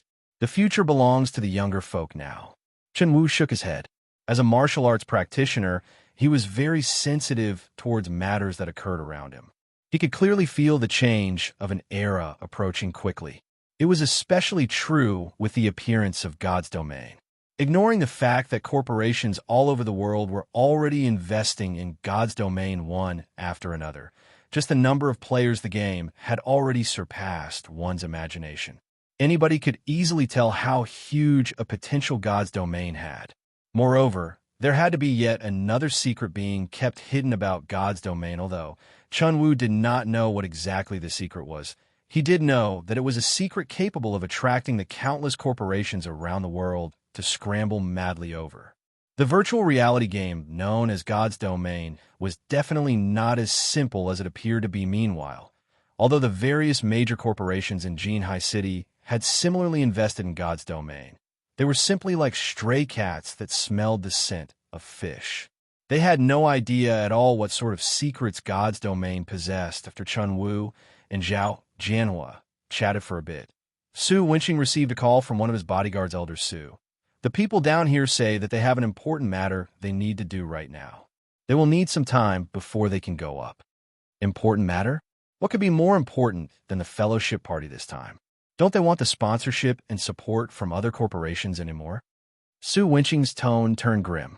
Although he did not show it on his face, many who knew Su Wenqing's temper immediately realized he was angry. It seems that they're trying to meet with one of Zero Wing Guild's upper management.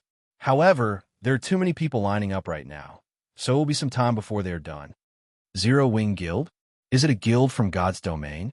Su Wenqing asked, curious, wasn't it just a gaming guild? Was there a need for so many famous gaming workshops to try to suck up to it? Could this Zero Wing Guild be a very powerful existence within God's domain? Although Su Wenqing did not play virtual reality games himself, he was still familiar with the well-known guilds within the virtual reality world. Even so, Zero Wing was not among the famous guilds he knew of. They say that Zero Wing is an extremely famous guild in Star Moon Kingdom. In certain aspects, Zero Wing is even superior to first-rate guilds. Many corporations are also wishing to meet the upper management of Zero Wing. However, due to Zero Wing being overly mysterious, nobody has ever found a chance to make contact, so none of them want to miss this chance right now. Putting it in such a way, this means that Zero Wing Guild isn't an existence that can be ignored. Su Wenqing grew interested in this Zero Wing Guild, especially since such a guild had appeared in a city like Jinhai City. To think that such an amazing guild has appeared in our Jinhai City without this old man knowing. Since it is so, invite this representative of Zero Wing Guild to come up and have a chat. This old man wishes to see just what kind of person this representative is. Moreover, it would not be a good thing to have so many participants of the fellowship party staying downstairs instead of being present at the actual event. He might as well have the representative of Zero Wing come up. That way, the guests from other gaming workshops could also participate in the fellowship party. Everyone was shocked when they heard Su Wenqing actually inviting an unknown guild representative to the fellowship party. Meanwhile, outside the Golden Bridge Hotel, Su Wenqing's bodyguards had already met up with Shifeng. They then relayed their employer's intentions to Shifeng, inviting him upstairs. However, to these bodyguards' surprise, Shifeng immediately rejected the invitation. Mr. Shifeng, Elder Su is wholeheartedly inviting you to join him upstairs. I guarantee that you will not be disappointed. The leader of the bodyguards patiently persuaded Shifeng. I understand. However, I'm still not done with the recruitment here. Also, even if I do agree, you'll have to ask the people lining up here if they'll agree to let me go. Shifeng smiled as he pointed at the long line in front of him consisting of over 1,000 people. He then continued, moreover, even if I am willing to go with you, someone inside will also chase me out again. I am a coward. That person has threatened me and said that I am not allowed to set even a foot in the hotel. I still have many people I need to interview, so please stop making things difficult for me. Su Wenqing's bodyguards were immediately rendered speechless. Wasn't this just blatant disregard of them? However, they had no choice but to report this matter back to Su Wenqing. What? Someone is threatening him from entering? Su Wenqing couldn't help but laugh when he heard these words. He then said, then tell him that as long as this old man is here, I guarantee that nothing will happen to him in this fellowship party and nobody will dare chase him out. However, he still says that he doesn't dare enter. He doesn't wish to be chased out for a second time. The bodyguard said helplessly chased out for a second time? Does that mean he was originally a guest of this fellowship party? Yes. Su Wenqing was stunned. However, anger immediately shot to his head when he finally reacted. Someone had actually dared to chase out a guest that he invited. Wasn't this just giving him a slap across his old face? Who? Who dares chase away a guest I invited? At this moment, Su Wenqing's voice turned extremely chilling. Although he was not a martial artist himself, the pressure he emitted caused many of those present to become fearful. The bodyguard trembled as he slowly said, He Kai. Chapter 253, 5 Demon Generals. Good. Very good. Although Su Wenqing was smiling, the tone he spoke with was as chilling as the winter cold at this moment. Even an idiot could tell that Su Wenqing was furious due to the conversation being held over the phone. Nobody, but Su Wenqing himself, could hear what his bodyguard had said. However, based on the words Su Wenqing had spoken, the people around him knew that someone had done something to badly anger Su Wenqing where a matter, such as chasing away an invited guest, was concerned. Neither Chunwu nor Zhao Jianhua had such courage to do so, as doing so was equivalent to giving Su Wenqing a slap across his face. Everyone valued their prestige. Since this person had dared give Su Wenqing a slap, then this person shouldn't expect Su Wenqing to welcome it with a smile at this moment. Zhao Jianhua, Chunwu, and everyone else started feeling pity for the person that angered Su Wenqing. This was practically bearding the lion in its den, a truly suicidal action, however. They were also very curious about the person that dared to chase away an invited guest. They want to know just who this daring person was. Yukai, come over here. Su Wenqing looked at Yukai, who was cluelessly standing at one side confused. Yukai thought Su Wenqing had some orders for him to carry out, failing to notice that Su Wenqing's chilling intent was directed at him. Go downstairs and invite that person up here. If he isn't willing to come up, then you don't have to come back either, Su Wenqing said coldly. Headmaster, Yukai was utterly confused about the meaning of Su Wenqing's words. You'll naturally understand after you go downstairs. Su Wenqing sent a glance at the bodyguard beside him. The bodyguard intuitively understood Su Wenqing's intentions, and he immediately grabbed Yukai and dragged him towards the elevator. Headmaster Su, there must be a misunderstanding somewhere. I really didn't do something like that, Yukai shouted in a panic, the fat on his body jiggling. Even if he was given 100 lives, he would never dare kick out an invited guest. He was merely a student of Jinhai University, and nobody among the invited guests was someone he could afford to offend. If he had to name someone that he had really driven away, then the only person that came to mind would be Shifeng. However, Shifeng was simply a student that was not worth mentioning. He was not an invited guest at all. No matter how Yukai looked at this situation, Shifeng would not be related to it in any way. This brat sure has guts, Zhao Jianhua said in an ambiguous tone. It was unknown whether he was actually praising Yukai or disparaging him. However, everyone else was in full agreement with Zhao Jianhua's words. The bystanders could clearly tell that this incident was caused by Yukai. This incident had truly given them a shock. Yukai was merely a student council president, an insignificant existence, yet he had actually dared to recklessly abuse the little power he was given. If Yukai did not deal with this matter perfectly, then his best option to save himself was to pack up and leave Jinhai City. Otherwise, only a tragic end awaited him. Meanwhile, Zero Wing's recruitment location had already become the most eye-catching sight on the street. Before he knew it, Shifeng had recruited many new people for his guild. Some well-known workshops in Jinhai City were even included among them. The members of these workshops were all relatively skilled. However, since they didn't have a top-tier expert leading them, they had a difficult time obtaining good equipment in God's domain. The reason being, a majority of the high-quality equipment could only be obtained from a dungeon, while a minority came from field bosses. However, to a guildless workshop, field bosses were simply an unattainable dream. This situation resulted in the workshops having a hard time making money in God's domain. Hence, many of these workshops wished to join a guild, a powerful guild in particular.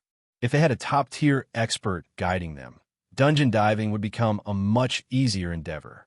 Moreover, compared to groping in the dark by themselves, they could improve themselves with much greater efficiency by learning techniques from the said expert. Meanwhile, the Zero Wing Guild was undeniably the best option available in Jinhai City for these guildless workshops currently. None of the guilds in Jinhai City had officially become a rated guild in the past. If Shadow had not spent a humongous sum of money to annex a large number of workshops and recruited some new members with great potential, it would have had no way to quickly become a third-rate guild. In such a situation, Shadow would have also fallen in the competition over White River City, as this was the brutality of God's domain. The 5 demon generals have yet to show up even now. Could they be uninterested in joining Zero Wing? Shifeng had already interviewed several hundreds of people. However, not a single one of the 5 demon generals were actually among those hundreds of people in the past. the 5 demon generals were the most powerful experts in Shadow.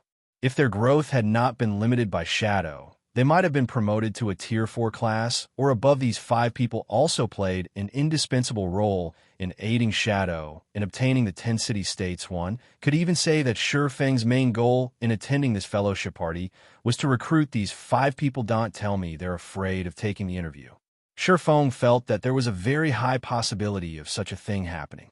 After all, the current 5 demon generals were obscure existences right now, nobodies in God's domain.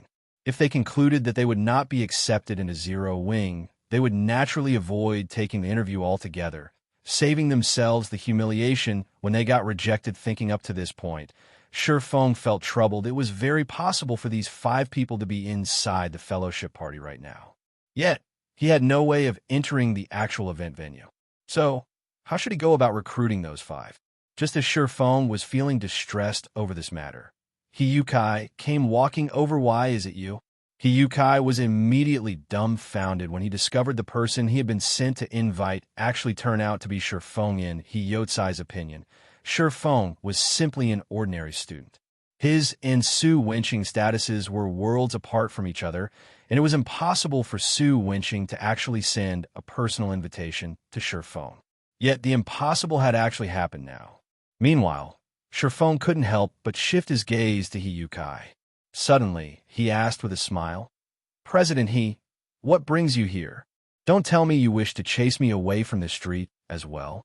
"This is a misunderstanding, a misunderstanding. Fellow student Shi Feng, how could I possibly dare to chase you away? All of this is simply a misunderstanding. Previously, due to an error to the system, your information was not properly registered. However, everything is fine now. Fellow student Shi Feng, you can now participate in the fellowship party as well." Hiyukai said with a fawning smile. "President He, I am a very cowardly person. Previously, you yourself, President He, had said that as long as I dare set even a single foot in the hotel, you would immediately chase me out. I truly do not dare provoke a personage such as you. I also feel quite comfortable staying here. If you don't have any other matters, then please return to your event. I'm still very busy right now." Shi Feng smiled, shifting his attention away from Hiyutsai. Hearing Shi Feng's words, Hiyutsai's face instantly paled. Even an idiot could make out the meaning behind Shi Feng's words. "You chased me away without any hesitation before. Yet, now you wish to invite me back? Do you think it's possible that I will agree?" Hiyukai really wished to say it's possible. Hiyukai was merely a student council president. Now that Su Wenqing had already spoken, if Hiyukai did not deal with this matter properly, his future would be over. Moreover, with Su Wenqing's horrific reach, Hiyukai did not even dare to think about having a future. Noticing Su Wenqing's bodyguard coldly looking at him, Hiyutsai's body shuddered with fear. Immediately, he did something that shocked even Shi Feng himself. Hiyukai immediately knelt before Shi Feng, hugging Shi Feng's thigh as he cried like a little girl, saying, "Fellow student Shi Feng, no, Brother Feng, I was the one in the wrong. I have eyes but failed to recognize Mount Taishan too. I am deserving of death. How could I have been so blind to actually listen to the words of that bastard? Ling Feilong. Brother Feng, I apologize to you. Please, if it can help cool your temper, please beat me up as much as you wish, as long as Brother Feng is willing to go upstairs with me." Shi Feng wasn't the only one shocked by Hiyutsai's actions. Even the bystanders were dumbfounded by this scene. Did he really think he was invincible just because he was shameless? Chapter 254. The young will surpass the old. As expected, it was Ling Feilong plotting behind the scenes. In truth, Shi Feng did not pay any attention to an insignificant character like Hiyukai. He only wished to find out who was trying to make trouble for him. Since he was able to ascertain that it was indeed Ling Feilong playing tricks on him, he no longer had any use for Hiyutsai. "Right, save your crocodile tears. I'll go up with you. However, my requirement is for you to clearly repeat the words you just said to Headmaster Su. Otherwise, pray for your own future," Shi Feng said calmly as he kicked Hiyukai away. "How could you do this to me?" Instantly, Hiyukai recovered his previous smiling appearance, making it look as if none of the embarrassing scene from before had actually happened.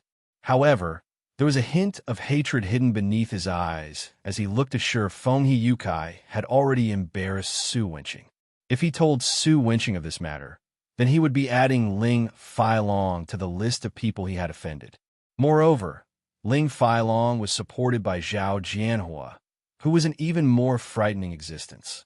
Even if Su Wenqing were to forgive him, Ling Feilong and Zhao Jianhua would definitely not let him off a wolf in front and a tiger behind. Even if he did not lose his life, his future would be ruined. Shifeng was simply too cruel for wanting him to do such a thing. Why can't I do such a thing? I'm only asking you to tell the truth. Now, tell me, what is your decision? Shifeng smiled calmly, completely ignoring the poisonous glare He Yukai was sending him. What comes around goes around. After some contemplation, He Yukai took a few deep breaths before coming to a decision. He then shifted his eyes towards Shifeng, a malicious glint in his eyes as he said, I can agree to your demands. However, you must allow me to join Zero Wing. It seems that you still aren't clear about your current situation. You wish to discuss conditions with me? Then let me tell you, you only have two options right now. You either speak or don't. In my personal opinion, it's best that you speak the truth. At the very least, you will earn the pardon of Headmaster Su. Shifeng then raised his brows, stating, My patience is limited. I will give you 3 seconds to consider. All right, I'll speak. He Yukai quickly made his choice. Compared to Ling Feilong and Zhao Jianhua, he was even more afraid of Su Wenqing. After all, Su Wenqing's influence was simply too extensive. Soon after, Shifeng followed He Yukai and Su Wenqing's bodyguard into the hotel and took the elevator up to the 36th floor. Shifeng's arrival at the event venue immediately attracted a majority of the participant attention due to Su Wenqing's rage. Many of the guests present had already found out about the incident concerning Shifeng. They were very curious to see just what sort of person warranted a personal invitation from Su Wenqing himself under the bodyguard's lead. Shifeng and He Yukai arrived before Su Wenqing when an ordinary youth in black sportswear appeared before them. Everyone couldn't help but widen their eyes. They started attentively evaluating Shifeng, intent on discerning the secrets hidden behind Shifeng's ordinary appearance. To their disappointment, however, be it Shifeng's attire or aura, both were similarly plain and ordinary. Shifeng, why are you here? Ling Feilong couldn't help but grow astonished. Originally, he had intended to use this fellowship party to form a deeper connection with Zhao Jianhua. However, he never imagined that Shifeng could actually make it into the event. The current situation went far beyond his expectations. Everything has an exception to it. Isn't that so? Shifeng replied with a smile. Shifeng, it's great that you made it. Originally, I planned to go down and look for you, but it seems that won't be necessary now. Zhao Ruoshi said excitedly when she saw the new arrival was Shifeng. Were it not for Zhao Jianhua holding her back, preventing her from leaving, she would have long since left this boring fellowship party. Sitting beside Zhao Ruoshi, Zhao Jianhua immediately turned grim when he heard Zhao Ruoshi's words. Previously, Zhao Ruoshi had pestered him endlessly for him to let Shifeng come up, angering him greatly. Never would Zhao Jianhua have thought that. Not only did this commoner not give up, he had actually entered the event venue. Now, didn't I tell the ones below not to let him in? How did he manage to get in? Zhao Jianhua's mind was filled with questions. He failed to realize that Shifeng was none other than the Zero Wing representative that Su Wenqing had invited. Young man, come over here and take a seat. This old man is called Su Wenqing, the current headmaster of Jinhai University. Su Wenqing slowly stood up and formally introduced himself. Shifeng, a fourth-year student of Jinhai University. Shifeng replied softly, you are a student of our school? Indeed, the young will surpass the old. So young, yet you've already entered the middle management of the Zero Wing Guild, Su Wenqing said, slightly surprised. He did not believe Shifeng had a very high position in the Zero Wing Guild. However, normally, only those in middle management or higher had the right to recruit members. Shifeng had yet to graduate from university, yet he had already managed to become a middle manager of a mysterious guild. In the eyes of commoners, this could be considered a great achievement. At the very least, Shifeng was much more successful than most of the students present at the fellowship party today. Su Wenqing's amiable bearing and praise towards Shifeng slightly surprised Chen Wu and Zhao Jianhua, who sat close to Su Wenqing. They never thought Su Wenqing would praise a younger generation like so, a plain and ordinary youth like Shifeng, no less. For a second, they even thought that their ears were playing tricks on them, even when faced with Zhang Luowei, the person with the brightest future in Jinhai University.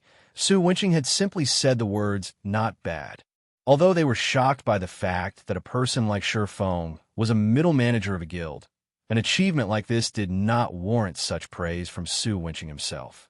After all, Su Wenqing was a very influential character in Jinhai City. However, Su Wenqing held an optimistic view on Shifeng's future. Shifeng's temperament, which was as calm as the great ocean, especially solidified this opinion of his. This was not something a youth like him should have.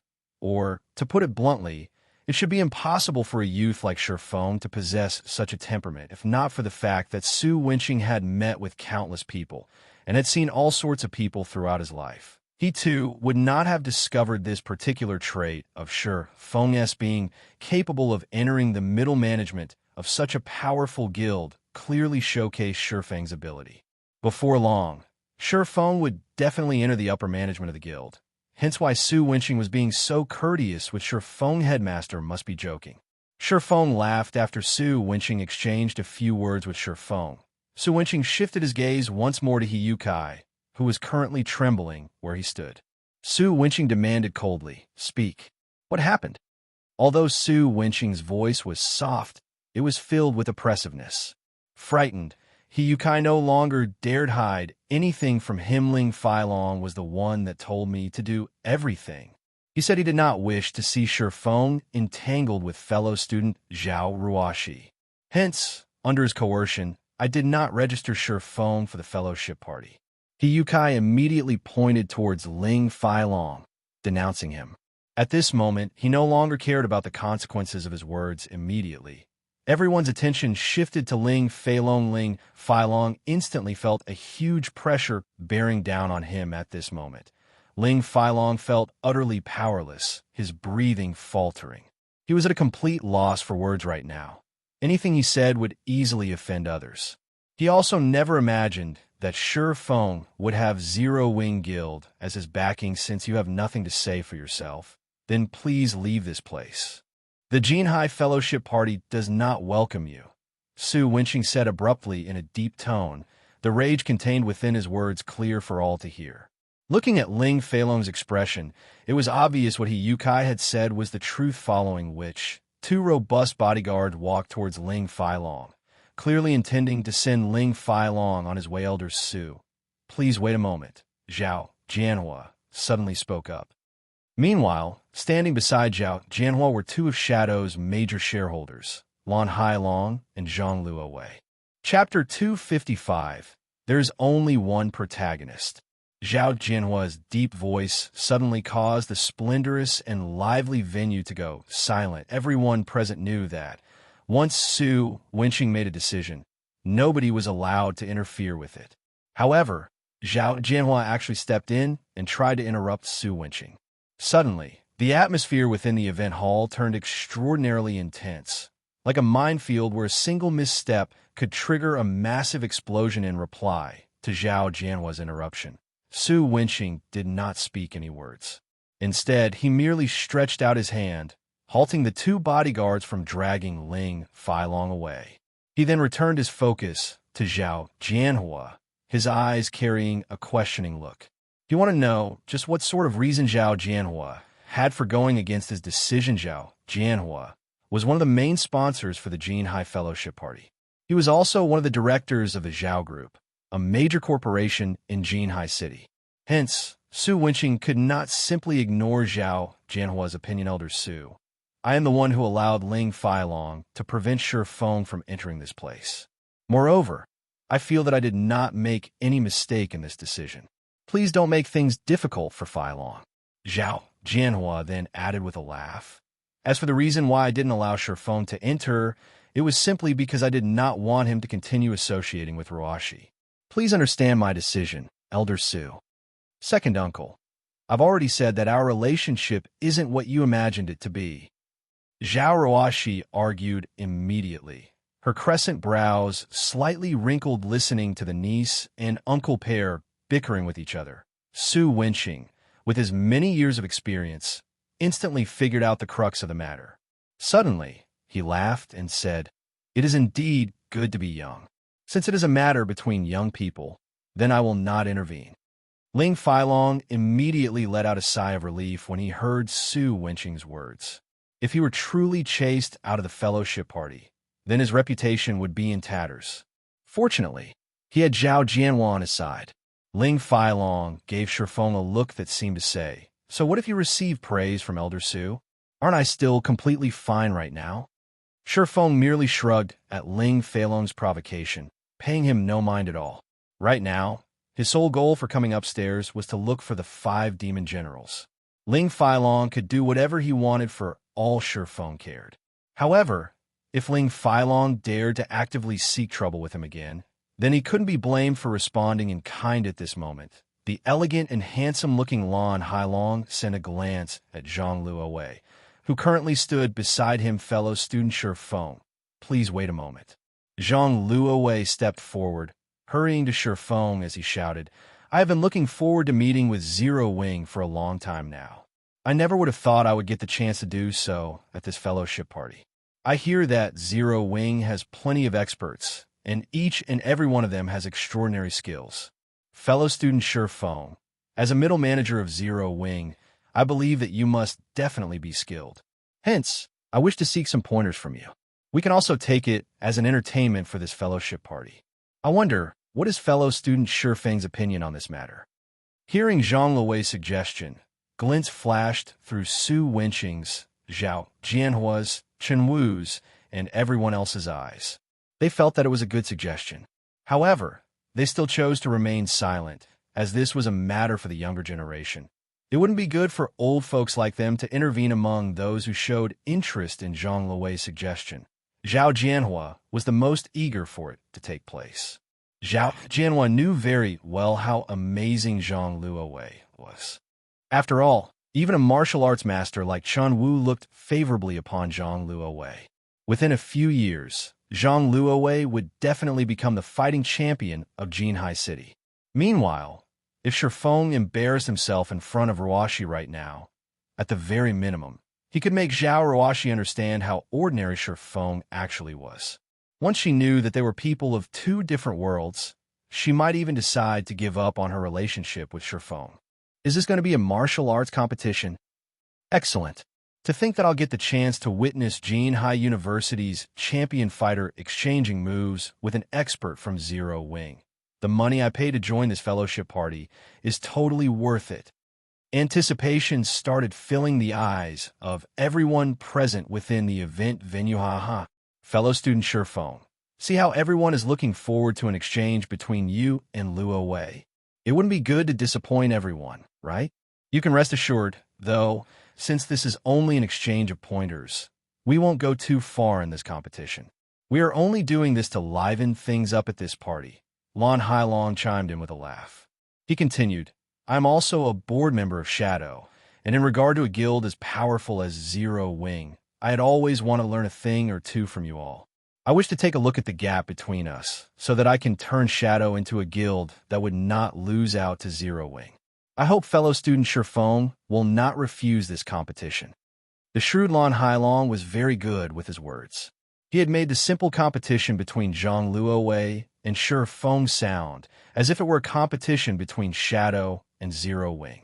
Lan Hailong was clearly intending to use Zero Wing to raise Shadow's status originally. The protagonist for the fellowship party should have been Shadow Guild. However, that role had been hijacked by Shifeng midway, and now Zero Wing had become the protagonist of the event. Moreover, Shifeng had also managed to recruit plenty of new members with good potential. Lan Hailong and Zhang Luowei naturally couldn't stomach such a scene occurring right before their eyes. Hence, they thought of using Shifeng as a stepping stone. That way, Shadow's fame at this event would instantly surpass Zero Wing. Moreover, Lan Hailong's plans weren't limited to just this one point. He also intended to publicize Shi Feng's loss, allowing everyone, both inside and outside of God's domain, to know that an expert from Zero Wing had lost badly to a player from Shadow. At that time, Shadow's reputation would not lose out to Zero Wing by one little bit, as for Shi Feng himself, he would definitely be expelled from Zero Wing after turning the guild into a laughingstock. This could be considered Lan Hailong's revenge on Shi Feng for stealing Shadow's limelight at this event also, now that the event had become so lively, with so many people cheering and calling out Shi Feng's name. Shi Feng would not have an easy time declining the competition request. How could you say such a thing? Zhao Ruoshi asked, dissatisfaction in her tone. Shi Feng is a gaming expert, not some fighting expert. What point would there be for the two of them to have a match with each other? Immediately, many people among the audience came to a realization. Although Shi Feng was amazing inside a game, that did not mean he would be equally amazing at fighting in real life. Even if Zhang Luowei defeated him, that did not prove that Zhang Luowei was strong inside the game. Fellow student Zhao Ruoshi, you must be joking. God's Domain is a virtual reality game, and every aspect of the game is extremely realistic. I believe that anyone who has experienced combat in God's Domain would know this. Although being good at fighting in real life does not necessarily make someone good at the game, the same cannot be said for the opposite. If one is good at the game, then it shows that they're equally skilled at fighting in real life. In fact, I know just how amazing fellow student Shi Feng is. After all, he was able to defeat Zhou Yuhu, the student who placed third in Jinhai University's fighting competition. With such strength, it would be a pity for the two of them to not compete against each other. Lan Hailong smiled calmly. Contrary to his words, he had absolute confidence in Zhang Luowei obtaining victory.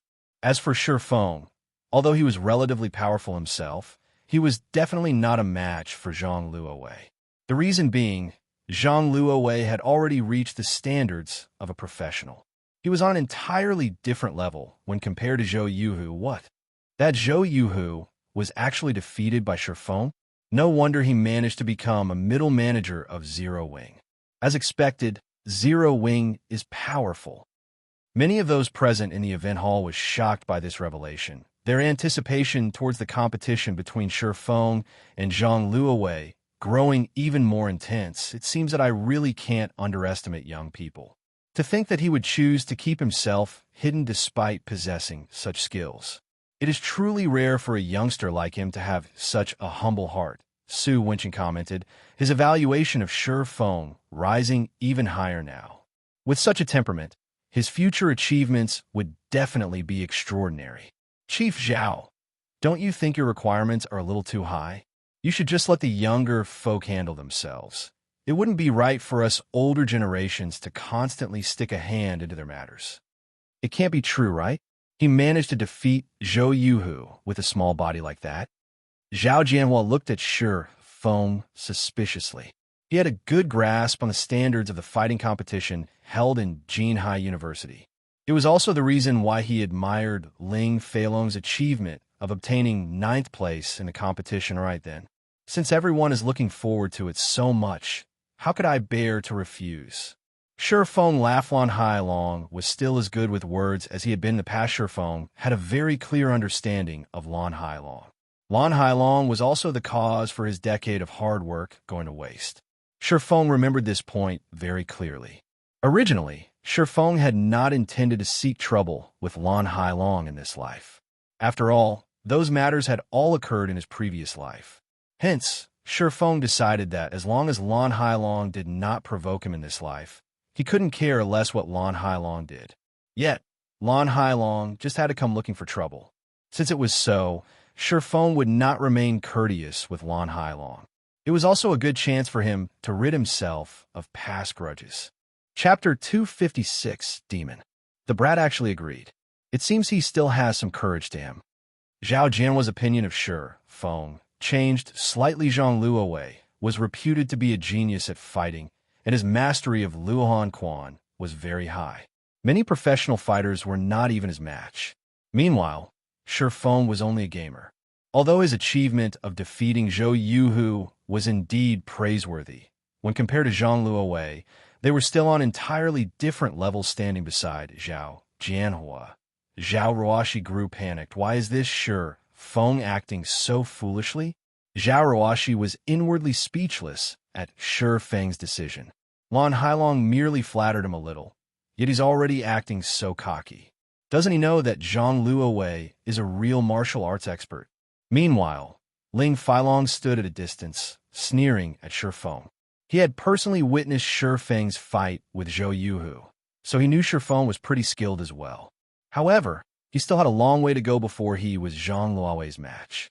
Moreover, Zhou Yuhu had taken Shi Feng lightly the last time, resulting in him being caught off guard and losing to Shi Feng in one strike. If Zhou Yuhu had paid more attention to the fight, the final result definitely wouldn't have been so decisive currently. Shi Feng and Zhang Luowei were no longer fighting as individuals. Instead, they were representing their respective guilds in a competition. As long as Zhang Luowei defeated Shi Feng, in addition to Lan Hailong wantonly spreading the news about it, Shi Feng would definitely bring great shame to Zero Wing. This was also the part Lan Hailong was brilliant at death by overpraising. First, he endlessly praised Shi Feng and spoke of how amazing he was in front of everyone else. Then he made Shi Feng sound as if he was representing his guild in this competition, turning this normal exchange into a contest between two guilds. Finally, once Zhang Luowei defeated this amazingly powerful Shi Feng, Lan Hailong would use this piece of information to showcase just how amazing Shadow was. Even if Shi Feng was a middle manager of Zero Wing, he would definitely still receive a heavy punishment. After all, this matter concerned the reputation of the guild. Lan Hailong's means were indeed cruel and decisive. As the audience started cheering and discussing the competition, the staff members of the event went ahead with preparing a fighting ring for the competition. Who do you think will win? Of course it is Zhang Luowei. He is my idol. During the university's fighting competition, he obtained first place with great ease. None of the contestants could take 3 moves from him before being defeated.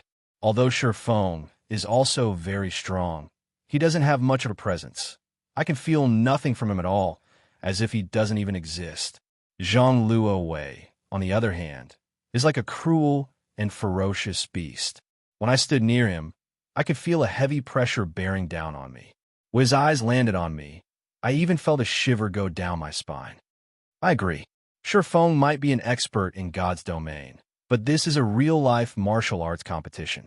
It would be good if he could survive 10 moves from Zhang Luowei. If this fight was held in God's domain, however, it would definitely be an interesting duel.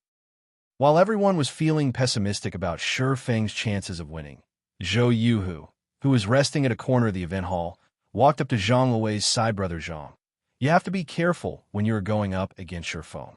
I fought with him before. Although he doesn't have remarkable strength, and his physique is no good as well, he is very experienced in combat. He has a very good grasp of when to take action, and his fists and feet are extremely nimble. Zhou Yuhu said, Little Hu, you're overthinking things. Even if Shi Feng has reached the level of a professional, I can likewise defeat him with ease. Don't worry, I'll return the shame he brought to you. Zhang Luowei laughed as he clapped Zhou Yuhu's shoulders. He was completely unaffected by Zhou Yuhu's words. When one reached his level of skill, one's determination would be as hard as steel, certainly. Zhang Luowei was not underestimating Shi Feng. He had simply reacted this way due to the arrogance of an expert. He would have confidence no matter what kind of enemy he faced. Brother Zhang. Zhou Yuhu knew that his advice had fallen on deaf ears. However, only those who had personally exchanged moves with Shi Feng would know how frightening he truly was. If Zhang Luowei was described as a ferocious beast, then Shi Feng was like the great ocean. No matter how powerful a person was, they would be helpless in the face of Mother Nature and truth. Zhou Yuhu had wanted to dissuade Zhang Luowei from having a competition with Shi Feng. Only, after taking into consideration Zhang Luowei's prestige, he had instead chosen to warn him to be careful. However, his words had clearly been in vain. The staff members had very quickly enclosed an area for the martial arts competition. Although the fighting ring was somewhat smaller than one in an official setting, there was still a space of 100 square meters available. It was sufficient for two people to exchange punches and kicks with each other meanwhile. Su Wenqing, Zhao Jianhua, Chen Wu, and several other well-known figures in Jinhai City sat in the section closest to the fighting ring. Everyone else could only stand several meters behind them to observe the fight in the ring. Shi Feng and Zhang Luowei stood 5 meters apart from each other. The former was an ordinary man who had no presence whatsoever, while the latter was like a muscular beast that looked as if he could swallow a manhole. The imposing aura Zhang Luowei emitted could cause others to tremble and fear. A great battle between these two men could happen at any moment now. Meanwhile, the audience around the ring started tensing up, their eyes locked on the two fighters' every movement. Unlike a fight between ordinary people, which would take a long time to finish, an exchange between experts would end in an instant. Hence, they were deeply afraid of missing out even the slightest detail of the brilliant exchange between the two. In contrast, Su Wenqing and the other influential characters were currently talking cheerfully with one another. Master Chen Wu, as an ex-professional fighter and a martial arts master, which of the two do you think will win in this competition? Su Wenqing asked, a small chuckle escaping his lips as he caressed his beard. I can't say for sure. In a martial arts competition, strength and luck are both equally important. If I were to judge solely based on presence and physique, then Zhang Luowei is clearly a cut above Shi Feng. However, I have never personally witnessed how skilled Shi Feng is, so I can't make a clear judgment. Chen Wu shook his head, not providing a definite answer. If it was anyone else, even if it was the first time for Chen Wu to meet them, he could still determine the person's strength based on the presence he felt. He would then further evaluate the person's physique and make a rough evaluation. In Shi Feng's case, however, Chen Wu could sense nothing from him. Shi Feng's presence was so weak that Chen Wu might overlook him. If Shi Feng were just an ordinary person who had not defeated a combat expert like Zhou Yuhu, then Chen Wu would definitely conclude Shi Feng was a harmless white rabbit, an insignificant existence. Yet, defying all expectations, this little white rabbit had actually defeated a ferocious tiger like Zhou Yuhu. Hence, Chen Wu could not help but re-evaluate his opinion of Shi Feng. After all, if a little white rabbit could get rid of a ferocious tiger, who would believe that it was still a little white rabbit? Even if Shi Feng was a little white rabbit, he was still a rabbit demon that was capable of killing a tiger. If Shi Feng had truly cultivated into a demon, then his presence was merely a facade. If one had cultivated into a demon, while the other was still an ordinary animal, the two would be on entirely different levels. However, experts capable of cultivating themselves into a demon were extremely rare existences. The so-called cultivating into a demon did not refer to one becoming a demon physically, but spiritually. It also referred to wisdom. When an expert reached this realm, the martial arts they practiced would no longer be something inanimate. It would start to take on life. However, a youth like Shi Feng should not be capable of reaching such a realm yet. Hence, Chen Wu could not determine Shi Feng's degree of mastery. Master Chen Wu, how can your keen eyes fail to make a judgment? Both Shi Feng and Zhang Luowei are just youngsters. Although both of them can greatly improve in the future, you should have some indication of who will win, right? Zhao Jianhua refused to believe Chen Wu's words. After all, it was clear at first glance who was stronger and who was weaker. Hence, Zhao Jianhua believed that Chen Wu was simply leaving some face for Shi Feng. Unfortunately, Zhao Jianhua did not know that martial arts practitioners were usually forthright in their actions, even more so for a martial arts master like Chen Wu. He was always straightforward with his words, and he would never do something like twist his words around. He would only speak whatever was on his mind while the few of them were having their cheerful conversations. The referee in the fighting ring sent a glance at both Shi Feng and Zhang Luowei, before abruptly swiping his hand down between the two fighters. Immediately, he shouted, "Begin." Chapter 257, Extraordinary. The moment the referee gave the signal, Zhang Luowei took action and immediately charged at Shi Feng. However, Zhang Luowei did not rush forth like a normal person would, as attacking in a straight line would be too plain and predictable. Instead, he zigzagged as he moved, his footwork constantly changing as he swiftly weaved his way toward Shifeng. If it were any ordinary person faced with Zhang Luowei's footwork, they definitely would not know how to react to it properly. They would be enthralled by Zhang Luowei's erratic footwork and allow him to close in on them aside from placing emphasis on footwork. Luohan Quan practitioners also stressed fast, accurate, and fierce punches. If one failed to block a punch from a Luohan Quan practitioner and received a hit to the chest, the battle would end right there. And then meanwhile, as a person of this modern era, and also as a professional fighter, Zhang Luowei had an arm strength of over 100 kilograms. Receiving a punch from him will be no different from being smashed in the chest with a hammer. Humans were also not made out of metal. Even if they were, after receiving tens of smashes from a hammer, they would still turn into scrap metal. Needless to say, what would happen to a body made of flesh?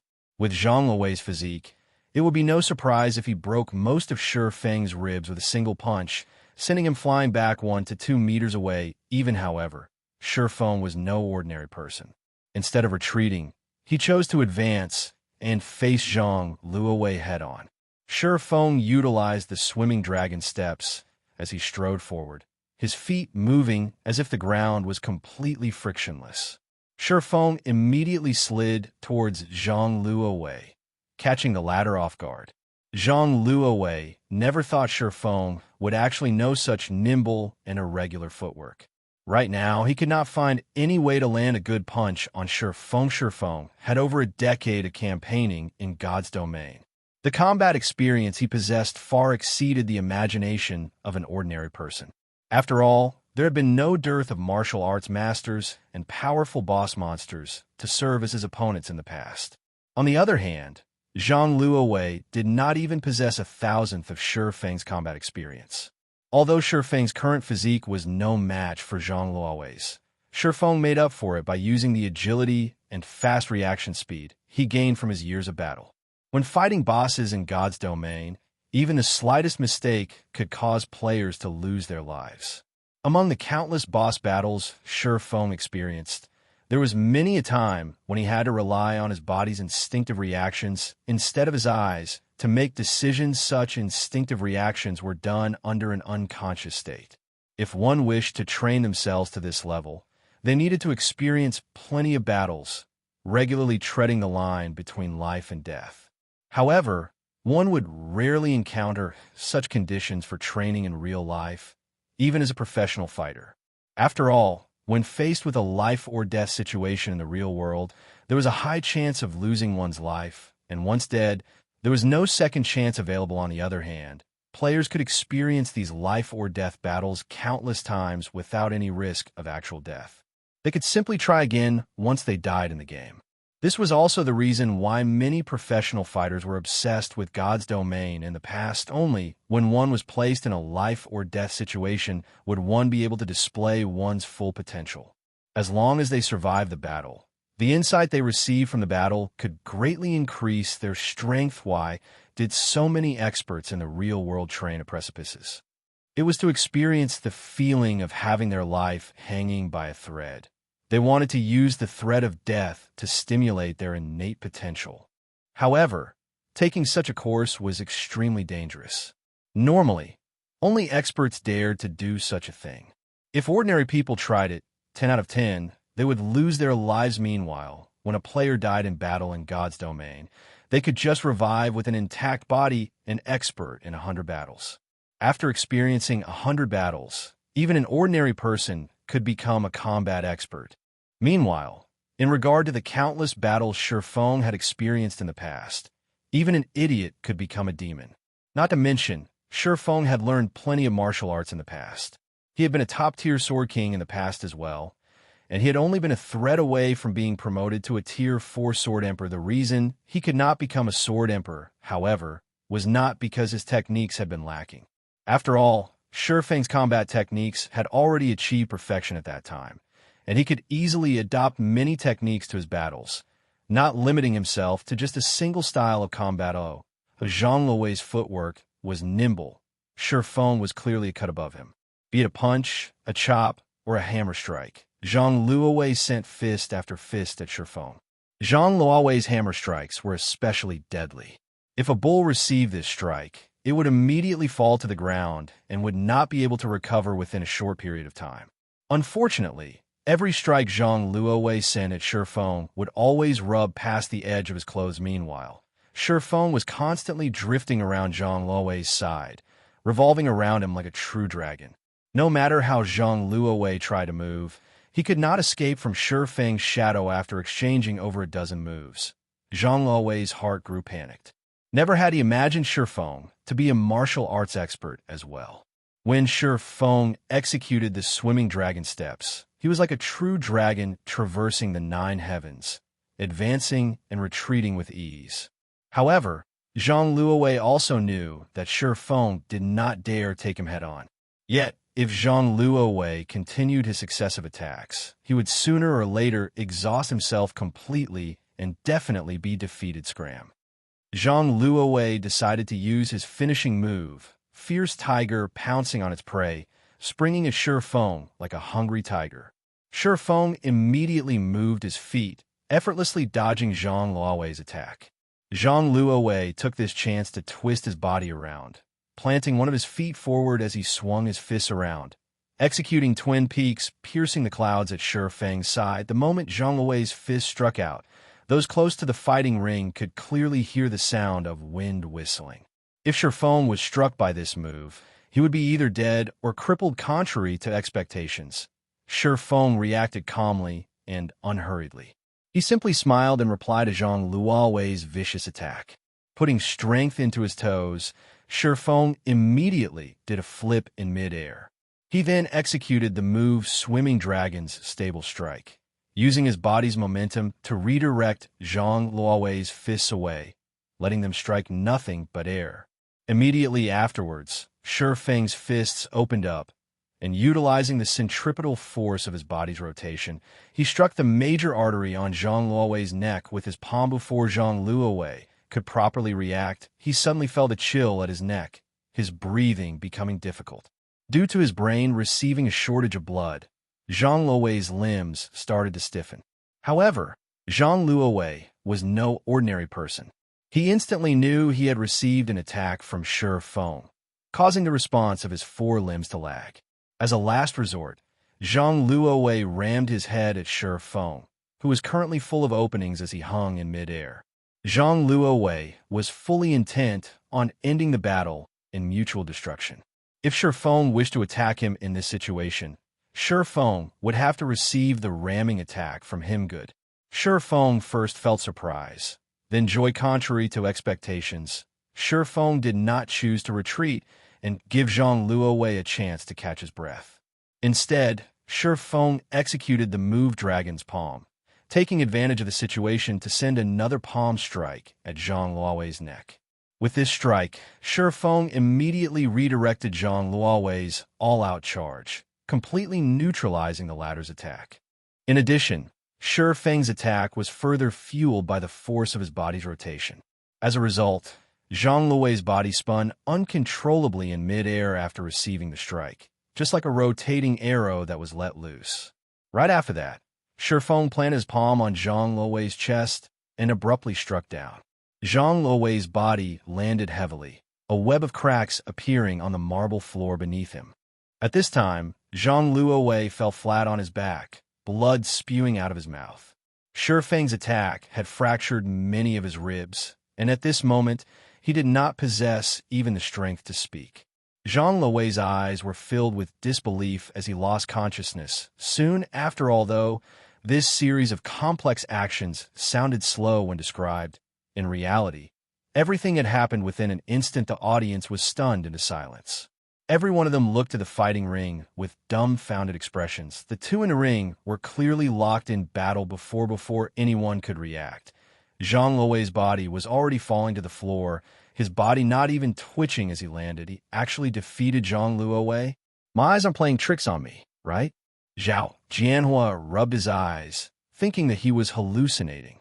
However, the fact that Zhang Luowei lay on the floor, unmoving, proved that he was not imagining things. A plain and ordinary person that did not possess the presence of an expert had actually defeated a combat genius. Who could believe such a thing? Second uncle, how are Shifeng's skills? Zhao Ruoxi proudly asked Zhao Jianhua, who was sitting beside her, her tone making it sound as if Shifeng's victory was her own victory strong, very strong. However, I still feel strange when I look at him.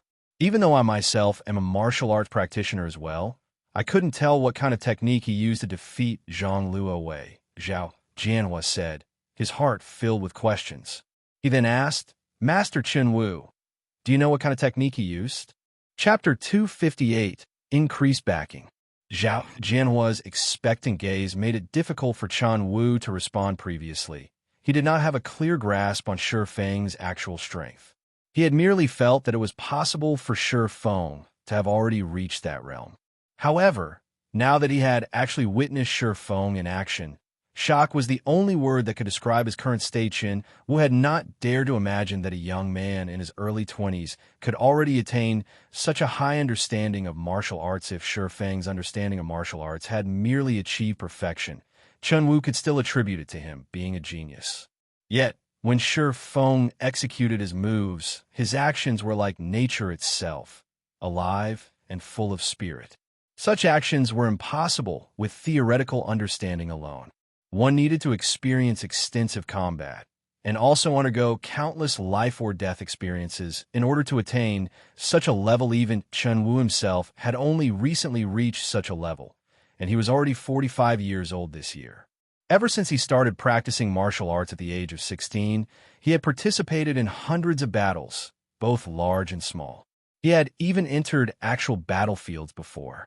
He could only achieve such a level today after undergoing the baptism of these fields of blood. Chen Wu found it hard to believe that Shifeng would possess so much hands-on experience.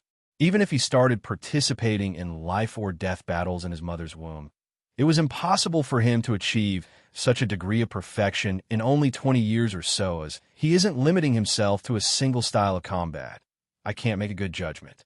In Jinhai City, however, there probably isn't another youth like him who has cultivated his martial arts to such a level. Chen Wu sighed, a soft chuckle escaping his mouth. It can't be right. Master Chen Wu, aren't you appraising him too highly?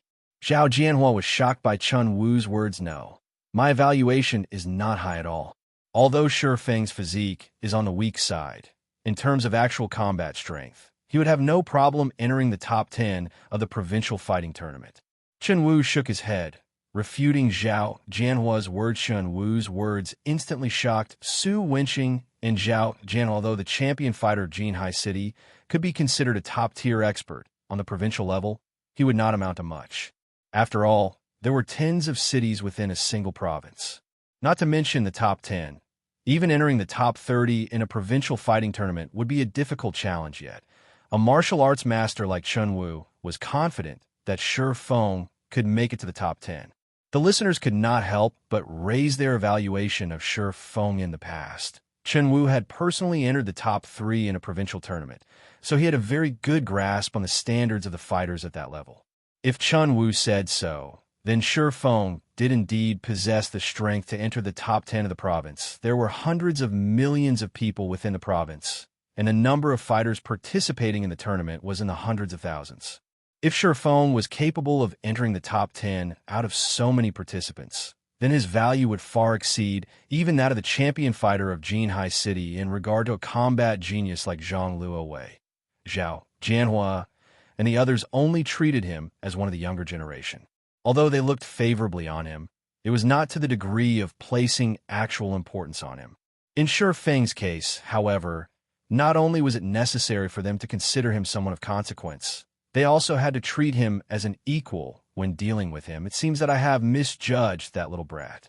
He held such strength in his hands, yet he actually chose to keep it hidden. It is no wonder Ruoxi is placing such importance on him. At this moment, Zhao Jianhua no longer looked at Shifeng with anger and contempt. On the contrary, admiration filled his eyes. He then shifted his gaze towards Ling Feilong, who sat beside him, thinking in rage, this brat, on the other hand, actually dared to use me as a hatchet man.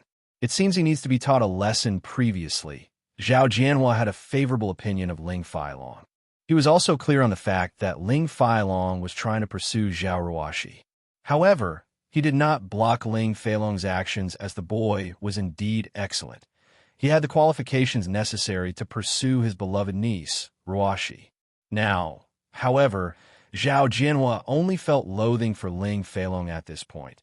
Even if Zhao Jianhua was an idiot, he could still tell that Ling Failong had been using him all along. Previously, Ling Failong had many a time commented on Shi Feng's shortcomings, his family's poverty, and how Shi Feng was constantly stalking Ruoxi. Ling Failong had also mentioned that Shi Feng was often bullied by others, that he was a mediocre person, and so on. Now, however, it would seem that the situation was completely different from what Ling Failong had made it out to be in reality. Ling Failong had no chance of being compared to Shi Feng, hence why Ling Failong slandered Shi Feng, giving Zhao Jianhua a bad impression of Shi Feng placing 9th in the university. That might be an impressive feat in Jinhai University, but against the backdrop of Jinhai City's fighting tournament, Ling Failong would only amount to the standard of a fresh contestant. Meanwhile, there were hundreds of such new contestants participating in the city's fighting tournament every year. If placed in a provincial tournament, not even a hint of Ling Failong's shadow would be found, as it were. The gap between Ling Failong and Shi Feng was like the gap between heaven and earth. It seems that my eyes are really growing bad. Indeed, just like Elder Su had said, young people should be left to deal with their own matters. Zhao Jianhua no longer planned to interfere in the matters between Shi Feng and Zhao Ruoxi, intending to let nature take its course. As for what the final result would look like, that would depend on Ruoxi herself soon after the martial art competition ended. Shi Feng had undeniably become the main protagonist of the fellowship party this time around. Many students from the university came over to greet Shi Feng, hoping to form a connection with him. By contrast, although Zhang Luowei clearly lay unconscious on the floor, not a single person bothered to check up on him. Not even his associate Lan Hailong. Although Shi Feng had long since known about Lan Hailong's personality, he still couldn't help but sigh when he saw this scene. Such was the fickleness of human nature, however. Shi Feng did not sympathize with Zhang Luowei, because Zhang Luowei was also such a person. In the past, Shadow had recruited plenty of new players with good potential. Just when they were about to enter a period of rapid development, a sudden dispute occurred between Zhang Luowei and Lan Hailong. As a result of that dispute, the two had broken off all relations with each other, and Zhang Luowei had chosen to leave Shadow for good. To add insult to injury, Zhang Luowei had also drawn away a significant number of experts from the guild when he left to join World Dominators. Shadow received massive damages due to his actions. If such a split had not occurred in the past, Shadow would not have lagged behind in its development and remained a third-rate guild. Only after Shi Feng had taken over as guild leader did Shadow gradually start to develop into a top-tier second-rate guild yet. In this life, things were completely different. Originally, Shi Feng had planned to pay a huge price to compete for talent against Shadow. Now, however, it would seem that all his plans were unnecessary. Zhang Luowei had suffered an overwhelming defeat, causing everyone's opinion of Shadow to fall significantly. By contrast, Zero Wing had become the sole target of the audience now, and Lan Hailong could do nothing but gnash his teeth at this development. If Lan Hailong had known from the beginning that Shi Feng was so powerful, he definitely would not have agreed to Zhang Luowei having a match with Shi Feng. At the very least, he could still have recruited some experts or new players with good potential. Now, however, he had lost all drawing power in this event. He could only choose from the leftovers of Zero Wing fellow student Shi Feng. Do you think I can join Zero Wing? Even an outer member of the guild is fine. Hello, I am Yu Wumian, the president of Jinhai City's #1 workshop, Greenleaf. I wish to let my entire workshop join Zero Wing. I wonder if Brother Shi Feng will be willing to accept us? We don't need many positions, only 10 official member spots and 50 outer member spots. Just as Shi Feng restarted his guild recruitment, the elite students of the university quickly surrounded him. There were also plenty of workshop representatives and professional fighters trying to meet with him. Among all these requests to join his guild, the most shocking one was the request from Greenleaf Workshop. In the past, Greenleaf Workshop had completely ignored Shadow's attempts at recruiting them, and they had instead established their own guild. After doing so, they had managed to obtain the aid and sponsorship of several corporations, becoming a third-rate guild in God's domain at that time. However, the number of guilds being established in Jinhai City was growing by the day, which resulted in the dilution of available funding. If the Greenleaf Guild had not been lacking in funds at that time, without a doubt, they would have been a powerful rival for Shadow. Besides that, Shifeng had finally managed to locate the 5 demon generals of Shadow by the time the fellowship party ended. The number of people he managed to recruit had exceeded the quota he previously set by more than 100. Just the number of potential experts he recruited had already exceeded 50 people, as well as 9 future top-tier experts. Among those 9 were the 5 demon generals, while the remaining 4 were core members of Greenleaf Workshop. After recruiting all these people, Zero Wing Workshop instantly became a huge existence in Jinhai City's virtual gaming world. Compared to other third-rate guilds, Zero Wing had a much more powerful backing now. As long as Shifeng could turn these players into the backbone of Zero Wing, he would not falter even if he had to start a war with a second-rate guild following, which Shifeng spent the remainder of his day signing contracts with these newly recruited members. As for the management of Zero Wing Workshop, Blackie had long since dealt with it. Moreover, most of the people Shifeng recruited were originally members of other workshops, so they took no time at all to adjust themselves to a new environment. In addition, these people could also contribute significantly on the management side of things. However, Blackie was truly shocked when he found out about the amount of people Shifeng managed to recruit. The influx of over 400 people had instantly filled up Zero Wing's workplace. Suddenly, the entire workshop was much livelier, no longer as empty and quiet as before.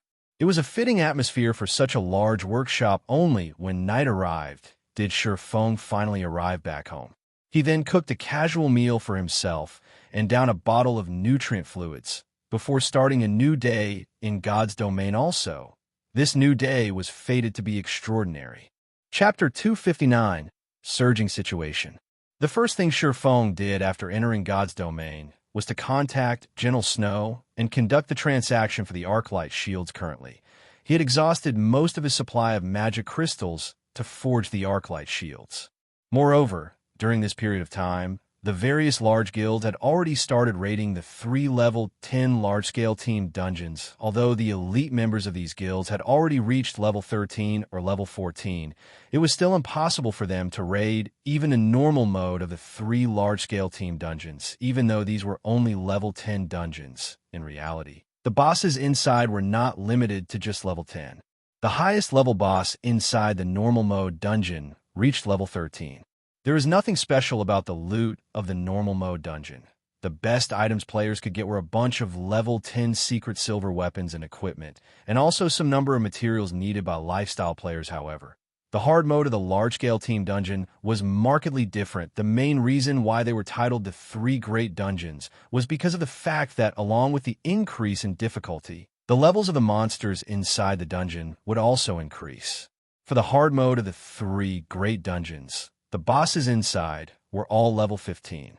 Hence, it would not be an easy endeavor for players at this stage of the game to obtain the first clear of the 3 Great Dungeons. In addition, the loot obtainable from the hard mode of these dungeons was significantly different, as a majority of the weapons and equipment dropped were of fine gold rank.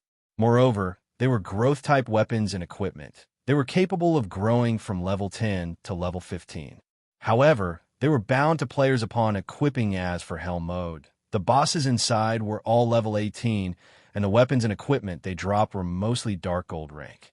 These items were also capable of growing from level 10 to level 18, and similarly were bound to players upon equipping. The Hell mode of the 3 Great Dungeons was also the most difficult among dungeons below level 20. After level 20, there would be new large-scale dungeons available to players within the White River City region.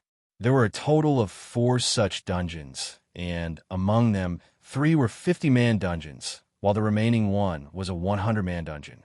The difficulty of a 100-man dungeon was on an entirely different level when compared to a 50-man dungeon. The main reason being As long as someone managed to obtain the first clear of a 100-man dungeon, the achievement would be announced to the entire God's domain. The announcement wasn't just limited to a single country. In other words, this achievement would be seen by the 2 billion players that were playing God's domain. In addition, the achievement would be recorded in the epic list of God's domain, allowing everyone in God's domain look at it. However, it was extremely difficult for players to obtain the first clear of a 100-man dungeon. Even Feng himself did not have a strategy to raid it. Gentle Snow pushed open the doors of one of the parlors of the Starstreak trading firm and entered the room. Gentle Snow's equipment now was quite different from the last time Feng had met with her. Most of the equipment she had on were of secret silver rank. Among them, the silvery white greatsword that she carried on her back was even of fine gold rank. Currently, Gentle Snow had already reached level 16.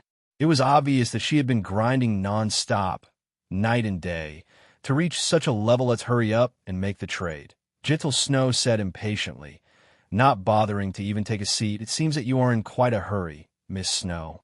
Did something happen? Feng asked curiously. This was a transaction involving fine gold rank shields. It was definitely a matter of utmost importance. However, it seemed that Gentle Snow had an even more important matter to attend to. It's nothing much. I just heard that Darkstar has already reached the second-to-last boss of the Land of Death, so I wish to be done with this trade quickly.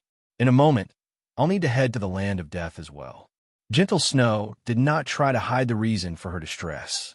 The number 1 guild in White River City was actually a step behind Darkstar, a third-rate guild, in terms of raiding one of the 3 great dungeons. How could you not feel anxious? They sure are fast.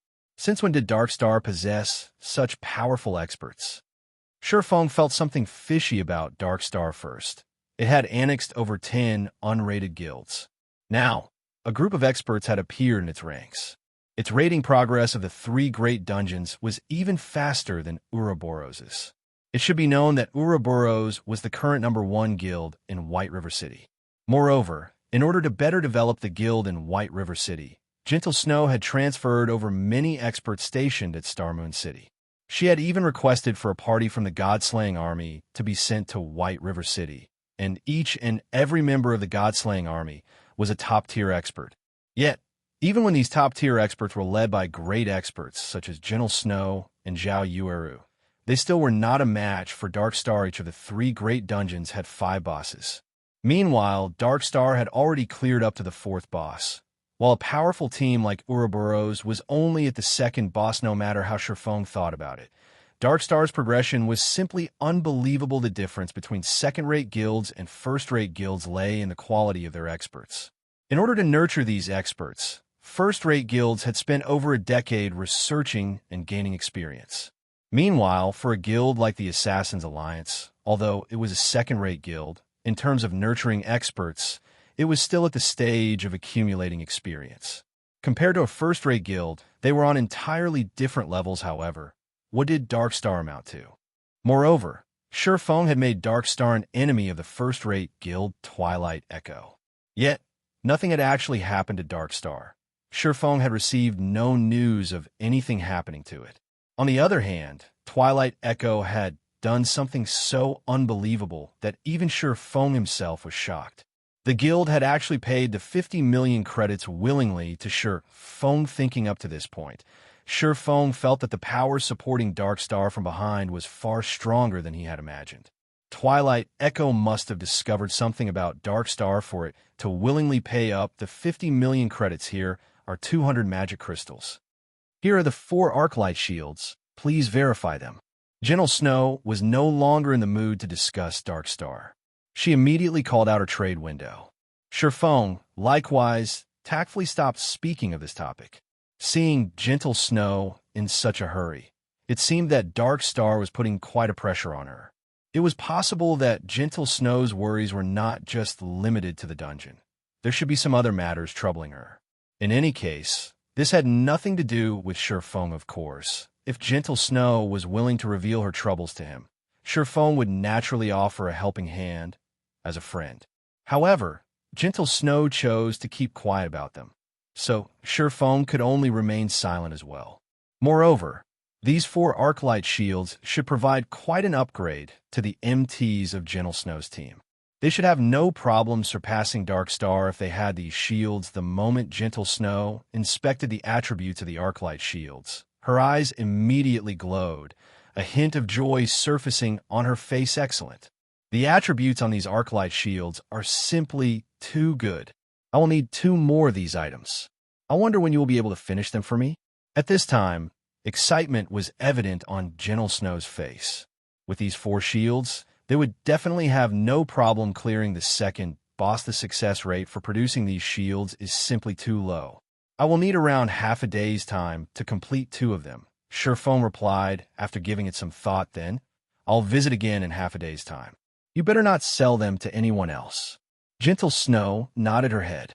She then left the parlor hastily. Shortly after Gentle Snow departed, Fire Dance arrived at the Starstreak trading firm guild leader.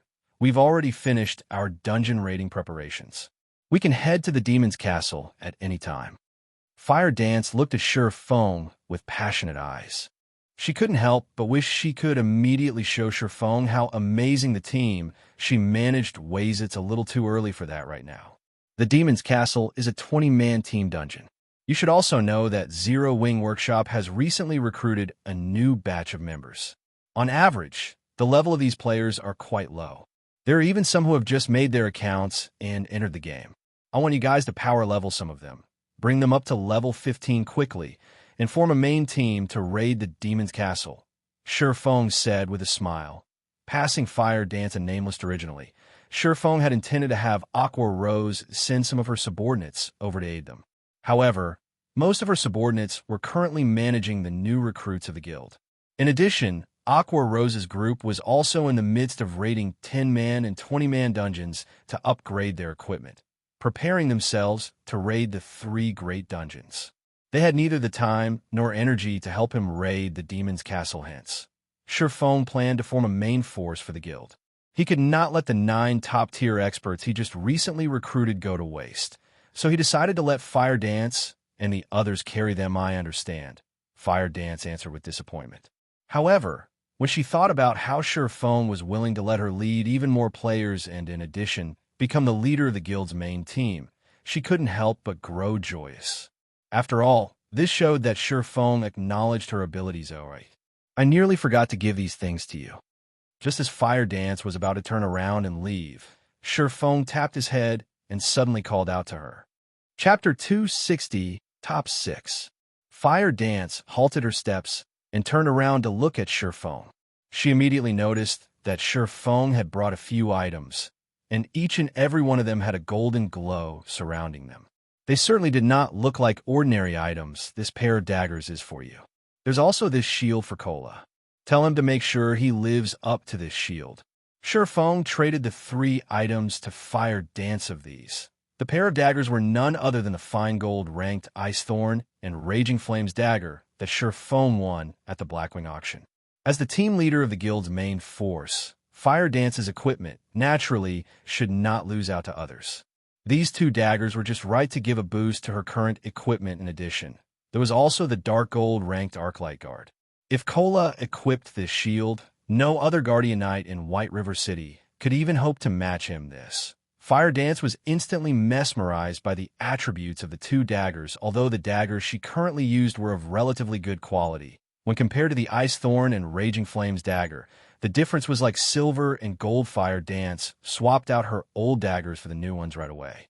The streaks of white and red hanging on the sides of Fire Dance's willowy waist looked extremely captivating. He already instructed the 9 players to head to the appointed location. You just need to fetch them and help them level up.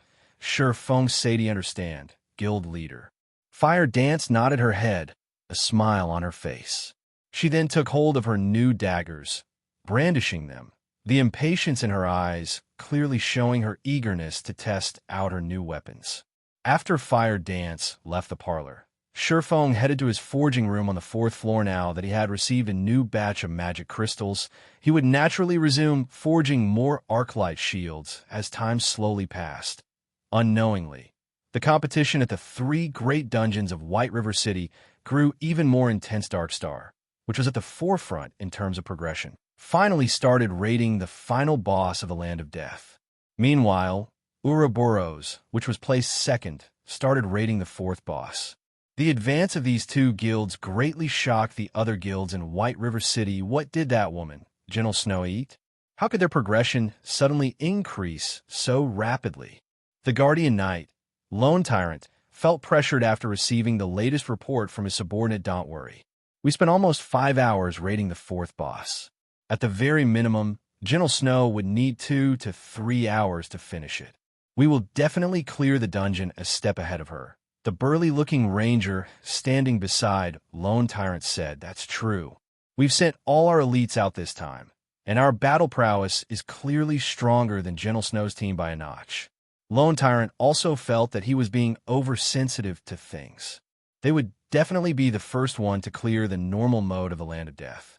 Although there would be no announcement for being the first to clear a normal mode team dungeon, it would still make other guilds know how fearsome Darkstar was, solidifying their position in White River City guild leader.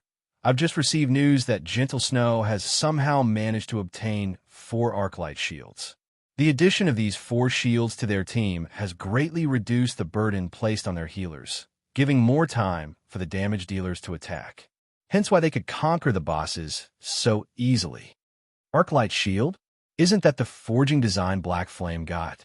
How could he possibly manage to produce them in such a short amount of time? Lone Tyrant had not even been able to contain his drool when he had heard about Black Flame obtaining the forging design for the Arclight shield. If possible, he had planned to buy one of those Arclight shields as well. However, contacting Black Flame was simply too difficult, making the Arclight shield almost impossible to obtain. Meanwhile, the matter of Ouroboros obtaining the Arclight shields had also quickly spread to the other guilds.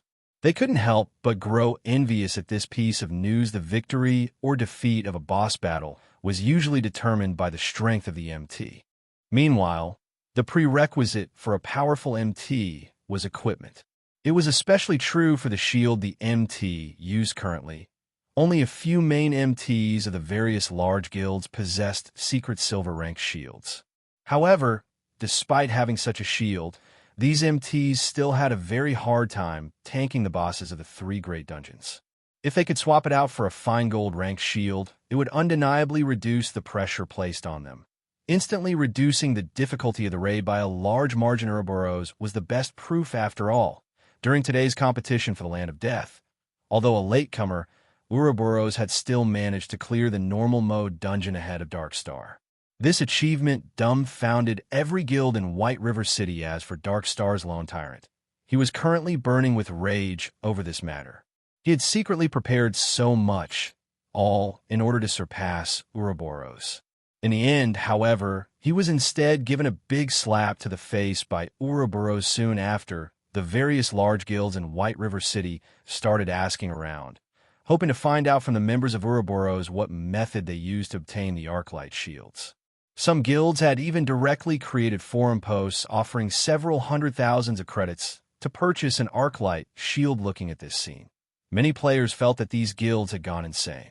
They were actually willing to spend so much money just to buy a fine gold ranked shield. However, this bottom line was very quickly broken by a guild 1 million credits. It was a number that inspired awe in ordinary people. Meanwhile, the goal of spending such a large sum of money was to purchase the Arclight shield. How could this piece of news not bring shock to others? At the same time, the guild offering such an insane price was none other than Darkstar. The players who discovered this matter thought the people of Darkstar were idiots with too much money in their pockets. However, when Feng saw Darkstar's offer, he couldn't help but inwardly praise them for their shrewdness. Aside from trying to purchase the Arclight shield, they had also made the post with the intention of directing players' attention towards Darkstar. If they truly managed to purchase the shield for 1 million credits, it would definitely become the subject of conversation for many players. This method they were using was much more effective than directly spending money to create advertisements, say, 1 million. Unfortunately, I'm not lacking in credits right now.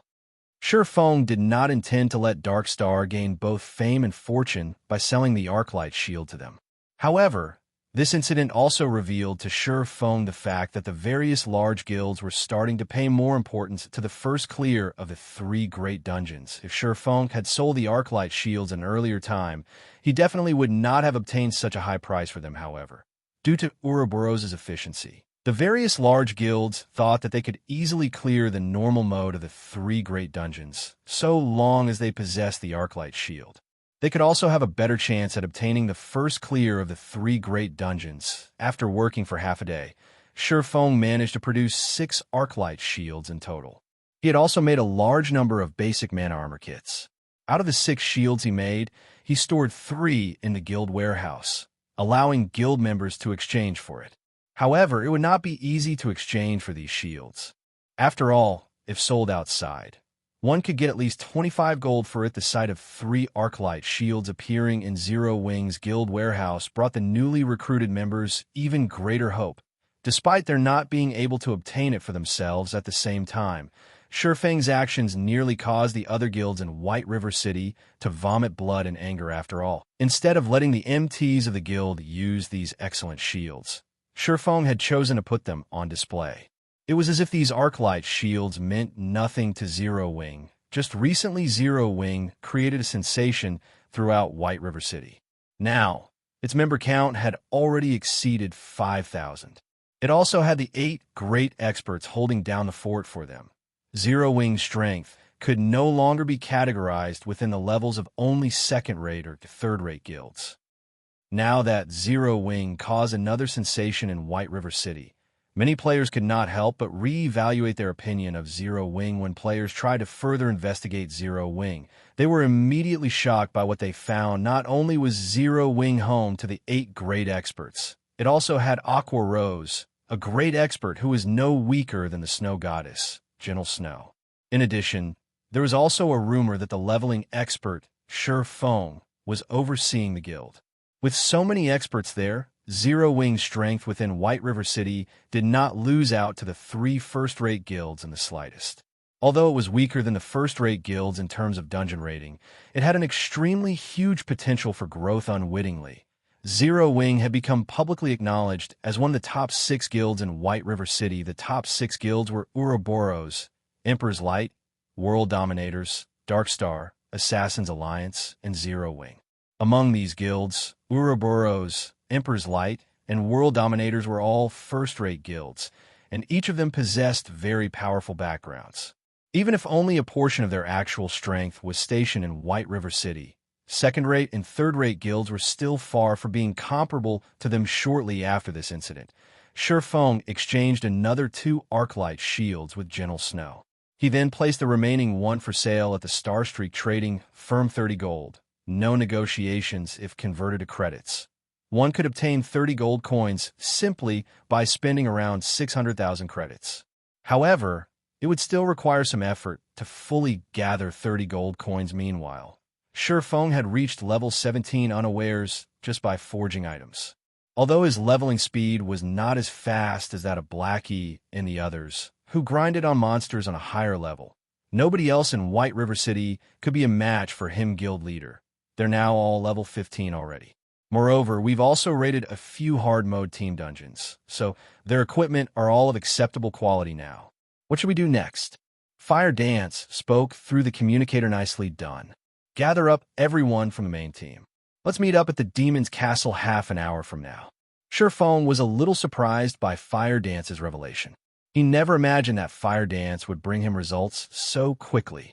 Originally, Shi Feng had estimated that she would take a full day's time to complete the task. In the end, she barely took half a day to complete his request. It was completely beyond his expectations. Chapter 261, Magnificent Lineup. What? You're saying Starstreak is selling an Arclight shield right now? Are you sure about this? Lone Tyrant grew excited when he received this piece of news, boss. How could I be mistaken? The Arclight shield is being sold at a special counter on the 2nd floor, but they're selling it for 30 gold coins.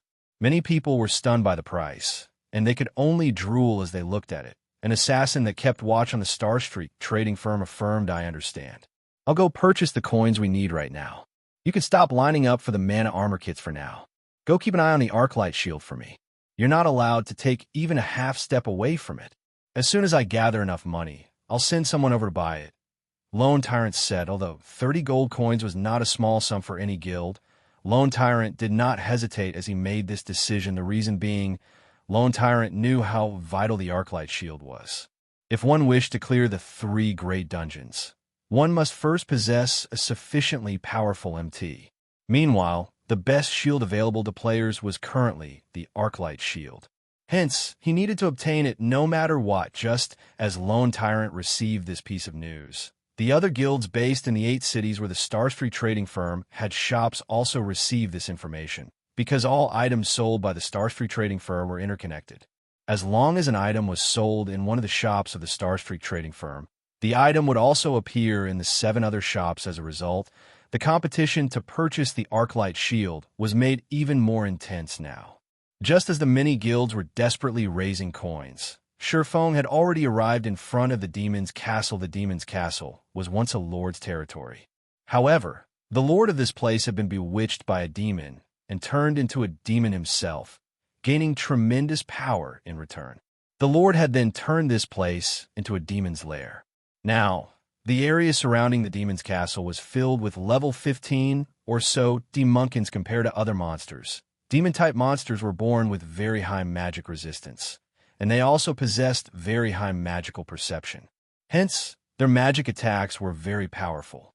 Even a normal fireball from a level 15 demonkin could take away a quarter of a level 15 berserker's total HP. If it was a skill that possessed great destructive force, such as the Great Fireball or Flame Explosion, then a single attack could take away half of a level 15 berserker's total HP. To make matters worse, these demonkins never acted alone. They normally moved around in groups of 3 or 4. If a solo player met a group of these demonkins, the result would be an instant kill. Hence, players normally only came to the demon's castle after forming a party or a team. However, even though this was a dangerous location, many players still chose to come here as demons were greedy by nature. They were very fond of money and gemstones. In general, demon-type monsters had a much higher drop rate for money and gemstones than normal monsters. Hence, plenty of players would grind here. A tier 1 gemstone could sell for roughly 1 silver coin on the market. It was neither too cheap nor too expensive. However, many players were not willing to inlay their equipment with these gemstones. After all, gemstones were one-time use items. They would be gone once inlaid into equipment. Hence, it would be a huge waste to do so if the quality of their equipment was too poor. Generally, players would only choose to inlay gemstones into their equipment if it was of mysterious iron rank or above. However, how many players could actually get their hands on mysterious iron equipment? A majority of the players at this stage of the game were still using bronze equipment who would be willing to inlay gemstones into bronze equipment. Normally, players would either sell the gemstones they obtained or exchange them for items to further enhance their own strength. After all, grinding monsters would exhaust a significant amount of their resources, with equipment repairs taking up the majority. However, this situation was exactly what Shurfeng had been hoping for, hence why he had been secretly purchasing gemstones all this time. A tier 1 gemstone only increased attributes by a trivial amount. They only increased 1 point in specific basic attributes. Even if a player inlaid every piece of equipment they wore with gemstones, they would not see any significant improvement. However, in the case of tier 2 gemstones, it was an entirely different story. Tier 2 gemstones increase specific attributes by 2 to 3 points. If players could fully inlay all their equipment with tier 2 gemstones, then they could obtain an additional 20 to 30 attribute points. The difference between the benefits provided by a tier 1 gemstone and a tier 2 gemstone was as clear as day. Such an increase was the equivalent of possessing an additional piece of equipment. Thus, the prices for tier 2 gemstones would naturally be high. Although tier 1 gemstones could only sell for around 1 silver, a tier 2 gemstone could sell for at least 10 silvers. Also, Shurfeng knew of a secret that nobody else knew right now. Tier 1 gemstones could be used to synthesize tier 2 gemstones. Moreover, only 3 tier 1 gemstones were needed to do so. In truth, this wasn't any great secret at all. As long as someone managed to clear the 3 great dungeons, the alchemy synthesis system would be unlocked for White River City. Players could then just head to an alchemist to synthesize Tier 2 gemstones at that time. The prices of Tier 1 gemstones would abruptly soar. They would sell for at least 3 to 4 silvers for now. However, nobody but Shifeng knew of this secret meanwhile. Shifeng had been hoarding Tier 1 gemstones non-stop as he waited for someone to activate the alchemy synthesis system.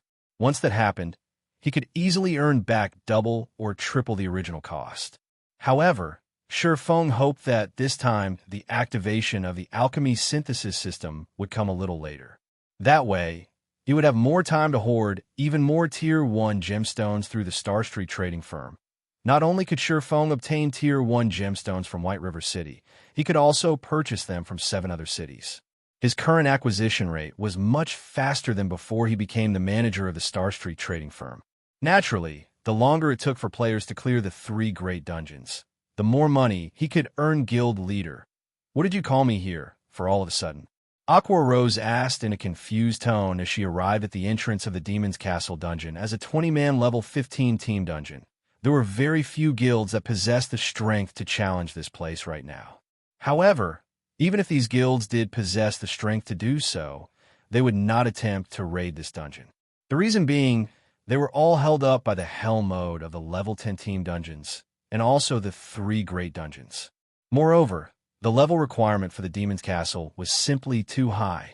Also, if they were unable to clear the hard mode of the Demon's Castle, raiding it would bring little improvement to their team's equipment, making it a waste of time. It would be much better for them to place their focus on the hell mode of level 10 team dungeons hence. Aqua Rose felt curious as to why Shifeng would call her to this place. Of course, it is to raid the Demon's Castle, Shifeng said. Chuckling, Aqua Rose was shocked by his words. Immediately, she said, "Guild leader, isn't it a little too early to raid the Demon's Castle? It would be better for us to focus on raiding the level 10 hell mode team dungeons. Although our guild started slower than the others, we can still try to compete with the other guilds over the 3 great dungeons." "No, Aqua, our guild will not be competing over the 3 great dungeons. Our goal is the level 20, 100-man dungeon, the Thunder Palace. So, we need to start preparing for it now. Once we're done with this raid, you should get everyone to level up as quick as possible. Don't intentionally suppress their levels. It won't be a worthwhile thing to do," Shifeng said, confidence filling his eyes as he shook his head. Aqua Rose was rendered speechless by Shifeng's words. She couldn't help but sigh as she felt pessimistic about Shifeng's whimsical thoughts. Let alone the 100-man dungeon, Thunder Palace, it was not even possible for them to obtain the first clear of the Demon's Castle. Although she believed in Shifeng's strength, the equipment of their team was simply insufficient. They're here. Shifeng looked towards a group of a dozen or so players walking over. They were none other than Fire Dance and her team. Aqua Rose turned towards the direction Shifeng was looking at and was immediately shocked by what she saw. She discovered more than 10 players walking over, each of them looking extremely dazzling. It was especially true for the sexy beauty walking in the lead. The 2 daggers by the woman's waist were actually giving off the glow of a fine gold-ranked weapon. In addition, quite a few members of this team also possessed gorgeous-looking equipment. They all wore secret silver equipment. Although the Cursemancer of this team had hidden the special effects of his staff, judging by the delicate make of the weapon, it should be of fine gold rank at the very least. As for the team's Guardian Knight, the equipment he wore were mostly of secret silver rank, with 2 pieces of fine gold equipment mixed in. Although the Guardian Knight had likewise hidden the special effects of his shield, based on looks alone, it shouldn't be lower than secret silver rank. It was possible that not even the main force of Ouroboros could compare to this dazzling team. When Aqua Rose took a closer look at this group of players, she was surprised to discover that each and every of them sported a 6-winged emblem. They were actually members of their 0-wing. Aqua Rose's delicate mouth suddenly parted in disbelief. "Guild leader, I've brought everyone here," Fire Dance said, walking up to Shifeng. She and the other core members of 0-wing already knew about Shifeng's secret identity. Hence, they were not confused by his appearance as Black Flame. "Good.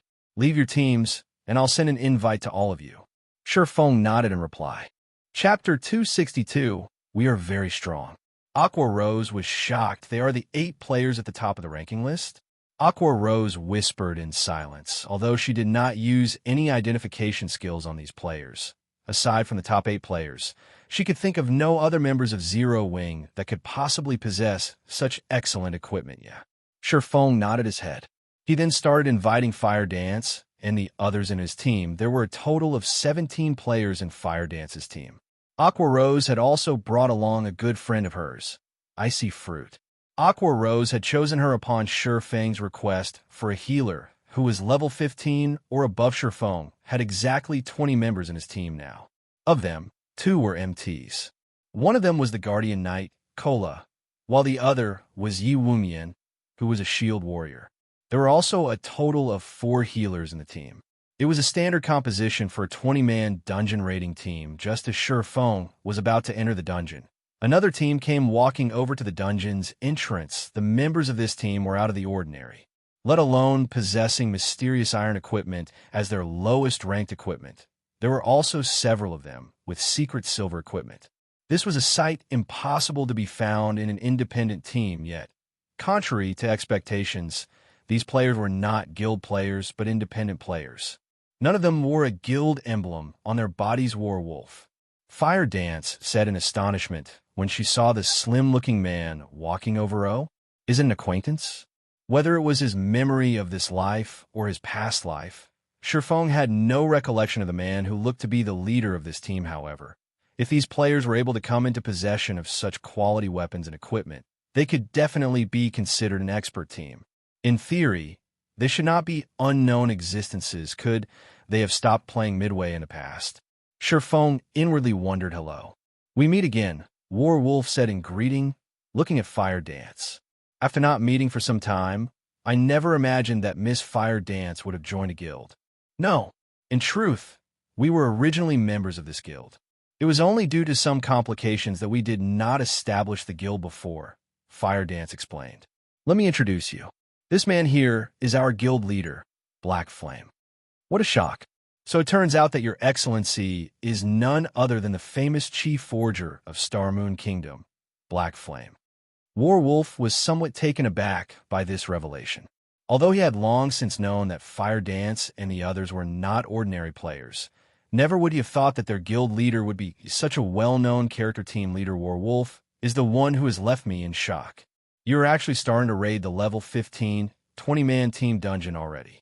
The teams that are capable of diving into the Demon's Castle at this time definitely belong to the apex of White River City. Although Feng had never heard of Wolf before, a person capable of leading such a team definitely would not be a mediocre person.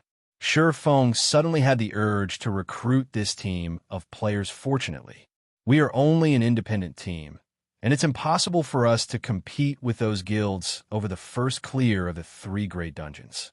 So, we can only choose to come here. Since guild leader Black Flame has something to do, we won't continue bothering you.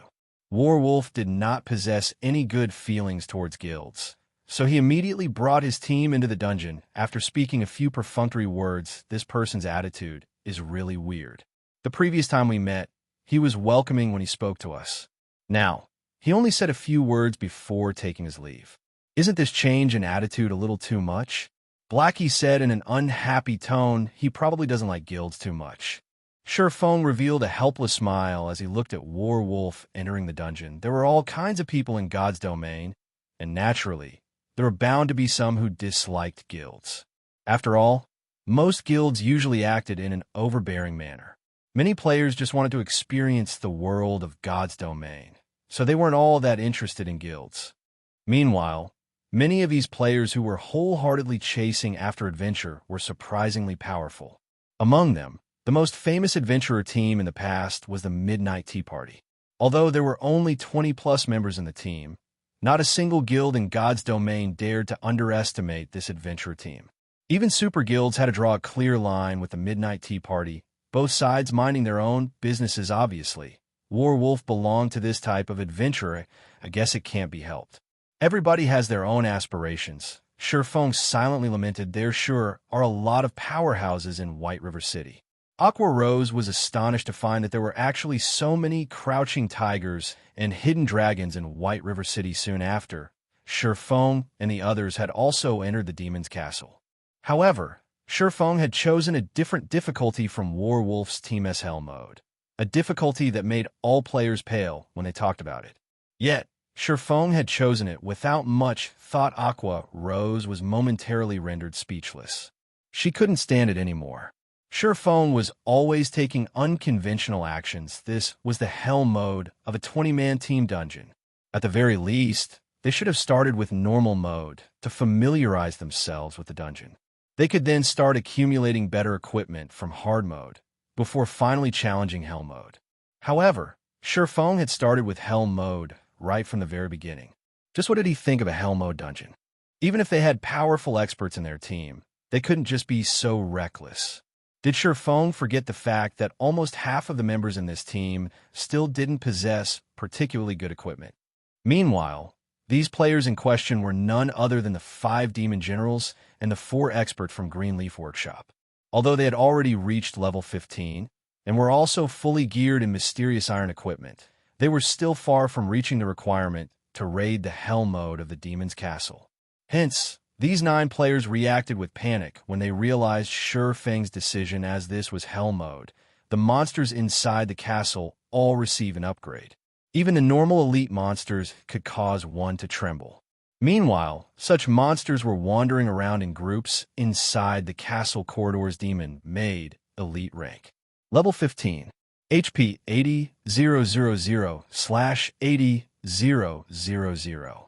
Good at magical attacks, particularly fire-type damage. Demon Butler, elite rank. Level 15. HP 100,000/100,000. Good at melee attacks. Of these 2 types of monsters, the Demon Butlers were more difficult to deal with, as they would ignore aggro when they used charge. In addition, when their charge connected, they would also inflict a debuff called Blood Curse, causing players to continuously lose HP. Also, due to this being hell mode, the debuff was further strengthened. When afflicted with this enhanced Blood Curse, players would lose 300 HP every 3 seconds and receive 10% additional magic damage for 30 seconds. The debuff was also stackable up to 10 times. To make matters worse, demonic beings were born with high magic resistance, making them extremely difficult to deal with. Alright, Cola, go pull some monsters. Yiwumian, you'll act as support for Cola.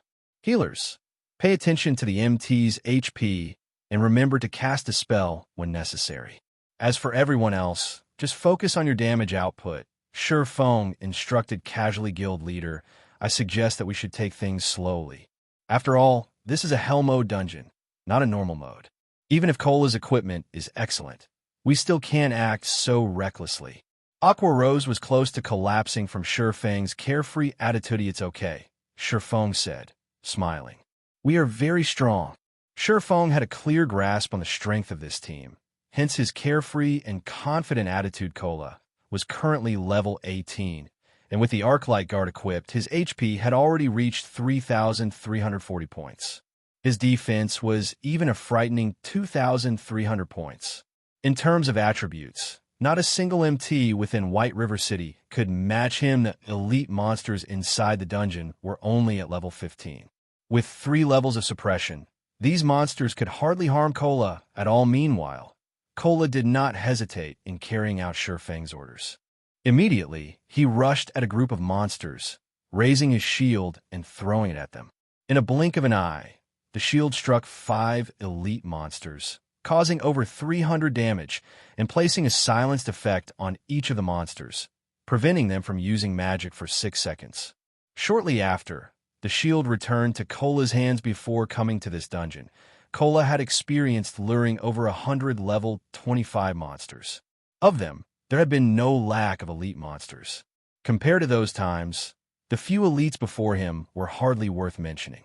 These demonic monsters simply had slightly higher HP and slightly more powerful skills. All of you, come over. Cola executed Justice Roar, compelling monsters within a fixed range to attack only him. Letting out angry roars, the demon maids at a distance had no choice but to attack Kola. As if he had transformed into a steel wall, Kola fully blocked the charge of the 3 demon butlers and 4 demon maids. Kola then used the group aggro skill devotion. As the sacred aura provided by the skill dealt holy damage, it inflicted amplified damage on the 7 demons. Every second, the 7 demons would receive 200 holy damage. Before long, the aggro Kola had on these monsters was unshakably stable. On the other hand, the demon butlers only dealt around minus 240 damage with each of their attacks, while the demon maids dealt around minus 400 damage with their magical attacks. However, Kola managed to dodge the majority of these attacks by utilizing his nimble footwork, greatly reducing the damage he received. As a result, only Violet Cloud was actually required to maintain Kola's HP above a safe threshold. Meanwhile, the other healers and Yi Wumian could only watch helplessly on the sidelines. No way. Aqua Rose's delicate body trembled slightly. Currently, the excitement she felt could no longer be described with words. Chapter 263, like a hot knife through butter. The task that originally required 2 MTs to accomplish was now handled by Kola alone. Moreover, it was obvious that Kola still had energy to spare. Fire Dance. Go lure another wave. Yi Wumian, assist Kola and attract the aggro of the demon maids. Shifeng determined that they would have no problems handling 2 waves of monsters at once, and that it would be much more efficient to do so, though the demon butlers would frequently inflict the blood curse on Kola, with 2 clerics taking turns casting Dispel on him. The debuff was not a particularly big problem. Moreover, the 2 clerics in the team were very skilled. It was especially true for Violet Cloud. After undergoing the baptism of the Trial of Gods, it was as if she had been reborn anew. It was no wonder she had become a Tier 6 cleric god shortly after clearing a 6-color trial, though she had only cleared a 4-color trial this time. It was already a remarkable feat. The reward she obtained from the trial also included permanent attribute increases, enhanced skills, weapons, equipment, and other precious items. Currently, in terms of healing power, no other healer in White River City could match Violet Cloud. After Fire Dance lured another wave of monsters, Kola immediately aimed a shield at the 3 demon butlers and threw it, executing the Shield of Vengeance. The skill caused over minus 300 damage to the demon butlers, and their aggro instantly switched from Fire Dance to Kola. Immediately after, Yi Wumian used Flame Charge on the 4 demon maids at the back, stunning them. He then followed up with a Thunderclap, lightning flickering and electrocuting the 4 demon maids and causing close to minus 100 damage to them. Yi Wumian's damage was clearly much worse than Kola's. The demon maids grew furious at being attacked, and one of them shot a flame explosion at Yi Wumian right away. Engulfing the shield warrior in brilliant flames, Yi Wumian had to retreat 2 steps before he could shake off the attack. His HP abruptly decreased by a large chunk as a damage of over minus 700 appeared above his head. Yi Wumian had a maximum HP of 2,580 points, while his defense was 1,875 points. When compared to all the other shield warriors in White River City, he could definitely be counted as a top-tier expert. After all, Yi Wumian was originally the boss of Jinhai City's #1 workshop. The original equipment he used was already of good quality. In addition, Fire Dance had also helped them upgrade their equipment by raiding a few hard-mode dungeons. Currently, most of Yi Wumian's equipment were of Mysterious Iron rank, while 3 were of Secret Silver rank. The items that were of Secret Silver rank were his shield, breastplate, and leg guards. Yet, even with such equipment, his attributes were still far from being comparable to Kola Strong. When Aqua Rose witnessed the difference between Kola and Yi Wumian, she could not help but look at Kola, who was handling 10 monsters simultaneously, in shock. Before, when Aqua Rose watched how effortlessly Kola had lured and tanked the monsters, she had even believed for a second that they were not actually in a 20-man hell mode dungeon. However, now that she had witnessed Yi Wumian tanking, she immediately woke up from her stupor. This was indeed hell mode. Kola was simply too powerful, making the monsters look weak instead. It was no wonder Shifeng was confident enough to challenge the hell mode of the demon's castle right away. With such a powerful MT, It was not impossible for them to start from Helm mode healers. Prioritize healing Yuwumian. Everyone else, focus your attacks and kill the demon maids first. Shurfeng immediately rushed into the fray after saying so, aiming for one of the demon maids. Leave it to me, Blackie said excitedly. It was finally his turn to display his strength. He then waved his epic-ranked staff, Mavis's Guard, sending a bombardment of spells at the demon maids. Blackie's firepower spoke for itself. Each one of his dark arrows caused minus 964 damage to the monsters, and critical hits caused minus 2,106 damage. If the effect of his staff, Spear of Light, triggered, he could also deal around minus 800 additional damage. Blackie then used Hellflame, dealing over minus 1,000 damage every second to all targets within a 10-yard radius of the targeted location. If demons did not possess high magic resistance, the damage of this spell would have been even higher compared to Blackie. Aqua Rose's damage as an elementalist was much weaker. Every time she used Flame Explosion or Chain Explosion, she could only deal minus 670 damage or so. Aqua Rose felt slightly depressed at this scene. After all, she used to be an honorary Elder of Twilight Echo, yet her damage was actually lower than Blackie's by over 300 points. However, Aqua Rose did not know that Blackie held an epic rank staff in his hands. If she were to find out about it, she would definitely jump in shakas for the other mages in the team. The damage they dealt was all above minus 500 or so. As for the melee players, Fire Dance stood out the most. Although she only dealt around minus 280 damage with her normal attacks, and her skills dealt around minus 460 damage, her attack speed with the two daggers was extremely fast. When she attacked a demon maid, not only was the demon maid unable to use any spells, its HP also madly decreased. After Fire Dance accumulated 8 stars worth of energy, she immediately used Eviscerate on the demon maid, dealing over minus 2,400 damage to the monster. As for Lonely Snow the Berserker, although his weapon was only a level 15 secret silver ranked two-handed axe, his normal attacks still dealt over minus 500 damage. His attacks that achieved a critical hit dealt over minus 900 damage. However, when compared to an assassin, his attack rate was much lower in regard to the damage output of the 8 great experts of Zero Wing. The newly joined 5 demon generals and the 4 expert from Greenleaf Workshop had long since grown numb of it. Not to mention, the power the experts of Zero Wing showed right now was only the tip of the iceberg. Just as Aqua Rose and Icy Fruit were getting over their shock, Shurfeng's damage once again blew their mind away. Shurfeng looked just like the Grim Reaper when he brandished the Abyssal Blade and the Silver Lake, sweeping through the monsters like a violent tornado. Just his normal attacks alone dealt over minus 350 damage. However, that was not the end. When his attacks achieved a critical hit, they dealt over minus 700 damage. Sometimes triple critical hits would even appear, dealing over minus 1,000 damage in a single attack. Meanwhile, due to Shurfeng's high attack rate, the chances for double critical hits were also very high. It was a very pleasing sight to behold Shurfeng then used Thundering Flash, 3 arcs of lightning passing through all the elite monsters. Instantly, damages of minus 510, minus 721, and minus 1,020 appeared above the monsters' heads. Some of the monsters had even received critical hits, multiplying the damage they received by 2-fold, and even 3-fold immediately after. Shurfeng activated Dark Violent Dance, the skill enabling him to spread 40% of the target damage towards enemies within a 12-yard cone in front of him. Every time he slashed his sword, the 14 elite monsters behind his main target would receive over minus 100 damage. If he executed the level 10 chop, the 14 monsters would instantly receive over minus 300 damage. Although Shurfeng's damage was frightening, it was not his most amazing aspect.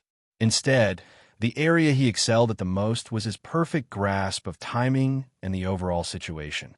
As long as these elite monsters showed the slightest signs of leaving the group, he would immediately execute Thunderflame Explosion, placing all these elite monsters into a fainted state. As a result, the 2 MTs would have more time to react to the situation, readjusting their positions and retaking the aggro of the monsters. Although Aqua Rose had long since known of Shurfang's strength, she still could not help but be shocked when she personally witnessed Shurfang's damage output after killing these two waves of elites. Shurfang took a look at the team's damage output list. I'm no good anymore. It's been too long since I upgraded my equipment. I never thought I would deal only this little damage. Shurfang smiled bitterly. Although Shurfang's total damage ranked at the very top of the team, his damage exceeding even Blackie's. In terms of single attack output, he was far from being Blackie's match all this time. Shurfang had been busy making money and increasing his guild's backing. Hence, he did not get much of a chance to upgrade his own equipment. Presently, he was still using the level 10 Mysterious Iron set equipment, the Wind Extinguisher set. He only had 3 pieces of secret silver equipment on his entire person, and they were even level 10 equipment only. Shurfang depended mainly on the Abyssal Blade and his pseudo-extraordinary item, the Blazing Meteor, to produce his frightening damage.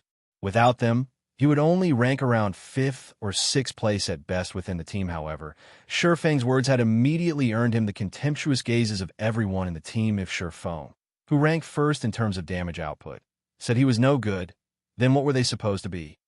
Following which, under Shurfang's command, everyone advanced deeper into the castle, killing hundreds of elites and a dozen or so special elites. Of the latter, the demon hounds were extremely ferocious. Moreover, these demon hounds moved in groups of 4. Fortunately, Kola was capable of tanking 3 of these monsters at once, leaving the remaining 1 to Yi Wumian. If Kola had not been sufficiently strong, they would have definitely team-wiped naturally. The team's harvest was also bountiful. Aside from a few Tier 1 gemstones and bronze and mysterious iron equipment, they had also obtained 2 pieces of secret silver equipment. One of them was a cloth armor chest piece for elementalists, which was promptly distributed to Aqua Rose. The other item was cloth armor shoes for clerics. As Violet Cloud already had excellent equipment, she had no need for the shoes at all. Hence, the equipment was given to the other cleric in the team. Icy Fruit. The profits of a 20-man Hell Mode team dungeon is truly high. We have obtained so many mysterious iron equipment just from the elite monsters. The special elites even dropped secret silver equipment, Aqua Rose exclaimed. Just the harvest they reaped from arriving at the first boss was already comparable to the harvest of raiding a hard mode team dungeon. If they could kill 1 or 2 bosses this time, they would definitely make a huge profit. It's still too early to get excited. Save your joy for after we finish raiding this boss before us. Shurfang's pupils contracted, focusing his gaze towards the center of the arena. A tall, heavy-armored knight with bloodshot eyes stood there, an aura of bloodthirst surrounding it. Knight Captain Justin Freed, demonic being, Lord rank. Level 16, HP 880,000/880,000. Chapter 264, Nemesis. Such a high HP. Aqua Rose couldn't help but wrinkle her brows at this sight. The amount of HP a boss was correlated with the amount of time needed to kill it. And the more HP a boss had, the higher the demands on the damage dealers. The bosses of level 10, 20-man Hell Mode team dungeons would have 700,000 HP a maximum. Even so, not a single team in White River City had managed to clear one such dungeon yet. Meanwhile, the boss before them had 880,000 HP. Aqua Rose instantly felt despair at this sight-fire dance, and the others, on the other hand, felt nothing much about it. They were simply waiting for Shurfang's orders, feeling everyone's fervent gaze on him. Shurfang smiled as he said, "Kola, go test the waters. Gluttonous mouse, you'll be responsible for healing him. Everyone else, pay close attention to the boss's movement patterns and habits. Be sure to take a video recording. Afterwards, we'll think of a way to raid it." As the knight captain of the demon's castle, Justin Freed excelled in melee combat. Even though Kola boasted excellent equipment, he could survive 3 hits at most from this boss. If it were any other MT, they would definitely die in 2 hits aside from possessing high attack power. Justin Freed was a heavy armored knight, and his defense spoke for itself. Now that he had been converted into a demon, His natural magic resistance was also very high. Justin Fried was practically a boss without weaknesses. Justin Fried had two major skills, and if not taken with caution, either one of these skills could easily wipe out their entire team. Moreover, these two skills were further strengthened by the Hell mode difficulty, making them extremely hard to deal with. The first skill was called Demon Summoning. Periodically, Justin Fried would summon 3 demon guards. If players failed to kill these 3 demon guards within a set amount of time, they would be absorbed into Justin Fried's body, replenishing the boss's HP. In the hard mode difficulty of the dungeon, each demon guard would heal Justin Fried of 3% of his maximum HP, while in Hell mode, that percentage was increased to 5%. Hence, players needed to kill these demon guards no matter what. The second skill was called Death Blow. When using this skill, Justin Fried would randomly mark a player and throw a spear at them, dealing large amounts of damage. Players struck by this spear would also have their movement speed reduced by 60% and defense reduced by 100%. Justin Fried would then charge towards this marked player. During this charge, players had to avoid standing between Justin Fried and the marked player. Otherwise, both the marked player and the player standing in Justin Fried's way would die without question. Hence, when a player was marked by Justin Fried, they needed to run as far away from everyone else as possible. The marked player would be fine as long as they could survive Justin Fried's onslaught for 10 seconds. Just these two skills alone would already cause many challengers to despair. However, Justin Fried also possessed multiple other minor skills, although those would not be a huge problem if players made sure to dodge them. After Cola and Gluttonous Mouse battled with the boss a few times, everyone fully understood just how amazing Justin Fried was. If struck by Justin Fried's greatsword, even a powerful tank like Cola would lose over 1,400 HP. It would take Justin Fried only 2 attacks to finish off anyone else within the team. Moreover, Justin Fried had a very high attack speed. He had no problems brandishing his greatsword twice in 1 second. If they wished to successfully clear this boss, they needed to cooperate with each other properly. Not only did the MTs have to know when to dodge Justin Fried's attacks, the other melee classes also needed to know how to interrupt the boss's attack pattern. Start the raid. After Feng finished giving out his instructions, everyone went to their assigned positions, making a perfect encirclement around Justin Fried. Once ready, Cola immediately rushed towards Justin Fried, while Yiwumian waited at one side for the appearance of the 3 demon guards. Compared to attacking an elite monster, the damage Cola dealt to Justin Fried was much lower. His normal attacks only dealt slightly more than minus 100 damage to the boss. After Cola solidified his aggro of the boss, everyone else promptly barraged Justin Fried with attacks. However, the team quickly discovered a crucial matter. Justin Fried's defense was seriously too high. During the trial runs, Cola had been the only one attacking. Hence, everyone had not really noticed how high Justin Fried's defense was. Take Lonely Snow, for example. As a berserker, every time he struck Justin Fried's back with his two-handed axe, he could only deal slightly more than minus 200 damage. Even after using armor break on the boss, his damage only barely reached 300. As for the newcomers, the damage they dealt was far less. His defense is too high. Even with her most powerful spells, Aqua Rose only managed to deal around minus 500 damage to the boss Shadow Burst. Blackie didn't dare hold back, immediately using the new skill he received for clearing the 4-color trial. 5 black streaks of light immediately shot out from his staff, landed on Justin Fried's back, and exploded damages of minus 736, minus 741, minus 726, minus 732, minus 738 appeared above Justin Fried's head. Phone was also slashing madly at Justin Fried's back. However, the damage he dealt was far lower than Blackie's. Each of his basic attacks only dealt over minus 100 damage. However, this damage was further increased when Phone triggered one of the Abyssal Blade's effects, inflicting the Doom Curse on the boss. There was also the damage amplification effect from Thundering Flash, as Justin Fried was a Hell mode boss. Both the Abyssal Blade's Doom Curse and the effect of Thundering Flash were greatly weakened. Overall, the two debuffs had weakened Justin Freed by 15% simultaneously. Shifeng swapped out his Might of 1,000 title for his Demon Hunter title, further weakening Justin Freed now. Justin Freed only possessed 80% of his original strength. This result undeniably reduced the burden placed on everyone in the team. Guild leader, the additional passive skill of your weapon, and also the effect of your title are simply too amazing. Thanks to you, the difficulty of this boss has been forcefully brought down a notch, Cola said with a smile. Undeniably, he was the person who profited the most from these debuffs. Aqua Rose's eyes glowed with joy as well when she witnessed this scene.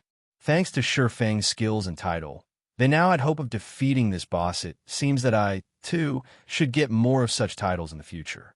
It would make boss raids a lot easier. Aqua Rose looked at Shifeng's title in envy. However, she knew it would be very difficult to obtain such a title.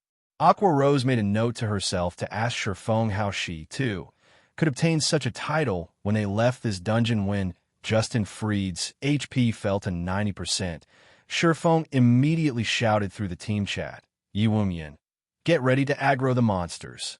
Everyone, focus fire on the spawns the moment they appear. Fire dance, and I will help Cola cope with the boss. Damnable trespassers. Guards, get rid of them." Justin Freed bellowed suddenly. 3 demon guards ran in from outside the arena. Every one of these demon guards were elite monsters. Moreover, each of them possessed 40,000 HP. Fortunately, the demon guards had much lower defense compared to the boss. The team took no time at all to finish all 3, especially when they had a powerhouse like Blackie. Everyone then returned their focus to the boss during the entire battle. Shifeng did not get many chances to deal damage, possibly due to there being many more people attacking him. Justin Freed's attack pattern right now was slightly different from when only Cola and Gluttonous Mouse were raiding him. The boss could always accurately force Cola into a corner whenever he brandished his greatsword, preventing Cola from effectively dodging his attacks. To make matters worse, aside from Shifeng, nobody else in the team could accurately find a way to interrupt the boss's attack rhythm. Although Fire Dance managed to react to the situation and find a suitable location to attack, due to her low strength as an assassin, she failed to interrupt Justin Freed's attack. Hence, Shifeng had no choice but to focus all his attention on interrupting the boss's attacks. Otherwise, if Cola were to make a mistake and eat any of the boss's minor skills, he would definitely lose his life because the healers would not be able to keep up with their healing. Concurrently, Cola's death would also mean everyone else's death. When Justin Freed's HP fell to 78%, he finally used Death Blow in a fit of rage. Meanwhile, the target of this skill was none other than Shifeng. Shifeng's first reaction to the activation of this skill was to turn tail and run. After being marked by this skill, unless players activated skills that provided invincibility, they would unquestionably die. When Justin Freed closed in on them, Justin Freed retrieved a silver spear and abruptly threw it at Shifeng. Instantly, a silver flash streaked across the sky and flew at Shifeng, producing a boom as it broke the sound barrier. Players were unable to dodge this silver spear, so they could only try to block it. Hence, just as the spear was about to reach him, Shifeng immediately spun his body around and activated parry. The spear smashed into the abyssal blade, generating brilliant sparks as metal clashed against metal. Shifeng was forced to retreat over a dozen steps before he could shake off the attack and stabilize his body. Both his hands felt numb after blocking Justin Freed's attack, and he had very nearly lost his grip on his swords. He then took a glance at the abyssal blade, finding a clear scar on the blade of the sword. Unbelievable. To think that this move could even damage a magic weapon. If it were a secret silver weapon taking this hit, wouldn't it get destroyed instantly? Even a fine gold weapon might not survive this attack. Shifeng secretly rejoiced that he had not used the Silver Lake to block this attack. Otherwise, the sword would have been finished. After seeing his spear blocked, Justin Freed grew furious. Ignoring Cola, he charged at Shifeng with large strides without hesitation. Shifeng immediately activated Windwalk, increasing his movement speed by 30%.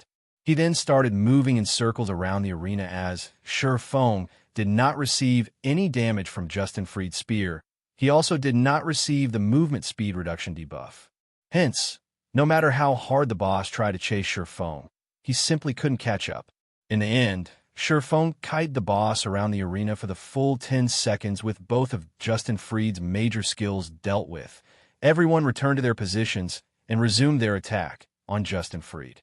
Later on, no matter how many times Justin Fried used his major skills, the end result was still the same. After a dozen minutes passed, even when Justin Fried entered his berserk state, he still could not change the inevitable. The reason being, Kola had Protection Blessing to stave off the boss's increased damage. Kola also had the Arclight guard's additional skill, Time Arc. The effect of this skill was the equivalent of providing Kola with 9 seconds of invincibility. It also allowed him to reset the cooldown of any skills he had used during Time Arc's duration. One way or another, Kola had managed to endure and survive through the 20-second duration of the boss's berserk state in the end. Justin Fried let out a scream of resentment as he fell to the ground, his body leaving behind a pile of dazzling items as it disappeared. Chapter 265, Dark Knight Gaia. It's a jackpot. Our karma must be too good. I wonder what we'll get. This is the hell mode of the Demon's Castle. A jackpot should give us at least a dark gold weapon, right? Justin Fried's death allowed everyone to breathe a sigh of relief.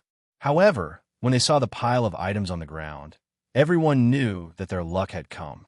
Just a brief glance told them that Justin Fried had dropped more than 10 items. It was an obvious sign that this was one of those rare karmic jackpots, all right? Don't get too excited right now. Rest and recover for now. Feng simply smiled when he looked at his teammates' excitement. However, he knew that the jackpot this time around was no coincidence. Others might not know this, but the Demon's Castle was actually the hardest dungeon out of all the level 15, 20-man team dungeons, although everyone believed that it was simply a 20-man dungeon with above-average difficulty. In the past, countless guilds had suffered team wipe after team wipe in order to raid the Demon's Castle. According to Feng's understanding, the bosses of every Hell Mode team dungeon that possessed the highest difficulty out of all Hell Mode team dungeons of the same level would always yield a jackpot when it was being raided for the first time. This was a reward by the system for pioneering the team dungeon with the highest difficulty. While Feng was counting up the loot from Justin Fried, a group of players revived at the entrance of the Demon's Castle boss. That Justin Fried's defense and attack are simply too high. Compared to a level 10 dungeon, the Demon's Castle is far more difficult. Moreover, this is only the normal mode dungeon. Even a powerful MT like yourself could not survive 3 hits from the first boss. I don't think there's any way we can raid this dungeon right now. A druid said it seems that 2 MTs are required for this boss to share the damage. We could just let a ranger kite the 3 summon monsters. After experiencing a battle with Justin Fried, Warwolf fully realized just how powerful the boss was. Every time Justin Fried attacked, Warwolf would be forced into a corner and prevented from dodging. He had no choice but to take the full brunt of the boss's attack if he only had to endure Justin Fried's basic attacks. Warwolf was confident he could make do with the heals he received. However, one of Justin Fried's minor skills, Thousand Sweep, dealt at least minus 1,000 damage to all targets within an 8-yard radius. Meanwhile, the activation time for this skill was practically instantaneous, so Warwolf had no chance at dodging it. When Warwolf ate this minor skill in addition to a basic attack, he would instantly lose at least 2,000 HP. Only with all 4 healers in the team focusing their heals on him could they barely manage to get his HP back up to a safe level before Justin Fried's next attack connected.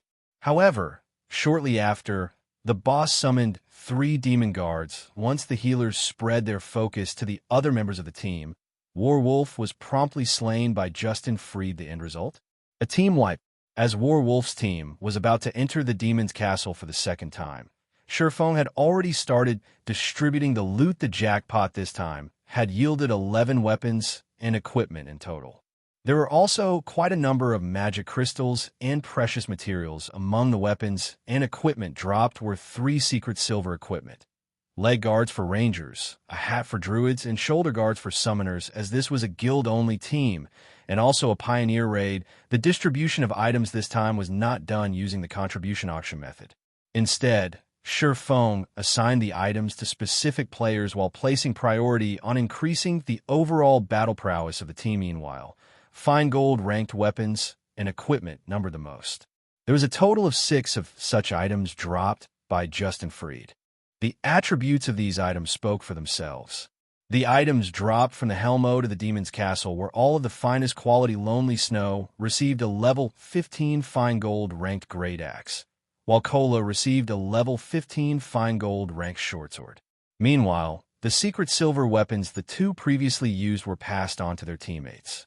The remaining 4 items were fine gold equipment: shoes for swordsmen, arm guards for cursemancers, a chest piece for oracles, and a chest piece for elementalist. Feng kept the shoes for swordsmen for himself, exchanging it with his level 10 mysterious iron ranked boots. Triumph boots, shoes, plate armor, fine gold rank.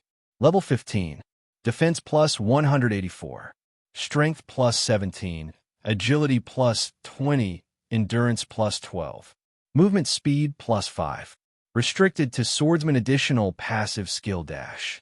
Light-footed.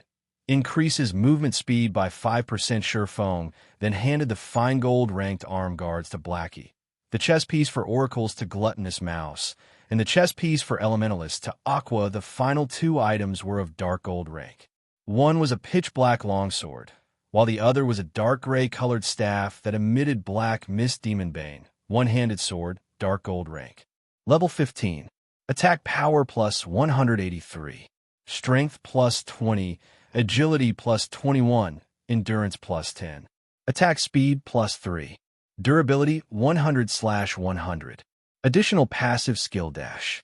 Demonbane deals 20% additional damage towards darkness-type monsters. Although the Demonbane was only at the level of being satisfactory in terms of attributes, the passive skill that came along with it was perfect for raiding the Demon's Castle. Feng just happened to be able to replace his level 10 dark gold weapon, the Silver Lake. Although the Silver Lake was a personal exclusive weapon, in terms of attributes and attack power, it was much weaker than the level 15 Demonbane. The reason being, there would be a huge increase in the performance of weapons and equipment every 5 levels. Moreover, when taking into consideration the convenience of the upcoming battles, Feng had even more reason to exchange the Silver Lake for the Demonbane. As for the dark gold rank staff, it was also of extremely good quality black mist staff, 2-handed staff, dark gold rank. Level 15. Equipment requirement. Strength 40, Intelligence 60. Attack power plus 154. Intelligence plus 42. Vitality plus 28. Endurance plus 33. Chanting speed plus 6. Durability 100/100. Elemental spell damage increased by 10%. Elemental spells have 18% chance to achieve a critical hit. Ignore levels plus 3. Cast range plus 2. Elemental spell levels plus 1. Restricted to Elementalist. Wow. The attributes on this staff are insane. It's practically tailored for Elementalists. Even though Blackie already had an epic rank staff, he still couldn't help but exclaim when he saw the attributes on this staff. The eyes of the 2 Elementalists in the team immediately glowed upon seeing the attributes of this staff. This staff will go to Aqua. Feng handed the staff over to Aqua Rose without hesitation. Although Taciturn Goose, who was one of the newly recruited 5 demon generals, was also an Elementalist, Aqua Rose was the vice leader of the guild. It would not look well if the vice leader of the guild continued using only a secret silver rank staff.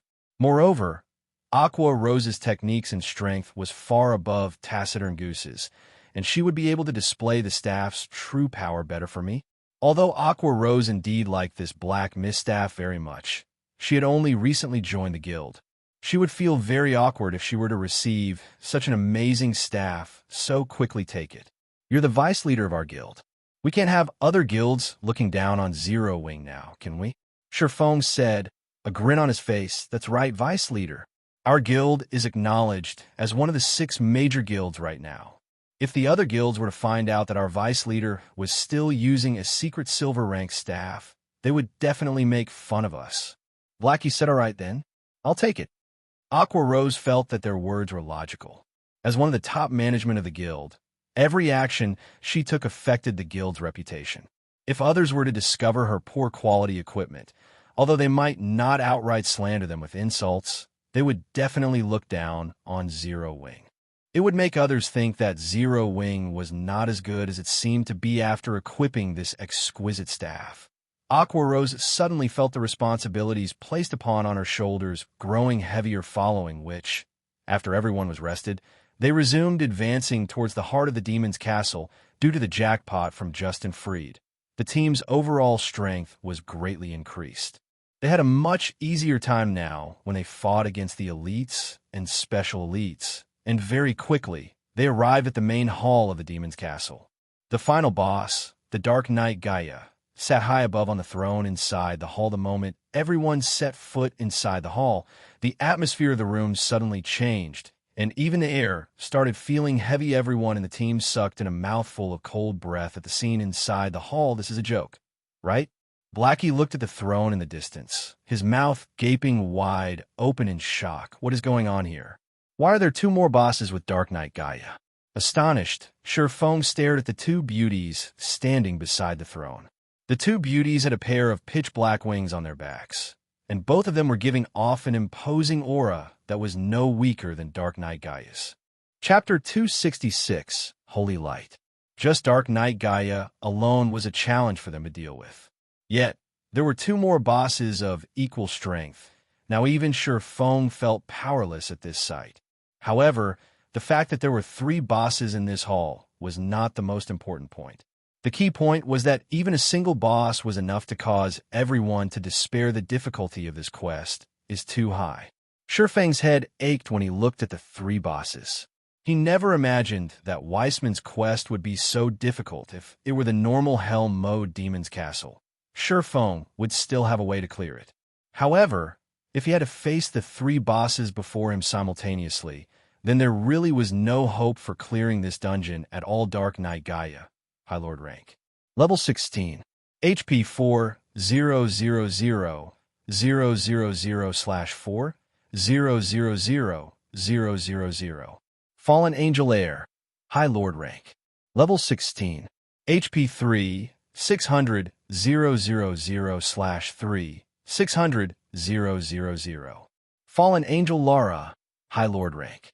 Level 16. HP 3,600,000/3, 600,000. Not only did the quest increase the number of bosses, it had also greatly increased their strength. With a frightening 4 million HP, even if their healers exhausted all their mana, they still wouldn't be able to kill Dark Knight Gaia. It was also highly possible that Kola would die with a single stab from Dark Knight Gaia's Spear Guild leader. I think we should withdraw. There must be a problem with the system.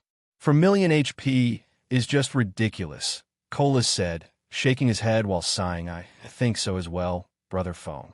Maybe we should go out and reset the dungeon. Blackie said that others had similar thoughts as well. Even if this was hell mode, the difficulty of these bosses was simply preposterous since we've already come this far. Let's give it a try. There should be a special mechanism in place if the bosses are set to be so powerful. Shurfeng did not think there was an error with the system. It definitely had its own reasoning for making the bosses this powerful. So, they might as well test the water. Who knows? They might even discover some secret trick that will allow them to defeat these bosses. Since Shurfeng had already spoken, the others naturally did not oppose his decision. At worst, they would simply waste some of their EXP, and EXP was something they could easily obtain. Hence, like the previous time, Kola and Gluttonous Mouse went ahead to gauge the standards of the bosses. Like before, Kola threw his shield at the three bosses, activating Shield of Vengeance. Yet the moment Kola's shield struck the three bosses, everyone in the team was stunned by what they saw. -1. Only 1 point of damage appeared above each of the three bosses. Their frightening defense rendered everyone in the team speechless. You are seeking death. Dark Knight Gaia spoke in a tone that was neither enraged nor arrogant. Rather, his voice was only filled with coldness and indifference. He spoke just like a machine, emotionless. Gaia then slowly got up from his throne. He did not rush to attack Kola. Instead, choosing to abruptly focus his eyes on Kola instantly felt a chill overcome his body. Although this was a game, the pressure he felt was nothing but real. Similarly, the two fallen angels by Gaia's side did not take any action. They did not even give Kola a single glance, as if saying Kola was not worth their attention. Ali refused to believe it yet. Kola summoned up his courage as he used punishment on Dark Knight Gaia. However, just like before, his attack only dealt 1 point of damage to the boss. Everyone cringed at this result this time. Dark Knight Gaia finally retaliated against Kola's attack. Gaia casually retrieved a spear from his side, aimed it at Kola, and threw it. Before anyone could react, a flash of light pierced through Kola's chest, followed by a sonic boom reverberating throughout the hall. The attack caused over -2,900 damage to Kola, leaving him with only several hundred HP remaining. This casual attack had nearly taken Kola's pitiful life just as Dark Knight Gaia was about to attack for the second time. A pillar of holy light descended from the sky, enveloping Kola when Gaia's spear clashed against the holy light. It was as if the spear had struck an impenetrable wall. The spear could not advance by even an inch. There was a trick to it, as expected. Surpass smiled faintly when he saw the holy light descending from the sky. He also discovered the silhouette of a person floating amidst the pillar of holy light. Hence, Surpass shouted in the team chat, "Everyone together!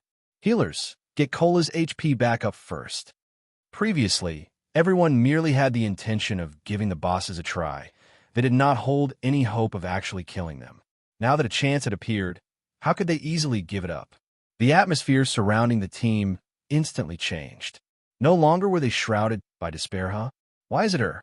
When the person inside the pillar of light walked out, Surpass discovered a familiar face. When he caught a clearer view of that saintly appearance, his mind immediately turned sluggish. The person that walked out of the pillar of holy light was actually the Tier 3 divine official Charlene. Wow. My goddess. Blackie's eyes widened upon seeing Charlene, his drool nearly leaking out of his mouth, putting aside Charlene's peerless appearance and graceful figure. Just that extraordinary aura that she exuded would attract others to her. Gifted with both appearance and aura, Charlene was even more mesmerizing than the snow goddess. Gentle snow. After Charlene descended into the hall, she did not look at the people behind her. Instead, she focused her attention on the black throne at Dark Knight Gaia and the two fallen angels by his side. Dark Knight Gaia no longer maintained his look of indifference when he noticed Charlene's appearance. Instead, a hint of fear showed on his face. Gaia, leave that woman to us. You take care of those ants and activate the teleportation gate. It is about time we let this continent be filled with fear and death once more.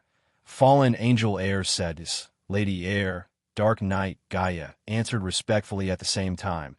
Charlene whirled around to look at everyone, saying, "Adventurers, for his selfish gains, Gaia has turned the past inhabitants of this castle into demons, letting them live a life that is worse than death. Now he is even trying to open a gate to the demon world, summoning the Legion of Dead to attack White River City. You must stop Gaia from doing so at all costs and prevent a terrible fate from befalling the inhabitants of White River City." Finished speaking, Charlene immediately chanted some divine incantations. She then pointed a finger at the players before her. Suddenly, everyone in the team received a buff blessing of holy light. Increases all attributes by 200 points. This blessing is insane. My magic damage is over 1,000 points. My HP is also over 5,000. This feels awesome. Blackie said in exhilaration. Everyone else shared Blackie's feelings. Their bodies felt full of power, and they felt that they could easily go back and trample the previous boss. Just the HP of the range players had already exceeded the 5,000 threshold. The other melee players also had their HPs increased past the 6,000 threshold. As for the monstrous MT of the team, Kola, his HP had already gone past the 7,000 threshold. Kola was practically a mini-boss now after Charlene and the two fallen angels departed to do battle.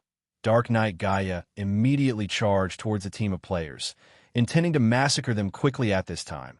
Everyone in the team no longer looked at Dark Knight Gaia with fearful eyes like before, even if Kola received close to minus 3,000 damage from a single spear throw from the boss. The Guardian Knight presently had over 7,000 HP. Moreover, the healers also had their magic damage increased from the blessing. Now, a casual heal from any one of them could replenish over 1,000 HP for Kola. They had no problems coping with Dark Knight Gaia's frightening damage taking the lead. Kola immediately slashed his sword at Gaia, following up the attack with a punishment. 328-641 2 damages appeared above Dark Knight Gaia's head meanwhile. Shifeng had used silent steps and arrived at Dark Knight Gaia's back. Executing chop, he slashed his sword down at Gaia's neck, immediately causing more than minus 1,200 damage to the boss. His follow-up normal attacks also cause around minus 600 damage, however. Compared to physical damage classes, the mages had a much greater improvement. Each of Blackie's dark arrows caused over minus 2,000 damage to the boss, over minus 4,000 damage if it was a critical hit. As for Aqua Rose, her flame explosion dealt over minus 1,500 damage to the boss. The other mages in the team could also deal over minus 1,200 damage with each of their attacks, which was very impressive. On the other hand, Dark Knight Gaia's damage towards Kola was slightly reduced. Each of his attacks only dealt slightly over minus 2,400 damage to Kola. Now one side was strengthened, while the other weakened. Even if Dark Knight Gaia had 4 million HP, everyone still felt confident of defeating him as Dark Knight Gaia's HP continuously fell. His attack rate also grew fiercer, and the damage he dealt also became greater. From the initial minus 2,400 damage, Kola now received around minus 2,700 from each of Gaia's attacks. Chapter 267, Legendary Power. This won't do. The damage we're dealing is still too low. If this keeps up, we will definitely be the ones to die. After several exchanges with Dark Knight Gaia, Shifeng had already deduced the most likely ending of this raid. His mind immediately started churning for a solution to this problem. When Dark Knight Gaia's HP fell to 70%, everyone else detected that something was wrong. The spear Gaia brandished was like a python, containing both power and agility. Gaia had a more relaxed time responding to everyone's attacks now, successfully blocking and rendering many of the attacks sent at him ineffective. Currently, Gaia was like the reincarnation of the spear god. Dark Knight Gaia abruptly swept his spear in a circle, sending Shifeng and the others, who were attacking his back, flying. Shifeng reacted quickly and used parry without hesitation, preventing any harm from reaching him. Unfortunately, everyone else in the team was not as quick to react. As a result, each of them received over minus 2,000 damage from the attack, suddenly increasing the burden placed on the healers. Meanwhile, the main target of Dark Knight Gaia's attack, Kola, had to retreat a handful of steps before stabilizing his body. A frightening damage of minus 4,300 also appeared above his head. Guild leader, the boss is getting more powerful the longer we fight. I don't think I will last long if this situation continues. At this moment, the Guardian Knight, Kola, was no longer as calm and composed as he was before. Currently, the Dark Knight Gaia would deal around minus 3,000 damage each time he attacked Kola. If the boss triggered a critical hit or used a skill, he would deal over minus 4,000 damage. Even if Kola had over 7,000 HP, the pressure placed on him was huge. His HP constantly hovered around the safety threshold, which was a very dangerous situation. This was exactly where the Dark Knight Gaia excelled. The longer he fought, the braver he got. On the surface, Dark Knight Gaia did not seem to use any major skills. However, in reality, he had been using them constantly. Blood Rage. With this skill, the longer Dark Knight Gaia battled, the higher his damage would become. His attack speed would also rise as time passed. Just this skill alone was already sufficient to make any team that dared challenge him kneel and accept defeat. In addition, Dark Knight Gaia also possessed an AoE skill, Blood Domain. The skill had an effective area of 100 yards. When used, a blood demon would spawn behind all enemies within this range. These blood fiends each had 10,000 HP. Contrary to expectations, these blood fiends would not attack players. Instead, if these blood fiends came within 3 yards of their locked target, they would self-destruct. The resulting explosion had an effective radius of 20 yards, and in Hell mode, the explosion would deal minus 2,000 damage. However, due to Shurfeng's quest, the current boss the team faced was an enhanced version of the Hell mode Dark Knight Gaia. Hence, Shurfeng did not know how much damage the blood fiends would deal if they exploded. It was bound to be more than minus 2,000 damage if they could not deal with these blood fiends quickly, leaving the monsters to self-destruct without control. The end result would, without a doubt, be a team wipe. Yet if everyone were to run around the hall while having the blood fiends chase after them, it would disrupt the team's formation. Any mistake made during this confusion would easily lead to a team wipe. Hence, the moment these blood fiends appeared, they needed to deal with them within the shortest amount of time possible. Just depending on the blessing of Holy Light won't be enough to deal with this boss. If we can't increase our damage output, we will die sooner or later. Shurfeng took a look at the mana levels of the 4 healers and discovered that all of them only had around half remaining. However, Dark Knight Gaia still had 65% of his HP left. If this situation continued, they wouldn't be able to last until the end. Not to mention, Dark Knight Gaia hadn't used Blood Domain yet. At that time, the burden on the healers would definitely be huge. Brother Feng will definitely be team wiped if this continues. Should I use Stars of Light now? Blackie secretly sent a private message to Shurfeng. Stars of Light was the most powerful skill of the epic ranked staff, Mavis's Guard. Its might surpassed even that of a Tier 2 spell. It was a spell that could devastate both heaven and earth. Unfortunately, this powerful spell had a cooldown time of half an hour. Hence, it was a trump card that could only be used once in a boss battle. As a result, whenever Blackie was in a party together with Shurfeng, he would always seek Shurfeng's advice, letting Shurfeng decide when he should use the skill. No, it's still too early for it. Shurfeng had long since planned for Blackie to use Stars of Light when Gaia used Blood Domain. The might of the skill would instantly evaporate the blood fiends that spawn, yet if they did not use the skill now, they might not even survive to see Dark Knight Gaia use Blood Domain. With 2 difficult options at hand, Shurfeng was at a loss which to pick in the end. We still aren't strong enough. Shurfeng smiled bitterly. Even though their team was already so powerful, it was still not enough to clear this quest. Shurfeng truly did not know how those players in the past had managed to complete this quest. However, it was also a fact that the players had already completed their Tier 1 class promotion when they completed this quest. With a team of Tier 1 players with top-tier level 20 equipment and weapons, it would be a simple walk in the park for them to conquer the enhanced Hell mode of the Demon's Castle. Also, even if nobody in the team had reached level 20, if everyone's weapons and equipment were of Dark Gold rank or above, Dark Knight Gaia would still have no choice but to submit to them. To put it bluntly, they were lacking in preparations. As expected, our current equipment is still too weak. Shurfeng could not help but lament as he watched the boss getting stronger as time passed. Suddenly, however, a flash of realization came to Shurfeng. That's right. If it's equipment, don't I have the fragmented legendary item? Shurfeng thought of the ring that had been left asleep inside his bag, the Heavenly Dragon's Breath. As a fragmented legendary item, it possessed the strength to change a player's tier. Yes, tier, not level. Previously, Shurfeng had never managed to reach the requirements of the fragmented legendary item.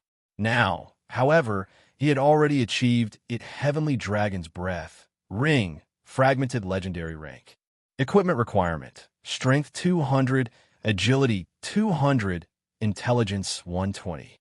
Strength plus 40%, agility plus 40%, intelligence plus 30%, endurance plus 30%, movement speed plus 20%, attack speed plus 30%, ignore levels plus 10. All item level requirements reduced by 10 levels. Additional skill 1, Dragon's Authority. Suppress all enemies in the surroundings with the might of the Heavenly Dragon, inflicting the fear status onto enemies within a 30-yard distance, reducing their attack power by 20%. attack speed by 20%, and movement speed by 20% for 1 minute cooldown, 3 minutes. Additional skill 2, Dragon Breath. Inflicts 6x damage in a 305-yard line in front of you. There is a 20% chance to induce the fainted state for 2 seconds cooldown, 5 minutes. Additional skill 3, Heavenly Dragon's Power. Allows the user to temporarily possess the power of the Heavenly Dragon, increasing HP by 300%, strength by 100%, and defense by 300%, and grants immunity to all controlling effects for 2 minutes cooldown, 3 hours. The Dragon Slayer Mekaseru once owned the Heavenly Dragon's Breath. It was originally a legendary ranked item possessing the suppressed strength of the Dragon Tribe. Due to damage resulting from a war between gods, its might has greatly decreased.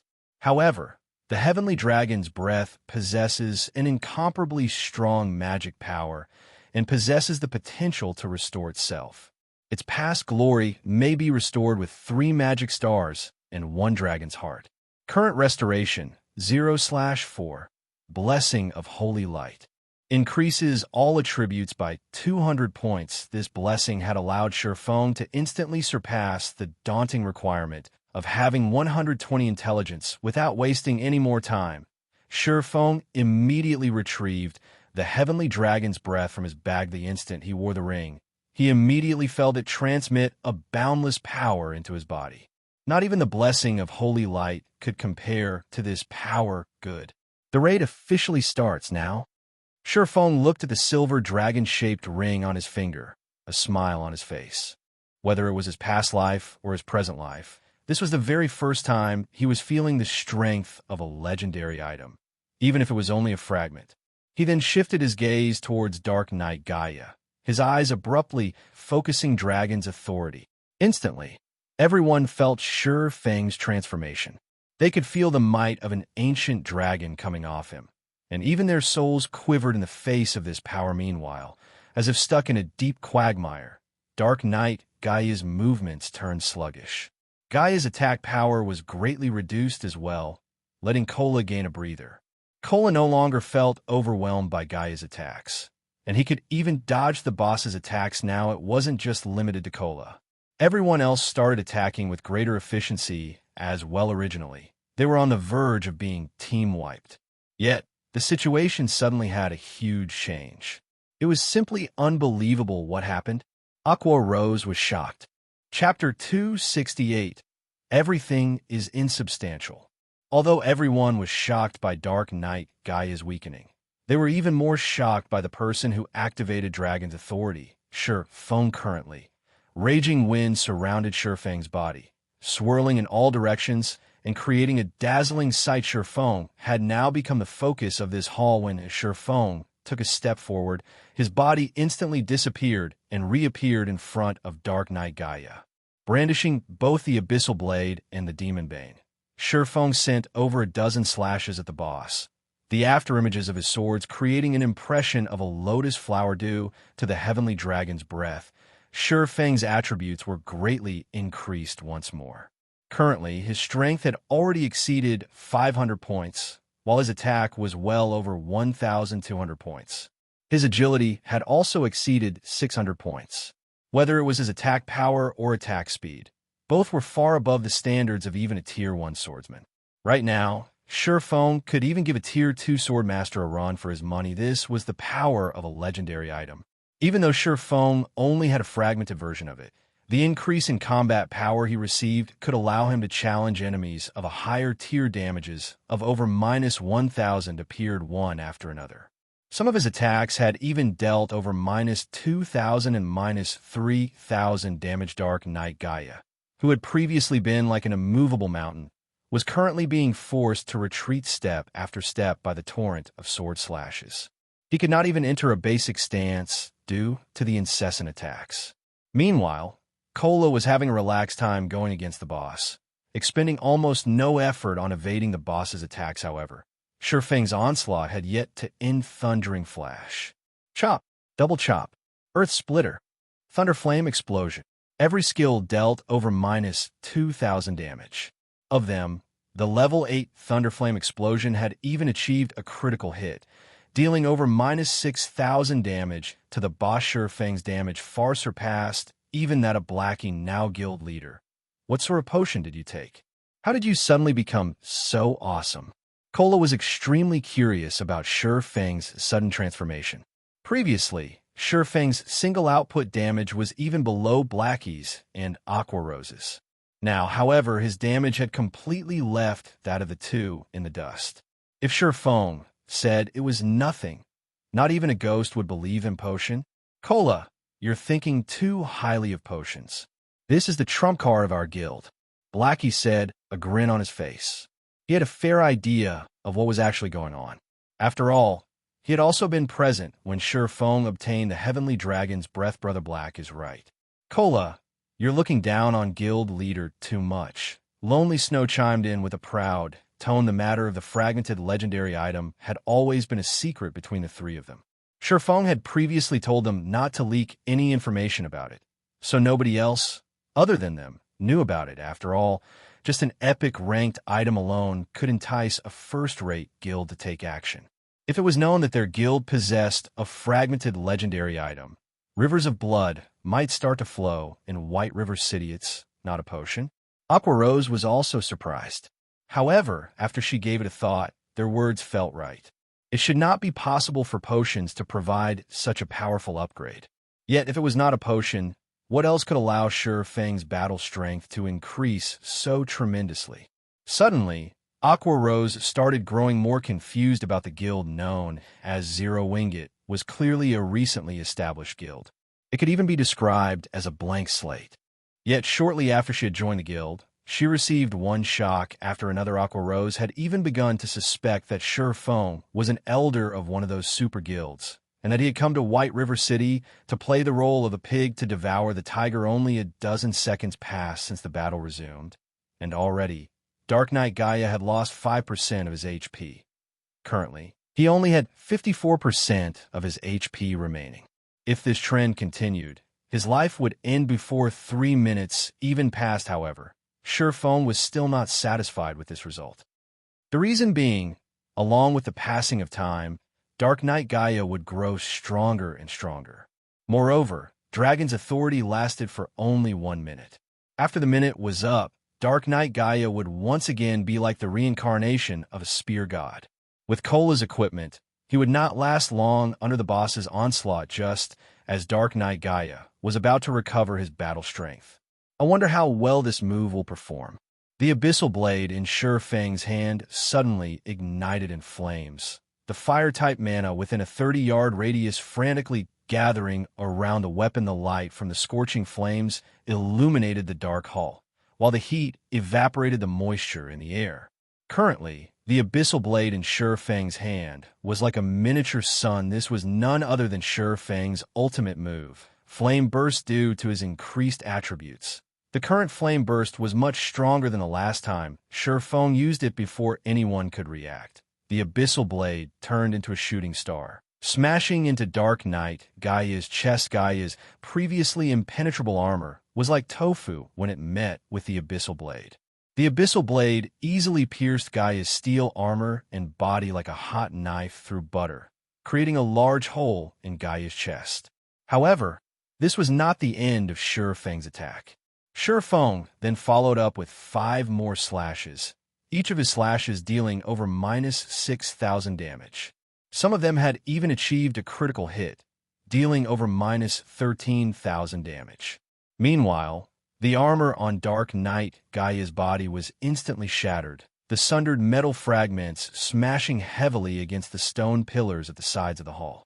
These stone pillars completely collapsed at the impact of the metal fragments. Receiving these 6 continuous attacks, Dark Knight Gaia instantly lost over 60,000 HP. This scene absolutely dumbfounded everyone in the team right now. Feng looked more like the boss here with Dark Knight Gaia.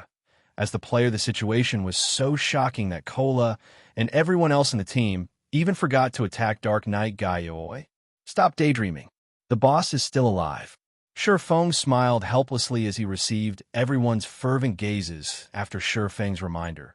Cola and Yuumian quickly reacted and charged at the boss, maybe because he no longer had his armor. Dark Knight Gaia was actually receiving an additional 30% damage from everyone's attacks now. The raid progressed at a much faster rate. Right away, you ants have angered me. Accept the punishment of darkness. The moment Dark Knight Gaia bellowed, the entire hall turned bloody red. Immediately, 20 ferocious-looking blood fiends appeared within the hall. Meanwhile, these blood fiends each had 20,000 HP, and each of them quickly ran towards their locked targets after being summoned Blackie. Feng said in the team chat, "Got it. It's finally time for me to show off." Blackie chuckled as he waved his staff. A gigantic magic circle appeared above the hall, and in the blink of an eye, a dazzling star emerged from the magic circle and crashed downwards. The stars of light had a very wide coverage. Hence, Blackie easily enveloped all the blood fiends within the skill. The enraged Dark Knight Gaia included each star caused over minus 5,000 damage. After over a dozen stars came crashing down, not even ashes remained of the blood fiends. As for Dark Knight Gaia, he was left in a miserable state after the duration of the skill ended. Everyone else in the team took this chance to use their most powerful moves on the boss, holding nothing back. Before even a minute passed, Dark Knight Gaia's HP fell to 30%. Instantly, the boss went into a berserk state, his body doubling in size. In this state, both his attack power and defense were greatly increased, even when Kola had Protection Blessing activated, the skill reducing any damage he received by 50%. He lost over 3,000 HP the instant Dark Knight Gaia's spear connected with his body just in time. Feng had been waiting for this moment all along. Did he think going berserk was amazing? In front of a dragon, everything was insubstantial. Feng immediately activated Heavenly Dragon's power, increasing his HP by 300%, strength by 100%, defense by 300%, and also becoming immune to all controlling effects for 2 minutes. After the activation of Heavenly Dragon's power, Feng's body underwent a transformation. Dragon scales suddenly covered his skin, making him look as if he was wearing dragon scale armor. With the addition of these dragon scales, Feng's originally ordinary appearance suddenly became tyrannical. Chapter 269, Violent Conclusion. Originally, everyone was still worried about how they should deal with the Berserk boss. However, Feng's shocking transformation immediately attracted their attention, leaving aside Feng's new handsome and gorgeous appearance. Just by standing there, he was already giving off an insurmountable pressure. This was no longer an oppression due to strength. Instead, this pressure was the instinctive reverence for a primordial life form. Just what is going on here? Aqua Rose asked in shock. It was a known fact that players could not transform their bodies. Yet, Feng had actually transformed in defiance of that notion. Moreover, that frightening pressure he was giving off was much more terrifying when compared to the Berserk Dark Knight, Gaia, let alone the others. Even Blackie and Lonely Snow, who knew about the fragmented legendary item, were greatly astonished by Feng's sudden transformation. They never thought that a player could actually become so powerful after activating the Heavenly Dragon's power. "I think the guild leader can kill me in a single hit now," Lonely Snow said, a bitter smile on his facelet. "Alone you, even Kola, might not survive a single hit from Brother Feng." With the activation of the Heavenly Dragon's power, Feng's strength received a several-fold increase, which meant that his attack power had increased as well. When Blackie thought about how his most powerful skill, Stars of Light, already failed to match Feng's previous strength. If Feng used a skill, even Kola, who had over 7,000 HP, would be reduced to ash. The Heavenly Dragon's power is strong. As expected, Feng thought as he shook his fists. He could feel boundless power coursing through his body. In addition, after activating this skill, Feng could feel his mind becoming much clearer than before, allowing him to reach a peak condition that he had never experienced. Feng's strength now exceeded 1,000 points. His attack power was also over 2,300 points, while his HP was over 15,900. In addition, his defense had gone past 4,500 points, almost twice that of Kola's. Currently, he could easily be considered a mini-boss. Kola, leave tanking the boss to me. Feng wanted to test his new body. Moreover, it would be much more effective for him to tank the boss instead of Cola right now. Apart from having higher attack, defense, and HP, Shurfeng's current dodging capabilities were miles ahead of Cola Arclight. Although Cola was still shocked by Shurfeng's transformation, he managed to muster a reply with more than 15,900 HP. Nobody was a more reliable MT than Shurfeng. After relieving Cola of his duties, Shurfeng immediately slashed a sword at Dark Knight Gaia. Like a lightning bolt, Shurfeng's sword smashed into Dark Knight Gaia's body with the might of 1,000. The attack dealt over -2,000 damage to the boss, and the strength behind the attack forced the boss to retreat 3 steps. Each step the boss retreated left behind a deep footprint on the hard tiled floor. This was the benefit of increasing one's strength. Compared to increasing just attack power, if players with physical damage classes increase their strength, not only could they gain additional attack power, their increased strength would also create a suppression effect during battle. This effect would further raise the damage they dealt their enemies. When attacking, players could also cause their enemies to lose their balance. In a battle, if one could not maintain a proper stance, it would be very easy for problems to arise. Hence, compared to purely increasing one's attack power, it would be much more beneficial to increase one's strength instead. This was a kind of invisible support, and many players only discovered the importance of basic attributes after playing the game for a long time currently. Shurfeng's battle with Dark Knight Gaia was in full swing, and the other melee classes had no chance to get close to the boss at all. The reason being, aside from MTs like Cola and Yiwumian, the other melee classes could not even survive a single hit from Dark Knight Gaia. In this situation, only the ranged players could continue attacking without worry. Although Dark Knight Gaia had gone berserk, he was merely an insignificant being in the face of a Shurfeng who had the Heavenly Dragon's power activated. The battle between the two of them was just like a battle between two boss monsters. Although Shurfeng's HP was only a tiny fraction of Dark Knight Gaia's 4 million HP, in this battle, Shurfeng was the only one doing actual damage. Whenever Dark Knight Gaia attacked Shurfeng, the latter would either dodge the attack or block it. Dark Knight Gaia was unable to deal any real damage to Shurfeng. Moreover, every time Shurfeng brandished his 2 swords, Dark Knight Gaia would be forced to retreat. Each of Shurfeng's attacks dealt over -2,000 damage, but more often than not, his attacks would achieve a critical hit and deal over -4,000 damage. A critical chop also dealt over -6,000 damage. On the other hand, Dark Knight Gaia could only deal around -2,000 damage to Shurfeng with each attack.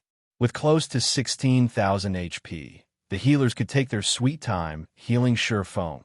They had no need to fear stealing the aggro of the boss at all.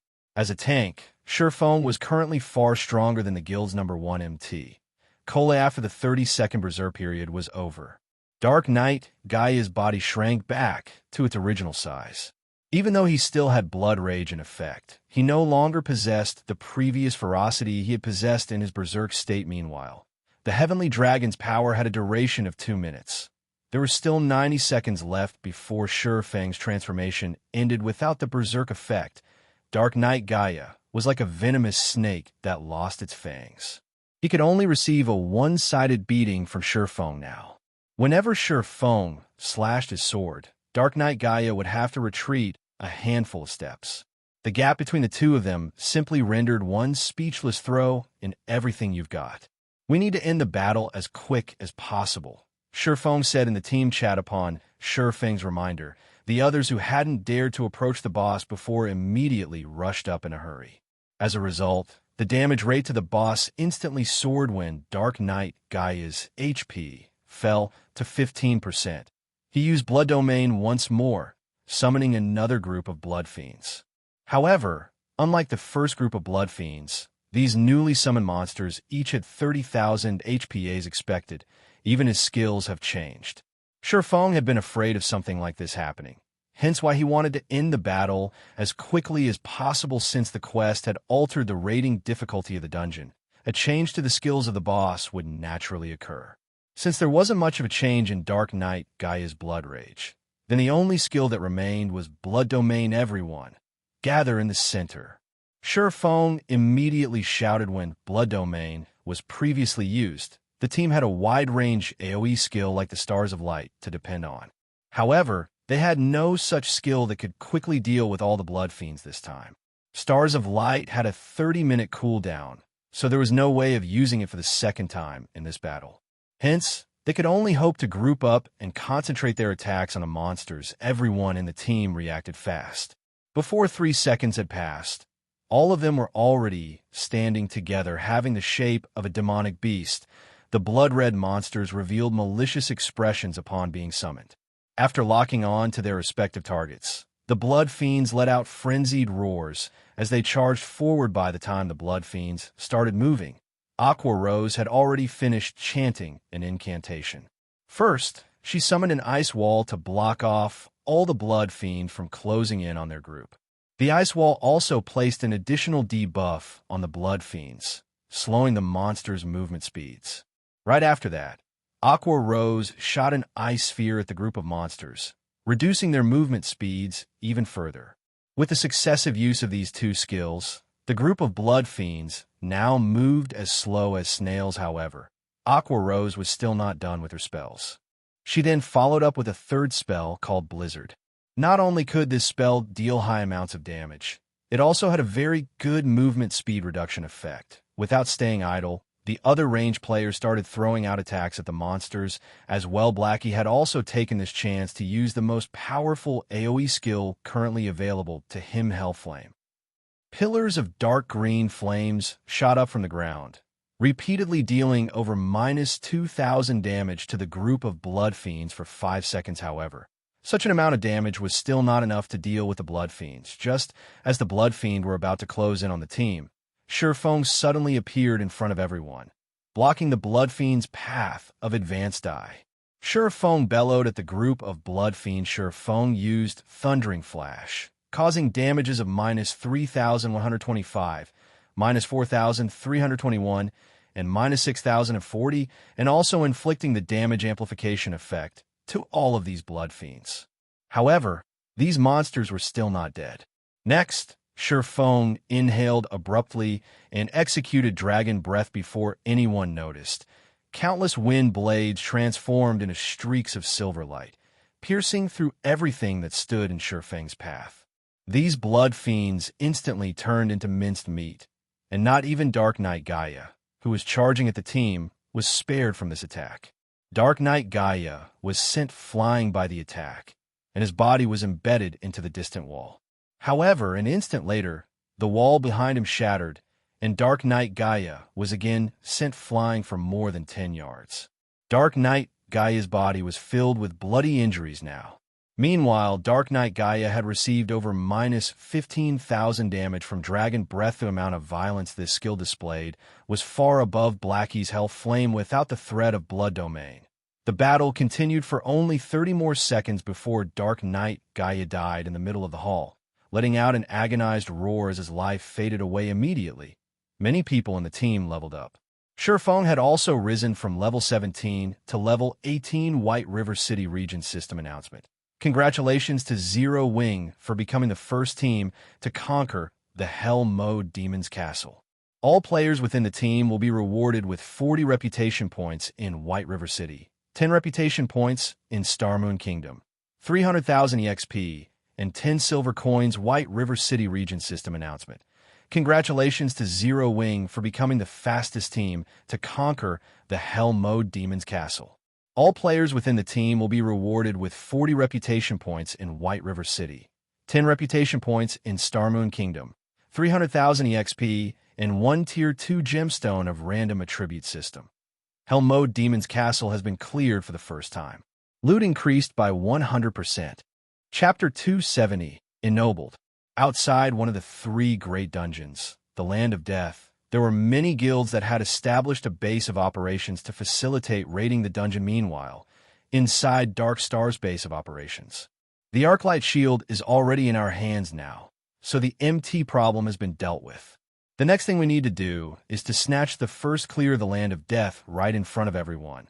Lone Tyrant said in high spirits. Lone Tyrant had spent a lot of effort in order to acquire the Arclight shield. in order to quickly collect the required 30 gold coins. He had played the role of the gullible fool and purchased them an overpriced value of 700,000 credits. However, now that the actual item was in his hands, Darkstar would officially become the second guild in White River City to start raiding the hard mode of one of the 3 great dungeons previously. The main reason why Darkstar had been surpassed by Ouroboros was the insufficient strength of their MT. Now, however, the situation was different. With their newly acquired Arclight shield, Darkstar would be competing with Ouroboros on a level playing field as for the other guilds. Darkstar had no reason to be fearful of them, even if Zero Wing already had their own Arclight shields. They were only a recently established guild. They did not possess the backing required to raid the 3 great dungeons at this moment. However, a system announcement rang out. White River City Region System Announcement. Congratulations to Zero Wing for becoming the first team to conquer the Hell Mode Demon's Castle. All players within the team will be rewarded with 40 reputation points in White River City, 10 reputation points in Star Moon Kingdom, 300,000 EXP, and 10 silver coins. White River City Region System Announcement. Congratulations to Zero Wing for becoming the fastest team to conquer the Hell Mode Demon's Castle. All players within the team will be rewarded with 40 reputation points in White River City, 10 reputation points in Star Moon Kingdom, 300,000 EXP, and 1 Tier 2 gemstone of random attribute. The announcement was repeated 3 times. Lone Tyrant was dumbfounded by this announcement. He was very clear about what sort of dungeon the Demon's Castle was. If not for the fact that the first clear of the 3 great dungeons was too important to them, Darkstar would have long since started raiding the Demon's Castle. However, Zero Wing had gotten the drop on them and secretly taken the first clear of the Demon's Castle. Moreover, it was the first clear of the Hell Mode Demon's Castle. Currently, Ouroboros was the only guild in White River City that could successfully raid a 20-man hard mode dungeon.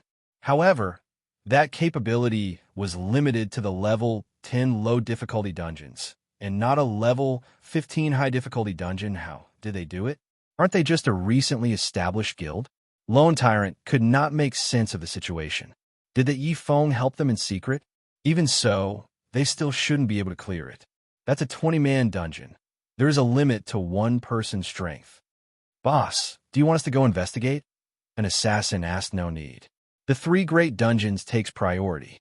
Zero Wing has only obtained the first clear of the Demon's Castle.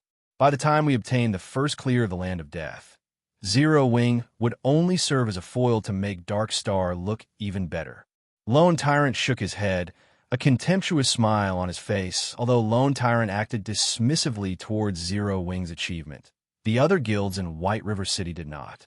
In addition, the independent players in White River City were also greatly astonished by Zero Wing's achievement before. Not everyone felt that Zero Wing really deserved to be ranked as one of the top 6 guilds of White River City. After all, the only real achievement of the guild was its monopoly of the top 8 positions on the ranking list. Nothing else about the guild was worth mentioning. Now that they had obtained the first clear of the Hell Mode Demon's Castle, it showed that dungeon raiding was no longer a weakness of Zero Wing. This situation had caused many gaming experts who were previously hesitant about joining Zero Wing to change their minds. The reason being, Zero Wing was the second guild in White River City to have successfully cleared a 20-man Hell Mode dungeon. Moreover, the dungeon they had cleared was a level 15 dungeon, the highest level dungeon that players could currently enter. This showed that their strength had surpassed the other guilds by a large margin. Just as the players in White River City were fervently discussing this matter, Shurfang's team started distributing their spoils of war originally. Aside from the Hell Mode bosses of the 3 great dungeons, Dark Knight Gaia could be considered as the strongest boss below level 20. After receiving the frightening enhancement from Shurfang's quest, Dark Knight Gaia had become even stronger than the final boss of the Hell Mode of the 3 great dungeons. Hence, the loot he dropped would naturally be excellent. Dark Knight Gaia had dropped a total of 27 items, 9 weapons and equipment, 1 forging design, 1 tailoring design, 1 potion recipe, 1 cooking recipe, 3 precious production materials, 10 magic crystals, and 1 demon's heart. The last item was also Shurfang's quest item, this time around among the 9 weapons and equipment. 5 were of dark gold rank, and all of them were items that could level up from level 15 all the way up to level 20.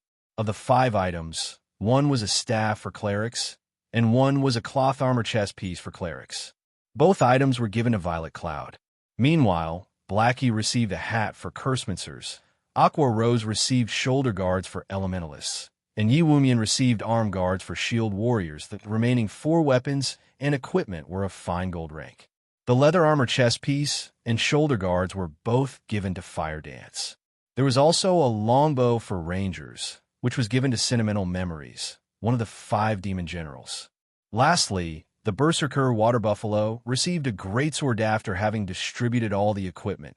The team's battle power greatly increased once again with such equipment. No other team in White River City could even hope to compare to Themas for the other items. Shurfong promptly kept them for himself with he got a good harvest this time. Shurfong felt exhilarated when he looked at the designs and recipes in his bag in the hands of others. These items would only be worth a small sum of money.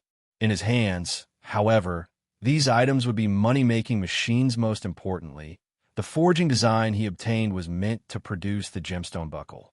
This item could allow players to equip an additional gemstone onto equipment that were of bronze rank or above. Meanwhile, players could apply up to 3 gemstone buckles on their characters, meaning they could have up to 3 additional gemstones. The value of this item was no less than the advanced whetstone. As for the other recipes and designs, they were relatively valuable as well. Only, they were not as valuable as the gemstone buckle. After leaving the demon's castle, Shurfong allowed everyone to go ahead with their own agendas while he headed to the City Hall of White River City. When Shurfong arrived at the reception room of the City Hall, the Tier 4 wizard Weissman was still as leisurely as he was before. Weissman currently stood by the window, a peaceful expression on his face as he observed the plaza outside the City Hall. Young man, you're here. I've already heard about your achievements from that little girl, Charlene. Before Shurfong had even entered the room, Weissman had already detected his presence. At this time, Weissman moved away from the window and walked towards Shurfong. He then nodded his head, a smile on his face as he said, "Not bad. Truly not bad at all. I never imagined a day would come when this old man would misjudge somebody. Ha ha ha. Not only have you slain Gaia, you have also saved the entire White River City. I don't even know how I should reward you for your efforts. How about this? With the power vested in me, from this day onwards, you are a Viscount of White River City. With your strength, I believe you should be able to protect that place. Take this Blacksteel's contract here and head over to that place then." System: Unique Quest Demon's Heart. Completed quest rewards. Position of Viscount in White River City. Blacksteel's contract, 500,000 EXP, 50 free mastery points, and 2 gold coins. Shurfong was momentarily dumbfounded by the unexpected rewards. These rewards were simply too bountiful, especially the position of Viscount. In the entire White River City, perhaps only Shurfong would understand the importance of this position, right? I nearly forgot to mention that little girl, Charlene, said she has some matters that she needs to speak with you about. She is at the Stargazing Tower right now. If you have nothing else to do, you should go see that little girl. You don't want to miss out on a rare opportunity," Weissman said, giving Shurfong a meaningful smile. Chapter 271, Guild Residence. Lady Charlene is looking for me. A bad premonition stirred in Shurfang's mind. Shurfong had a very good understanding of Charlene's personality. She was definitely the type of person that would not act out of altruism, and Shurfong couldn't help but wonder just which item on him Charlene had her eye on again. Forget it. It's better if I just go and see what she has in store for me, Shurfong decided after giving it some thought. Although Charlene was a money grubber, he had always received a great harvest every time they met. This time, Charlene might give him some advanced quest again. If the quest rewards were good, he would consider giving it a try. However, the Stargazing Tower was located in Blackwing City, and this situation puzzled Shurfong greatly. Since when had Charlene run all the way to Blackwing City? If Shurfong had not known the location of the Stargazing Tower, he would have definitely wasted much of his time blindly searching for Charlene in White River City. Moreover, it was not easy to go to Blackwing City. Without the appropriate pass, players would find it impossible to go there at all. To put it simply, If any other player wished to meet with Charlene, it would be a very difficult endeavor. Fortunately, it was a simple task for Surefeng. Although he had already depleted the number of uses on the 7 Luminaries gemstone, his pass to Blackwing City, Aqua Rose still had a few Blackwing passes of her own. On second thought, maybe I should postpone meeting up with Charlene. Based on Surefeng's many years of experience campaigning in God's domain, the quest that he could trigger by going to Blackwing City would definitely not be simple. He also had many things he needed to do right now, so it was better for him to just push this matter to a later time. After leaving the city hall, Surefeng called for Aqua Rose and Fire Dance to meet up with him. They then headed towards the Purple Sun Mansion, located in the trade area of White River City. The Purple Sun Mansion was originally the official residence of a count. However, this count had mysteriously disappeared inside the Purple Sun Mansion over half a century ago. In the following decades, every new owner of the residence would also mysteriously disappear overnight. An answer was never found for their disappearance, and ultimately, the residence was sealed by the city more than a decade ago. Moreover, the city had even stationed guards in front of the residence, preventing anyone from entering the place. It went without saying that the area the Purple Sun Mansion occupied, as the official residence of a count, was one of the largest within the trade area of White River City. Even though Surefeng was now a Viscount, the personal land he could purchase would be less than a third of the Purple Sun Mansion guild leader. Why did you bring us to this abandoned residence?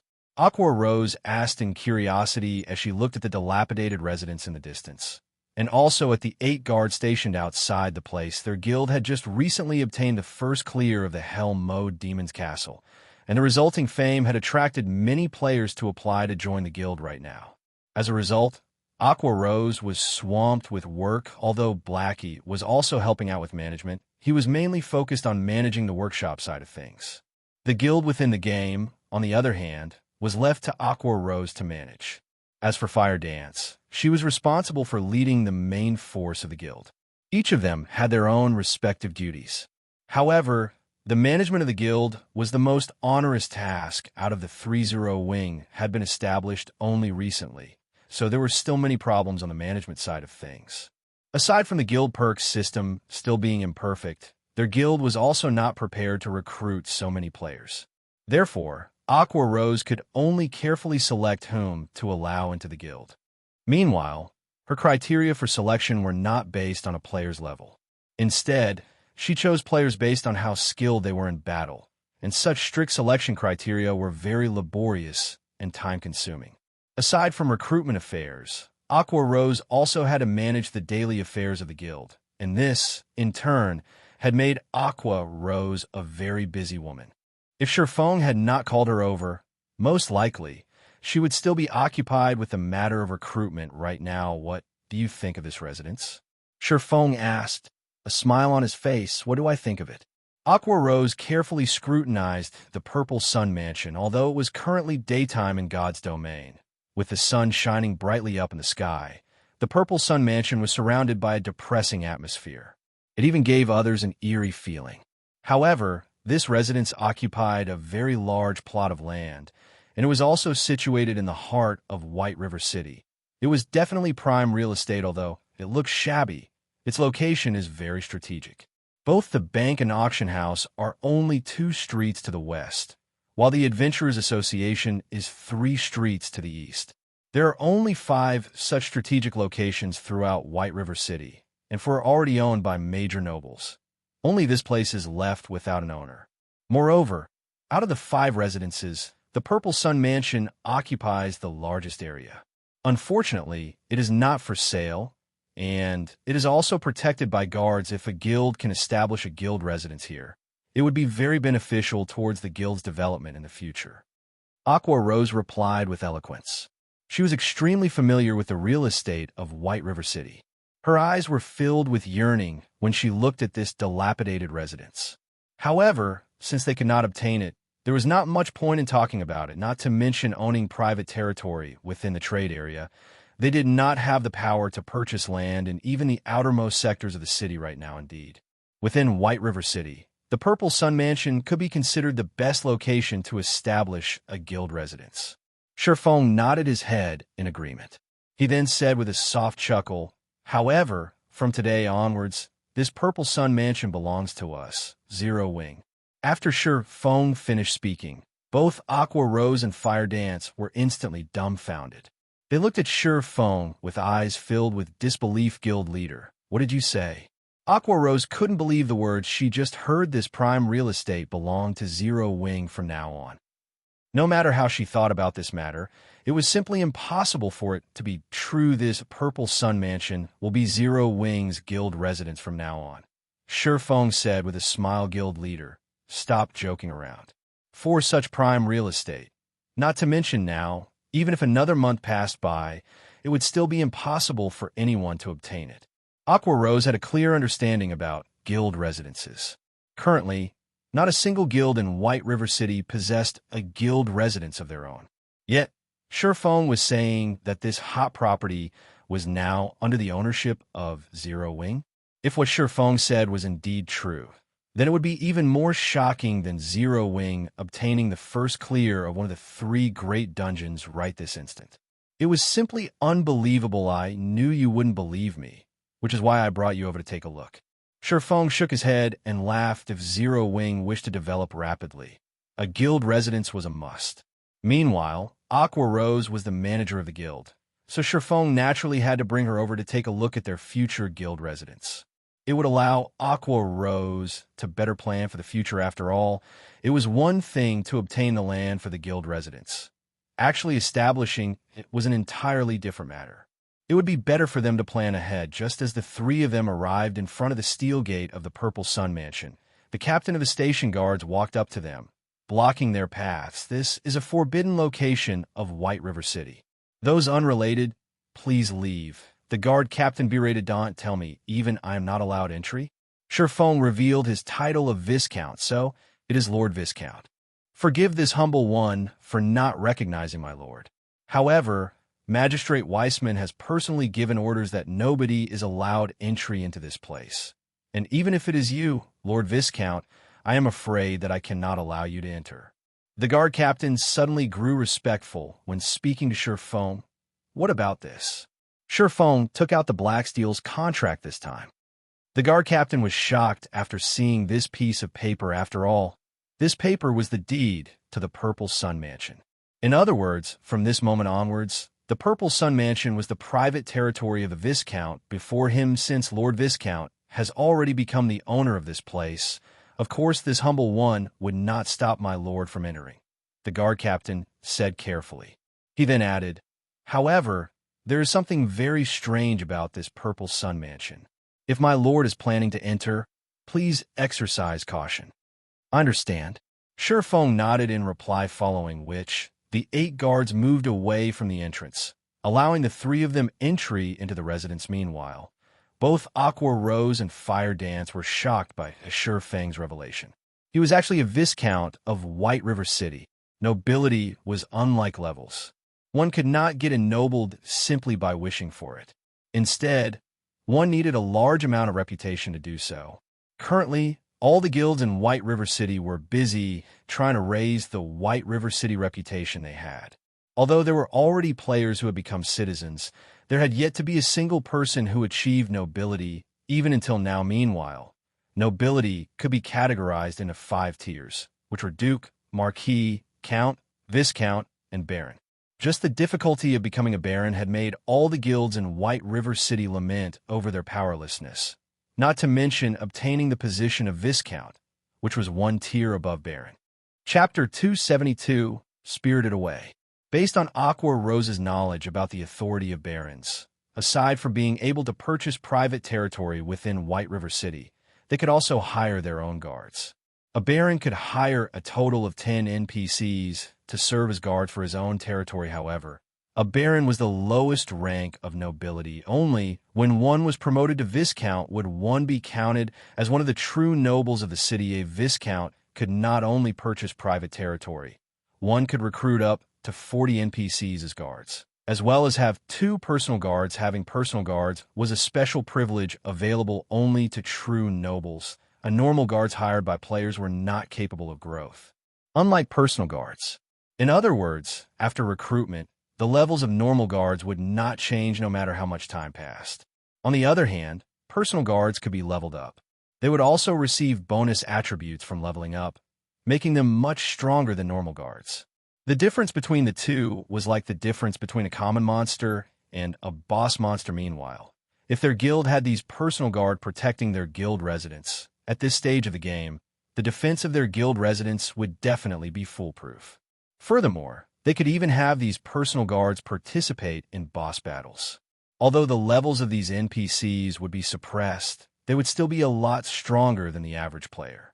With these personal guards, Zero Wing would have a greater advantage over other guilds when contesting for field bosses. Thinking up to this point, Aqua Rose couldn't help but reevaluate her opinion of Sure Feng, once again guild leader. The more I get to know you, the less I actually understand about you.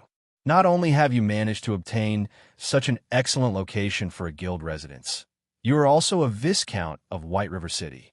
If other guilds were to find out about this matter, they would definitely go insane. Aqua Rose giggled, blinking her shining large eyes. Indeed, they will definitely hunt me down like maniacs. Sure Feng laughed. The moment a guild possessed their own residence, they would be like a seedling that had finally set down roots. They would no longer be at the mercy of the winds and rain. Only by growing roots could a plant thrive and have the possibility to grow into a towering tree. In the past, a player had once joked that a guild without their own guild residence was like a gang of mountain bandits, while a guild that had their own guild residence was like the lord of a region. The reason being, only with a guild residence could a guild gradually perfect the many benefits they provided. It was especially true for guild quests. At this stage of the game, as nobody possessed their own guild residence yet, the NPCs within the city were unable to privately publish quests to the guilds. Hence, players could only accept some daily quests from the Adventurers Association to earn guild reputation in comparison to the individual quests that players receive from the Adventurers Association. The private guild quests published by NPCs rewarded much higher guild reputation. If a guild was sufficiently powerful, there was even the possibility that a quest rewarding an epic ranked item would appear. Moreover, unlike at the Adventurers Association, the number of quests available to guild members was not just limited to 2 or 3. As long as a guild was sufficiently powerful, there would be several hundreds, even thousands of guild quests being published in the guild residence every day. With so many quests available, players would be able to level up and upgrade their equipment more efficiently than if they were limited to grinding monsters. Also, statistical analysis made by professionals in the past showed that guilds with guild residences made at least double or even triple the amount of money of guilds without guild residences. Moreover, only with a guild residence would a guild officially have a stable source of income. The reason being, whenever a guild member completed a guild quest, the guild would automatically collect 15% of the quest reward as processing fee. The fees collected would then be stored inside the guild bank to serve as funding for the guild. This was the reason why guild residences were so important. The location of the guild residence was also very important, as this correlated to the number of guild quests a guild would receive. A newly established guild residence would be an unknown existence in White River City. To be precise, it would be unknown to the NPCs of White River City, and that anonymity would prevent many of these NPCs from commissioning quests with such newly established guild residences. If, however, a guild residence was established in a high-traffic location like the trade area, it would be easily noticed by NPCs. As a result, the number of quests the guild residents received would increase. Meanwhile, as the number of quests resolved by the guild increased, the fame of the guild among NPCs would also rise. And the number of NPCs willing to commission quests would also increase. In turn, such a snowball-like development speed would be unstoppable once it started. Hence, if the guilds in White River City were to find out about Zero Wing coming into possession of a guild residence, they would definitely hate Sure Feng down to the bone. Fortunately, Zero Wing had already grown past the stage of a fledgling guild. Unrated guilds would not dare to make an enemy out of Zero Wing. Only third-rate guilds or above would pose a threat. However, once Zero Wing officially establishes its guild residence, not even third-rate guilds would dare to become its enemies. While Sure Feng and Aqua Rose were having their merry discussion, the three of them arrived inside the main building of the Purple Sun Mansion after remaining vacant for over a decade. The interior of the mansion was fully covered in a layer of dust. Weeds could even be seen growing in certain locations inside the mansion. The interior of the building looked extremely dilapidated, as if it could collapse at any moment. Not to mention people. Even rats would not want to live in this place. It seems this place needs to be completely demolished and rebuilt, Feng said in heartache, as he swept a glance at the interior of the mansion for privately owned territories. Any expenditure spent on it had to come out from the owner's own pockets. However, not to mention building a guild hall meant for an entire guild, even the cost of building an ordinary house was insanely expensive. It was a price that no normal person could afford. Only a large guild with immense wealth could afford such a price. Guild leader. You're the wealthiest player in White River City, yet you're actually crying about being poor? Aqua Rose rolled her eyes at Feng. She knew for a fact that Feng had spent over 100 gold coins without even blinking when he bought the Arclight shield forging design. Feng could only shake his head and bitterly smile in reply to Aqua Rose's teasing. What Aqua Rose did not know was that a fee of 200 gold coins was required in order to construct even the most common guild hall. Meanwhile, such a guild hall only had a capacity of 500 players. If it were a guild hall with a capacity of 1,000 players, the construction fee would be 500 gold coins. With the area the Purple Sun Mansion occupied, Feng could build an advanced guild hall with a capacity of 3,000 players at the very least. However, the price tag for an advanced guild hall was 3,000 gold coins. 3,000 gold was an astronomical sum for any one guild. Even though Feng indeed had the ability to construct an advanced guild hall, he still had the burden of 30,000 gold from the Gospel Project quest bearing down on him. He dared not randomly spend his money. The only reason he had spent over 100 gold for the Arclight shield forging design was because he was confident of earning back the money through sales of the shields he produced. In the case of the guild hall, however, it was a one-way expenditure. Just as Feng's group arrived at a flight of stairs, Feng suddenly felt a gust of cold wind blowing over his face. He could also hear an indistinct voice whispering by his ears, as if calling him to descend the stairs instantly. Feng felt all the hairs on his body stand up. Without hesitation, Feng immediately unsheathed the abyssal blade and the demon bane, raising his 5 senses to their very limits. In this moment, he was fully prepared for any enemies that would show up. Aqua Rose and Fire Dance, on the other hand, reacted a tad slower than Feng.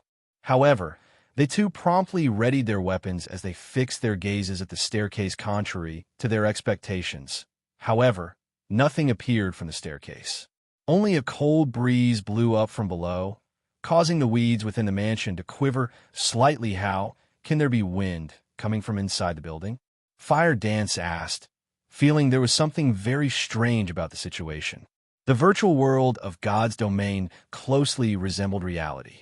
Meanwhile, their current location was the heart of the mansion. It was an enclosed space, so it should have been impossible for any wind to be present. Likewise, Feng also felt this matter was strange. However, according to Feng's knowledge, there was indeed something very strange about this Purple Sun Mansion. After all, it was a fact that every previous owner of the mansion had disappeared without a trace while staying inside the building. It was due to these disappearances that the inhabitants of White River City had nicknamed the building the Ghost Mansion. Even the Tier 4 wizard Weissman could not find a reason for the past owner's disappearances. The only solution he had was to send out a team of guards to prevent anyone from entering the mansion. Feng also had not learned anything about the Purple Sun Mansion in his past life. Hence, he could only rely on himself to resolve this matter only. He never expected to feel such a great pressure just by standing at the entrance of the staircase. It felt as if he was standing in front of a ferocious beast. Moreover, this kind of pressure had a sense of familiarity. However, Feng could not recall where he had felt this pressure before. The cold wind seems to be coming from the basement. Let's go have a look at it for now. Feng shook his head. He decided to first discover the source of this mysterious wind before making any further decisions. Chapter 273, Forgotten Lands. After entering the basement of the Purple Sun Mansion, Feng took a look around. Finding nothing special about the place, the entire room was empty. There was none of the cold wind from before. Neither was there the oppressive feeling that could shock even one's soul. There's nothing here? Were my senses playing tricks on me?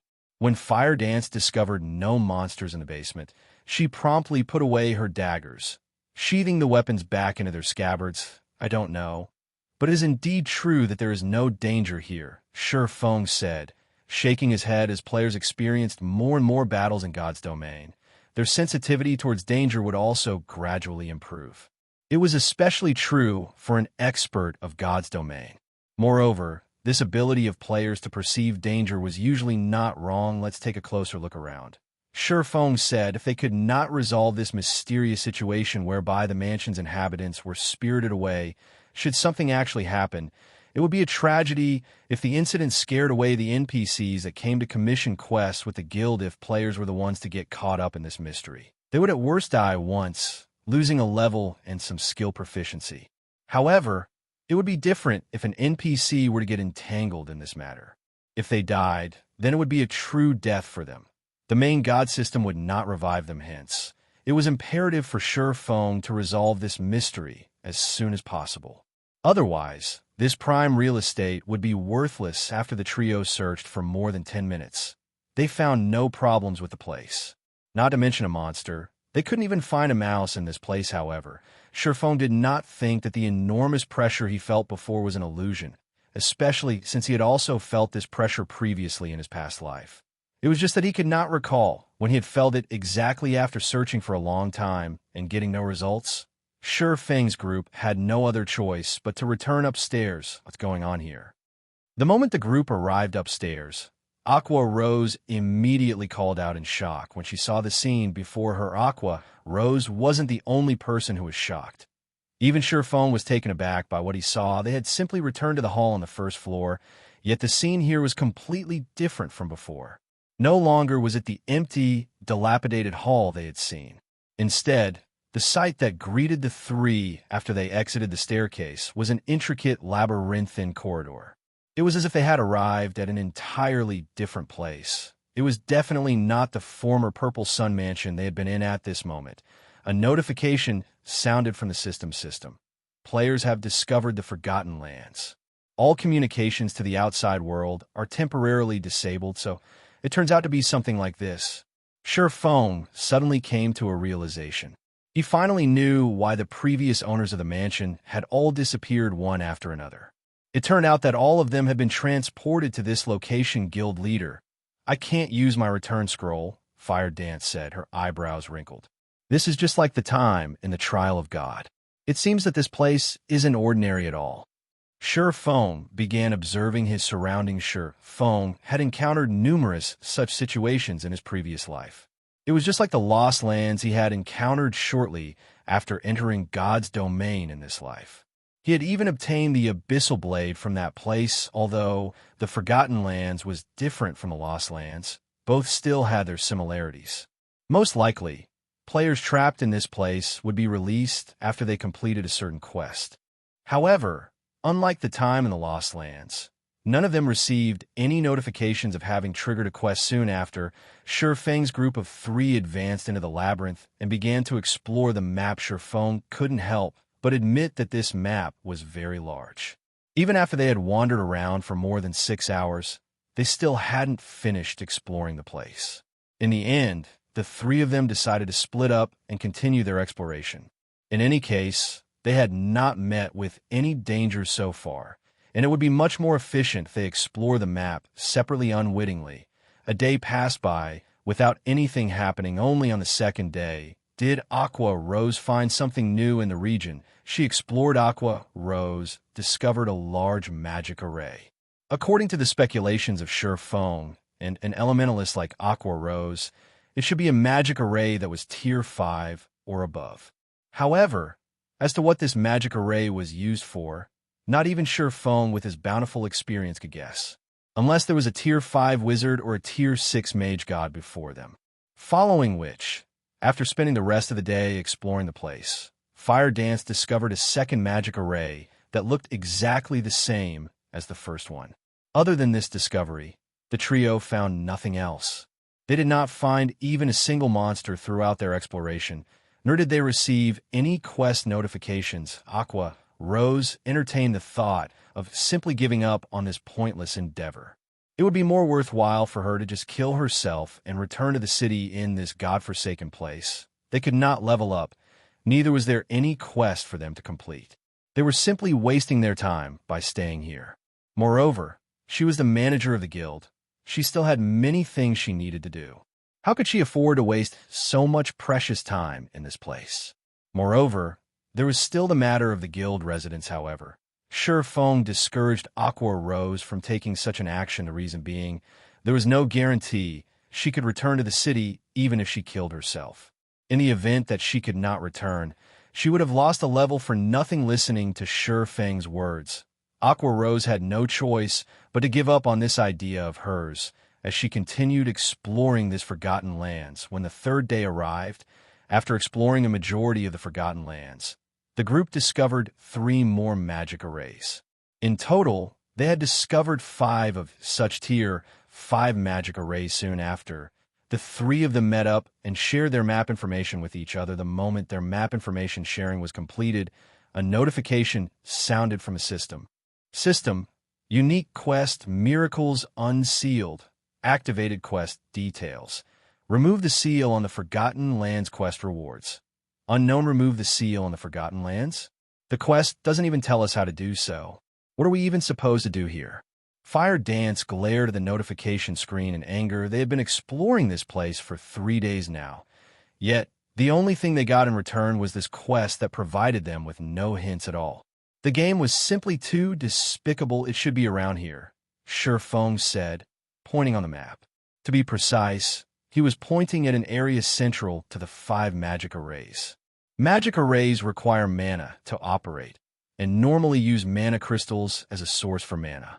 However, although the magic arrays were functioning properly when we discovered them, there was no sign of any mana crystals on site powering them. Moreover, these 5 magic arrays seem to be an integrated structure, so there should be a place where they draw their mana from. We've already explored the outskirts of the Forgotten Lands, and the only area we have yet to explore is the central region. There's a high possibility the power source for these magic arrays are situated in the central region. If we destroy the mana crystal there, we should be able to complete this quest. Guild leader, I never expected you to know so much about magic arrays. For a second there, I even thought you were an elementalist or a cursemancer, and not a swordsman at all. Aqua Rose said teasingly, just studied the topic by accident. There are plenty of books on magic arrays inside the library of White River City. After all, if you manage to read all the books inside the White River City library, you will definitely be more amazing than I am. Feng laughed. The library? I would like to go there, but I'll need a permit to do so. Guild leader, since you're the one who mentioned it, you have to take responsibility. Aqua Rose also knew the importance of the library. If an elementalist wished to learn more powerful spells, the best way to do so was at the library. Unfortunately, she lacked the permit to enter the library. The only choice she had now was to steadily raise her reputation in White River City. Okay, I'll get you a permit to the library after we leave this place. Feng shook his head and laughed again. As a demon hunter, he could obtain a permit to the library anytime he wanted. Moreover, now that he was a Viscount of White River City, as one of the true nobles of the city, he could easily obtain a handful of library emblems, following which the 3 of them ran towards the central region of the Forgotten Lands. 4 hours later, the trio arrived outside the central region. If they wished to enter the place, they needed to go through a very long, crystalline pathway. However, there was a giant 3-headed wolf made out of blue crystals blocking the entrance of the pathway, so there's a monster here after all. Fire Dance's eyes glowed with interest when she saw this 3-headed wolf. After several days of no combat, her hands were already itching for action.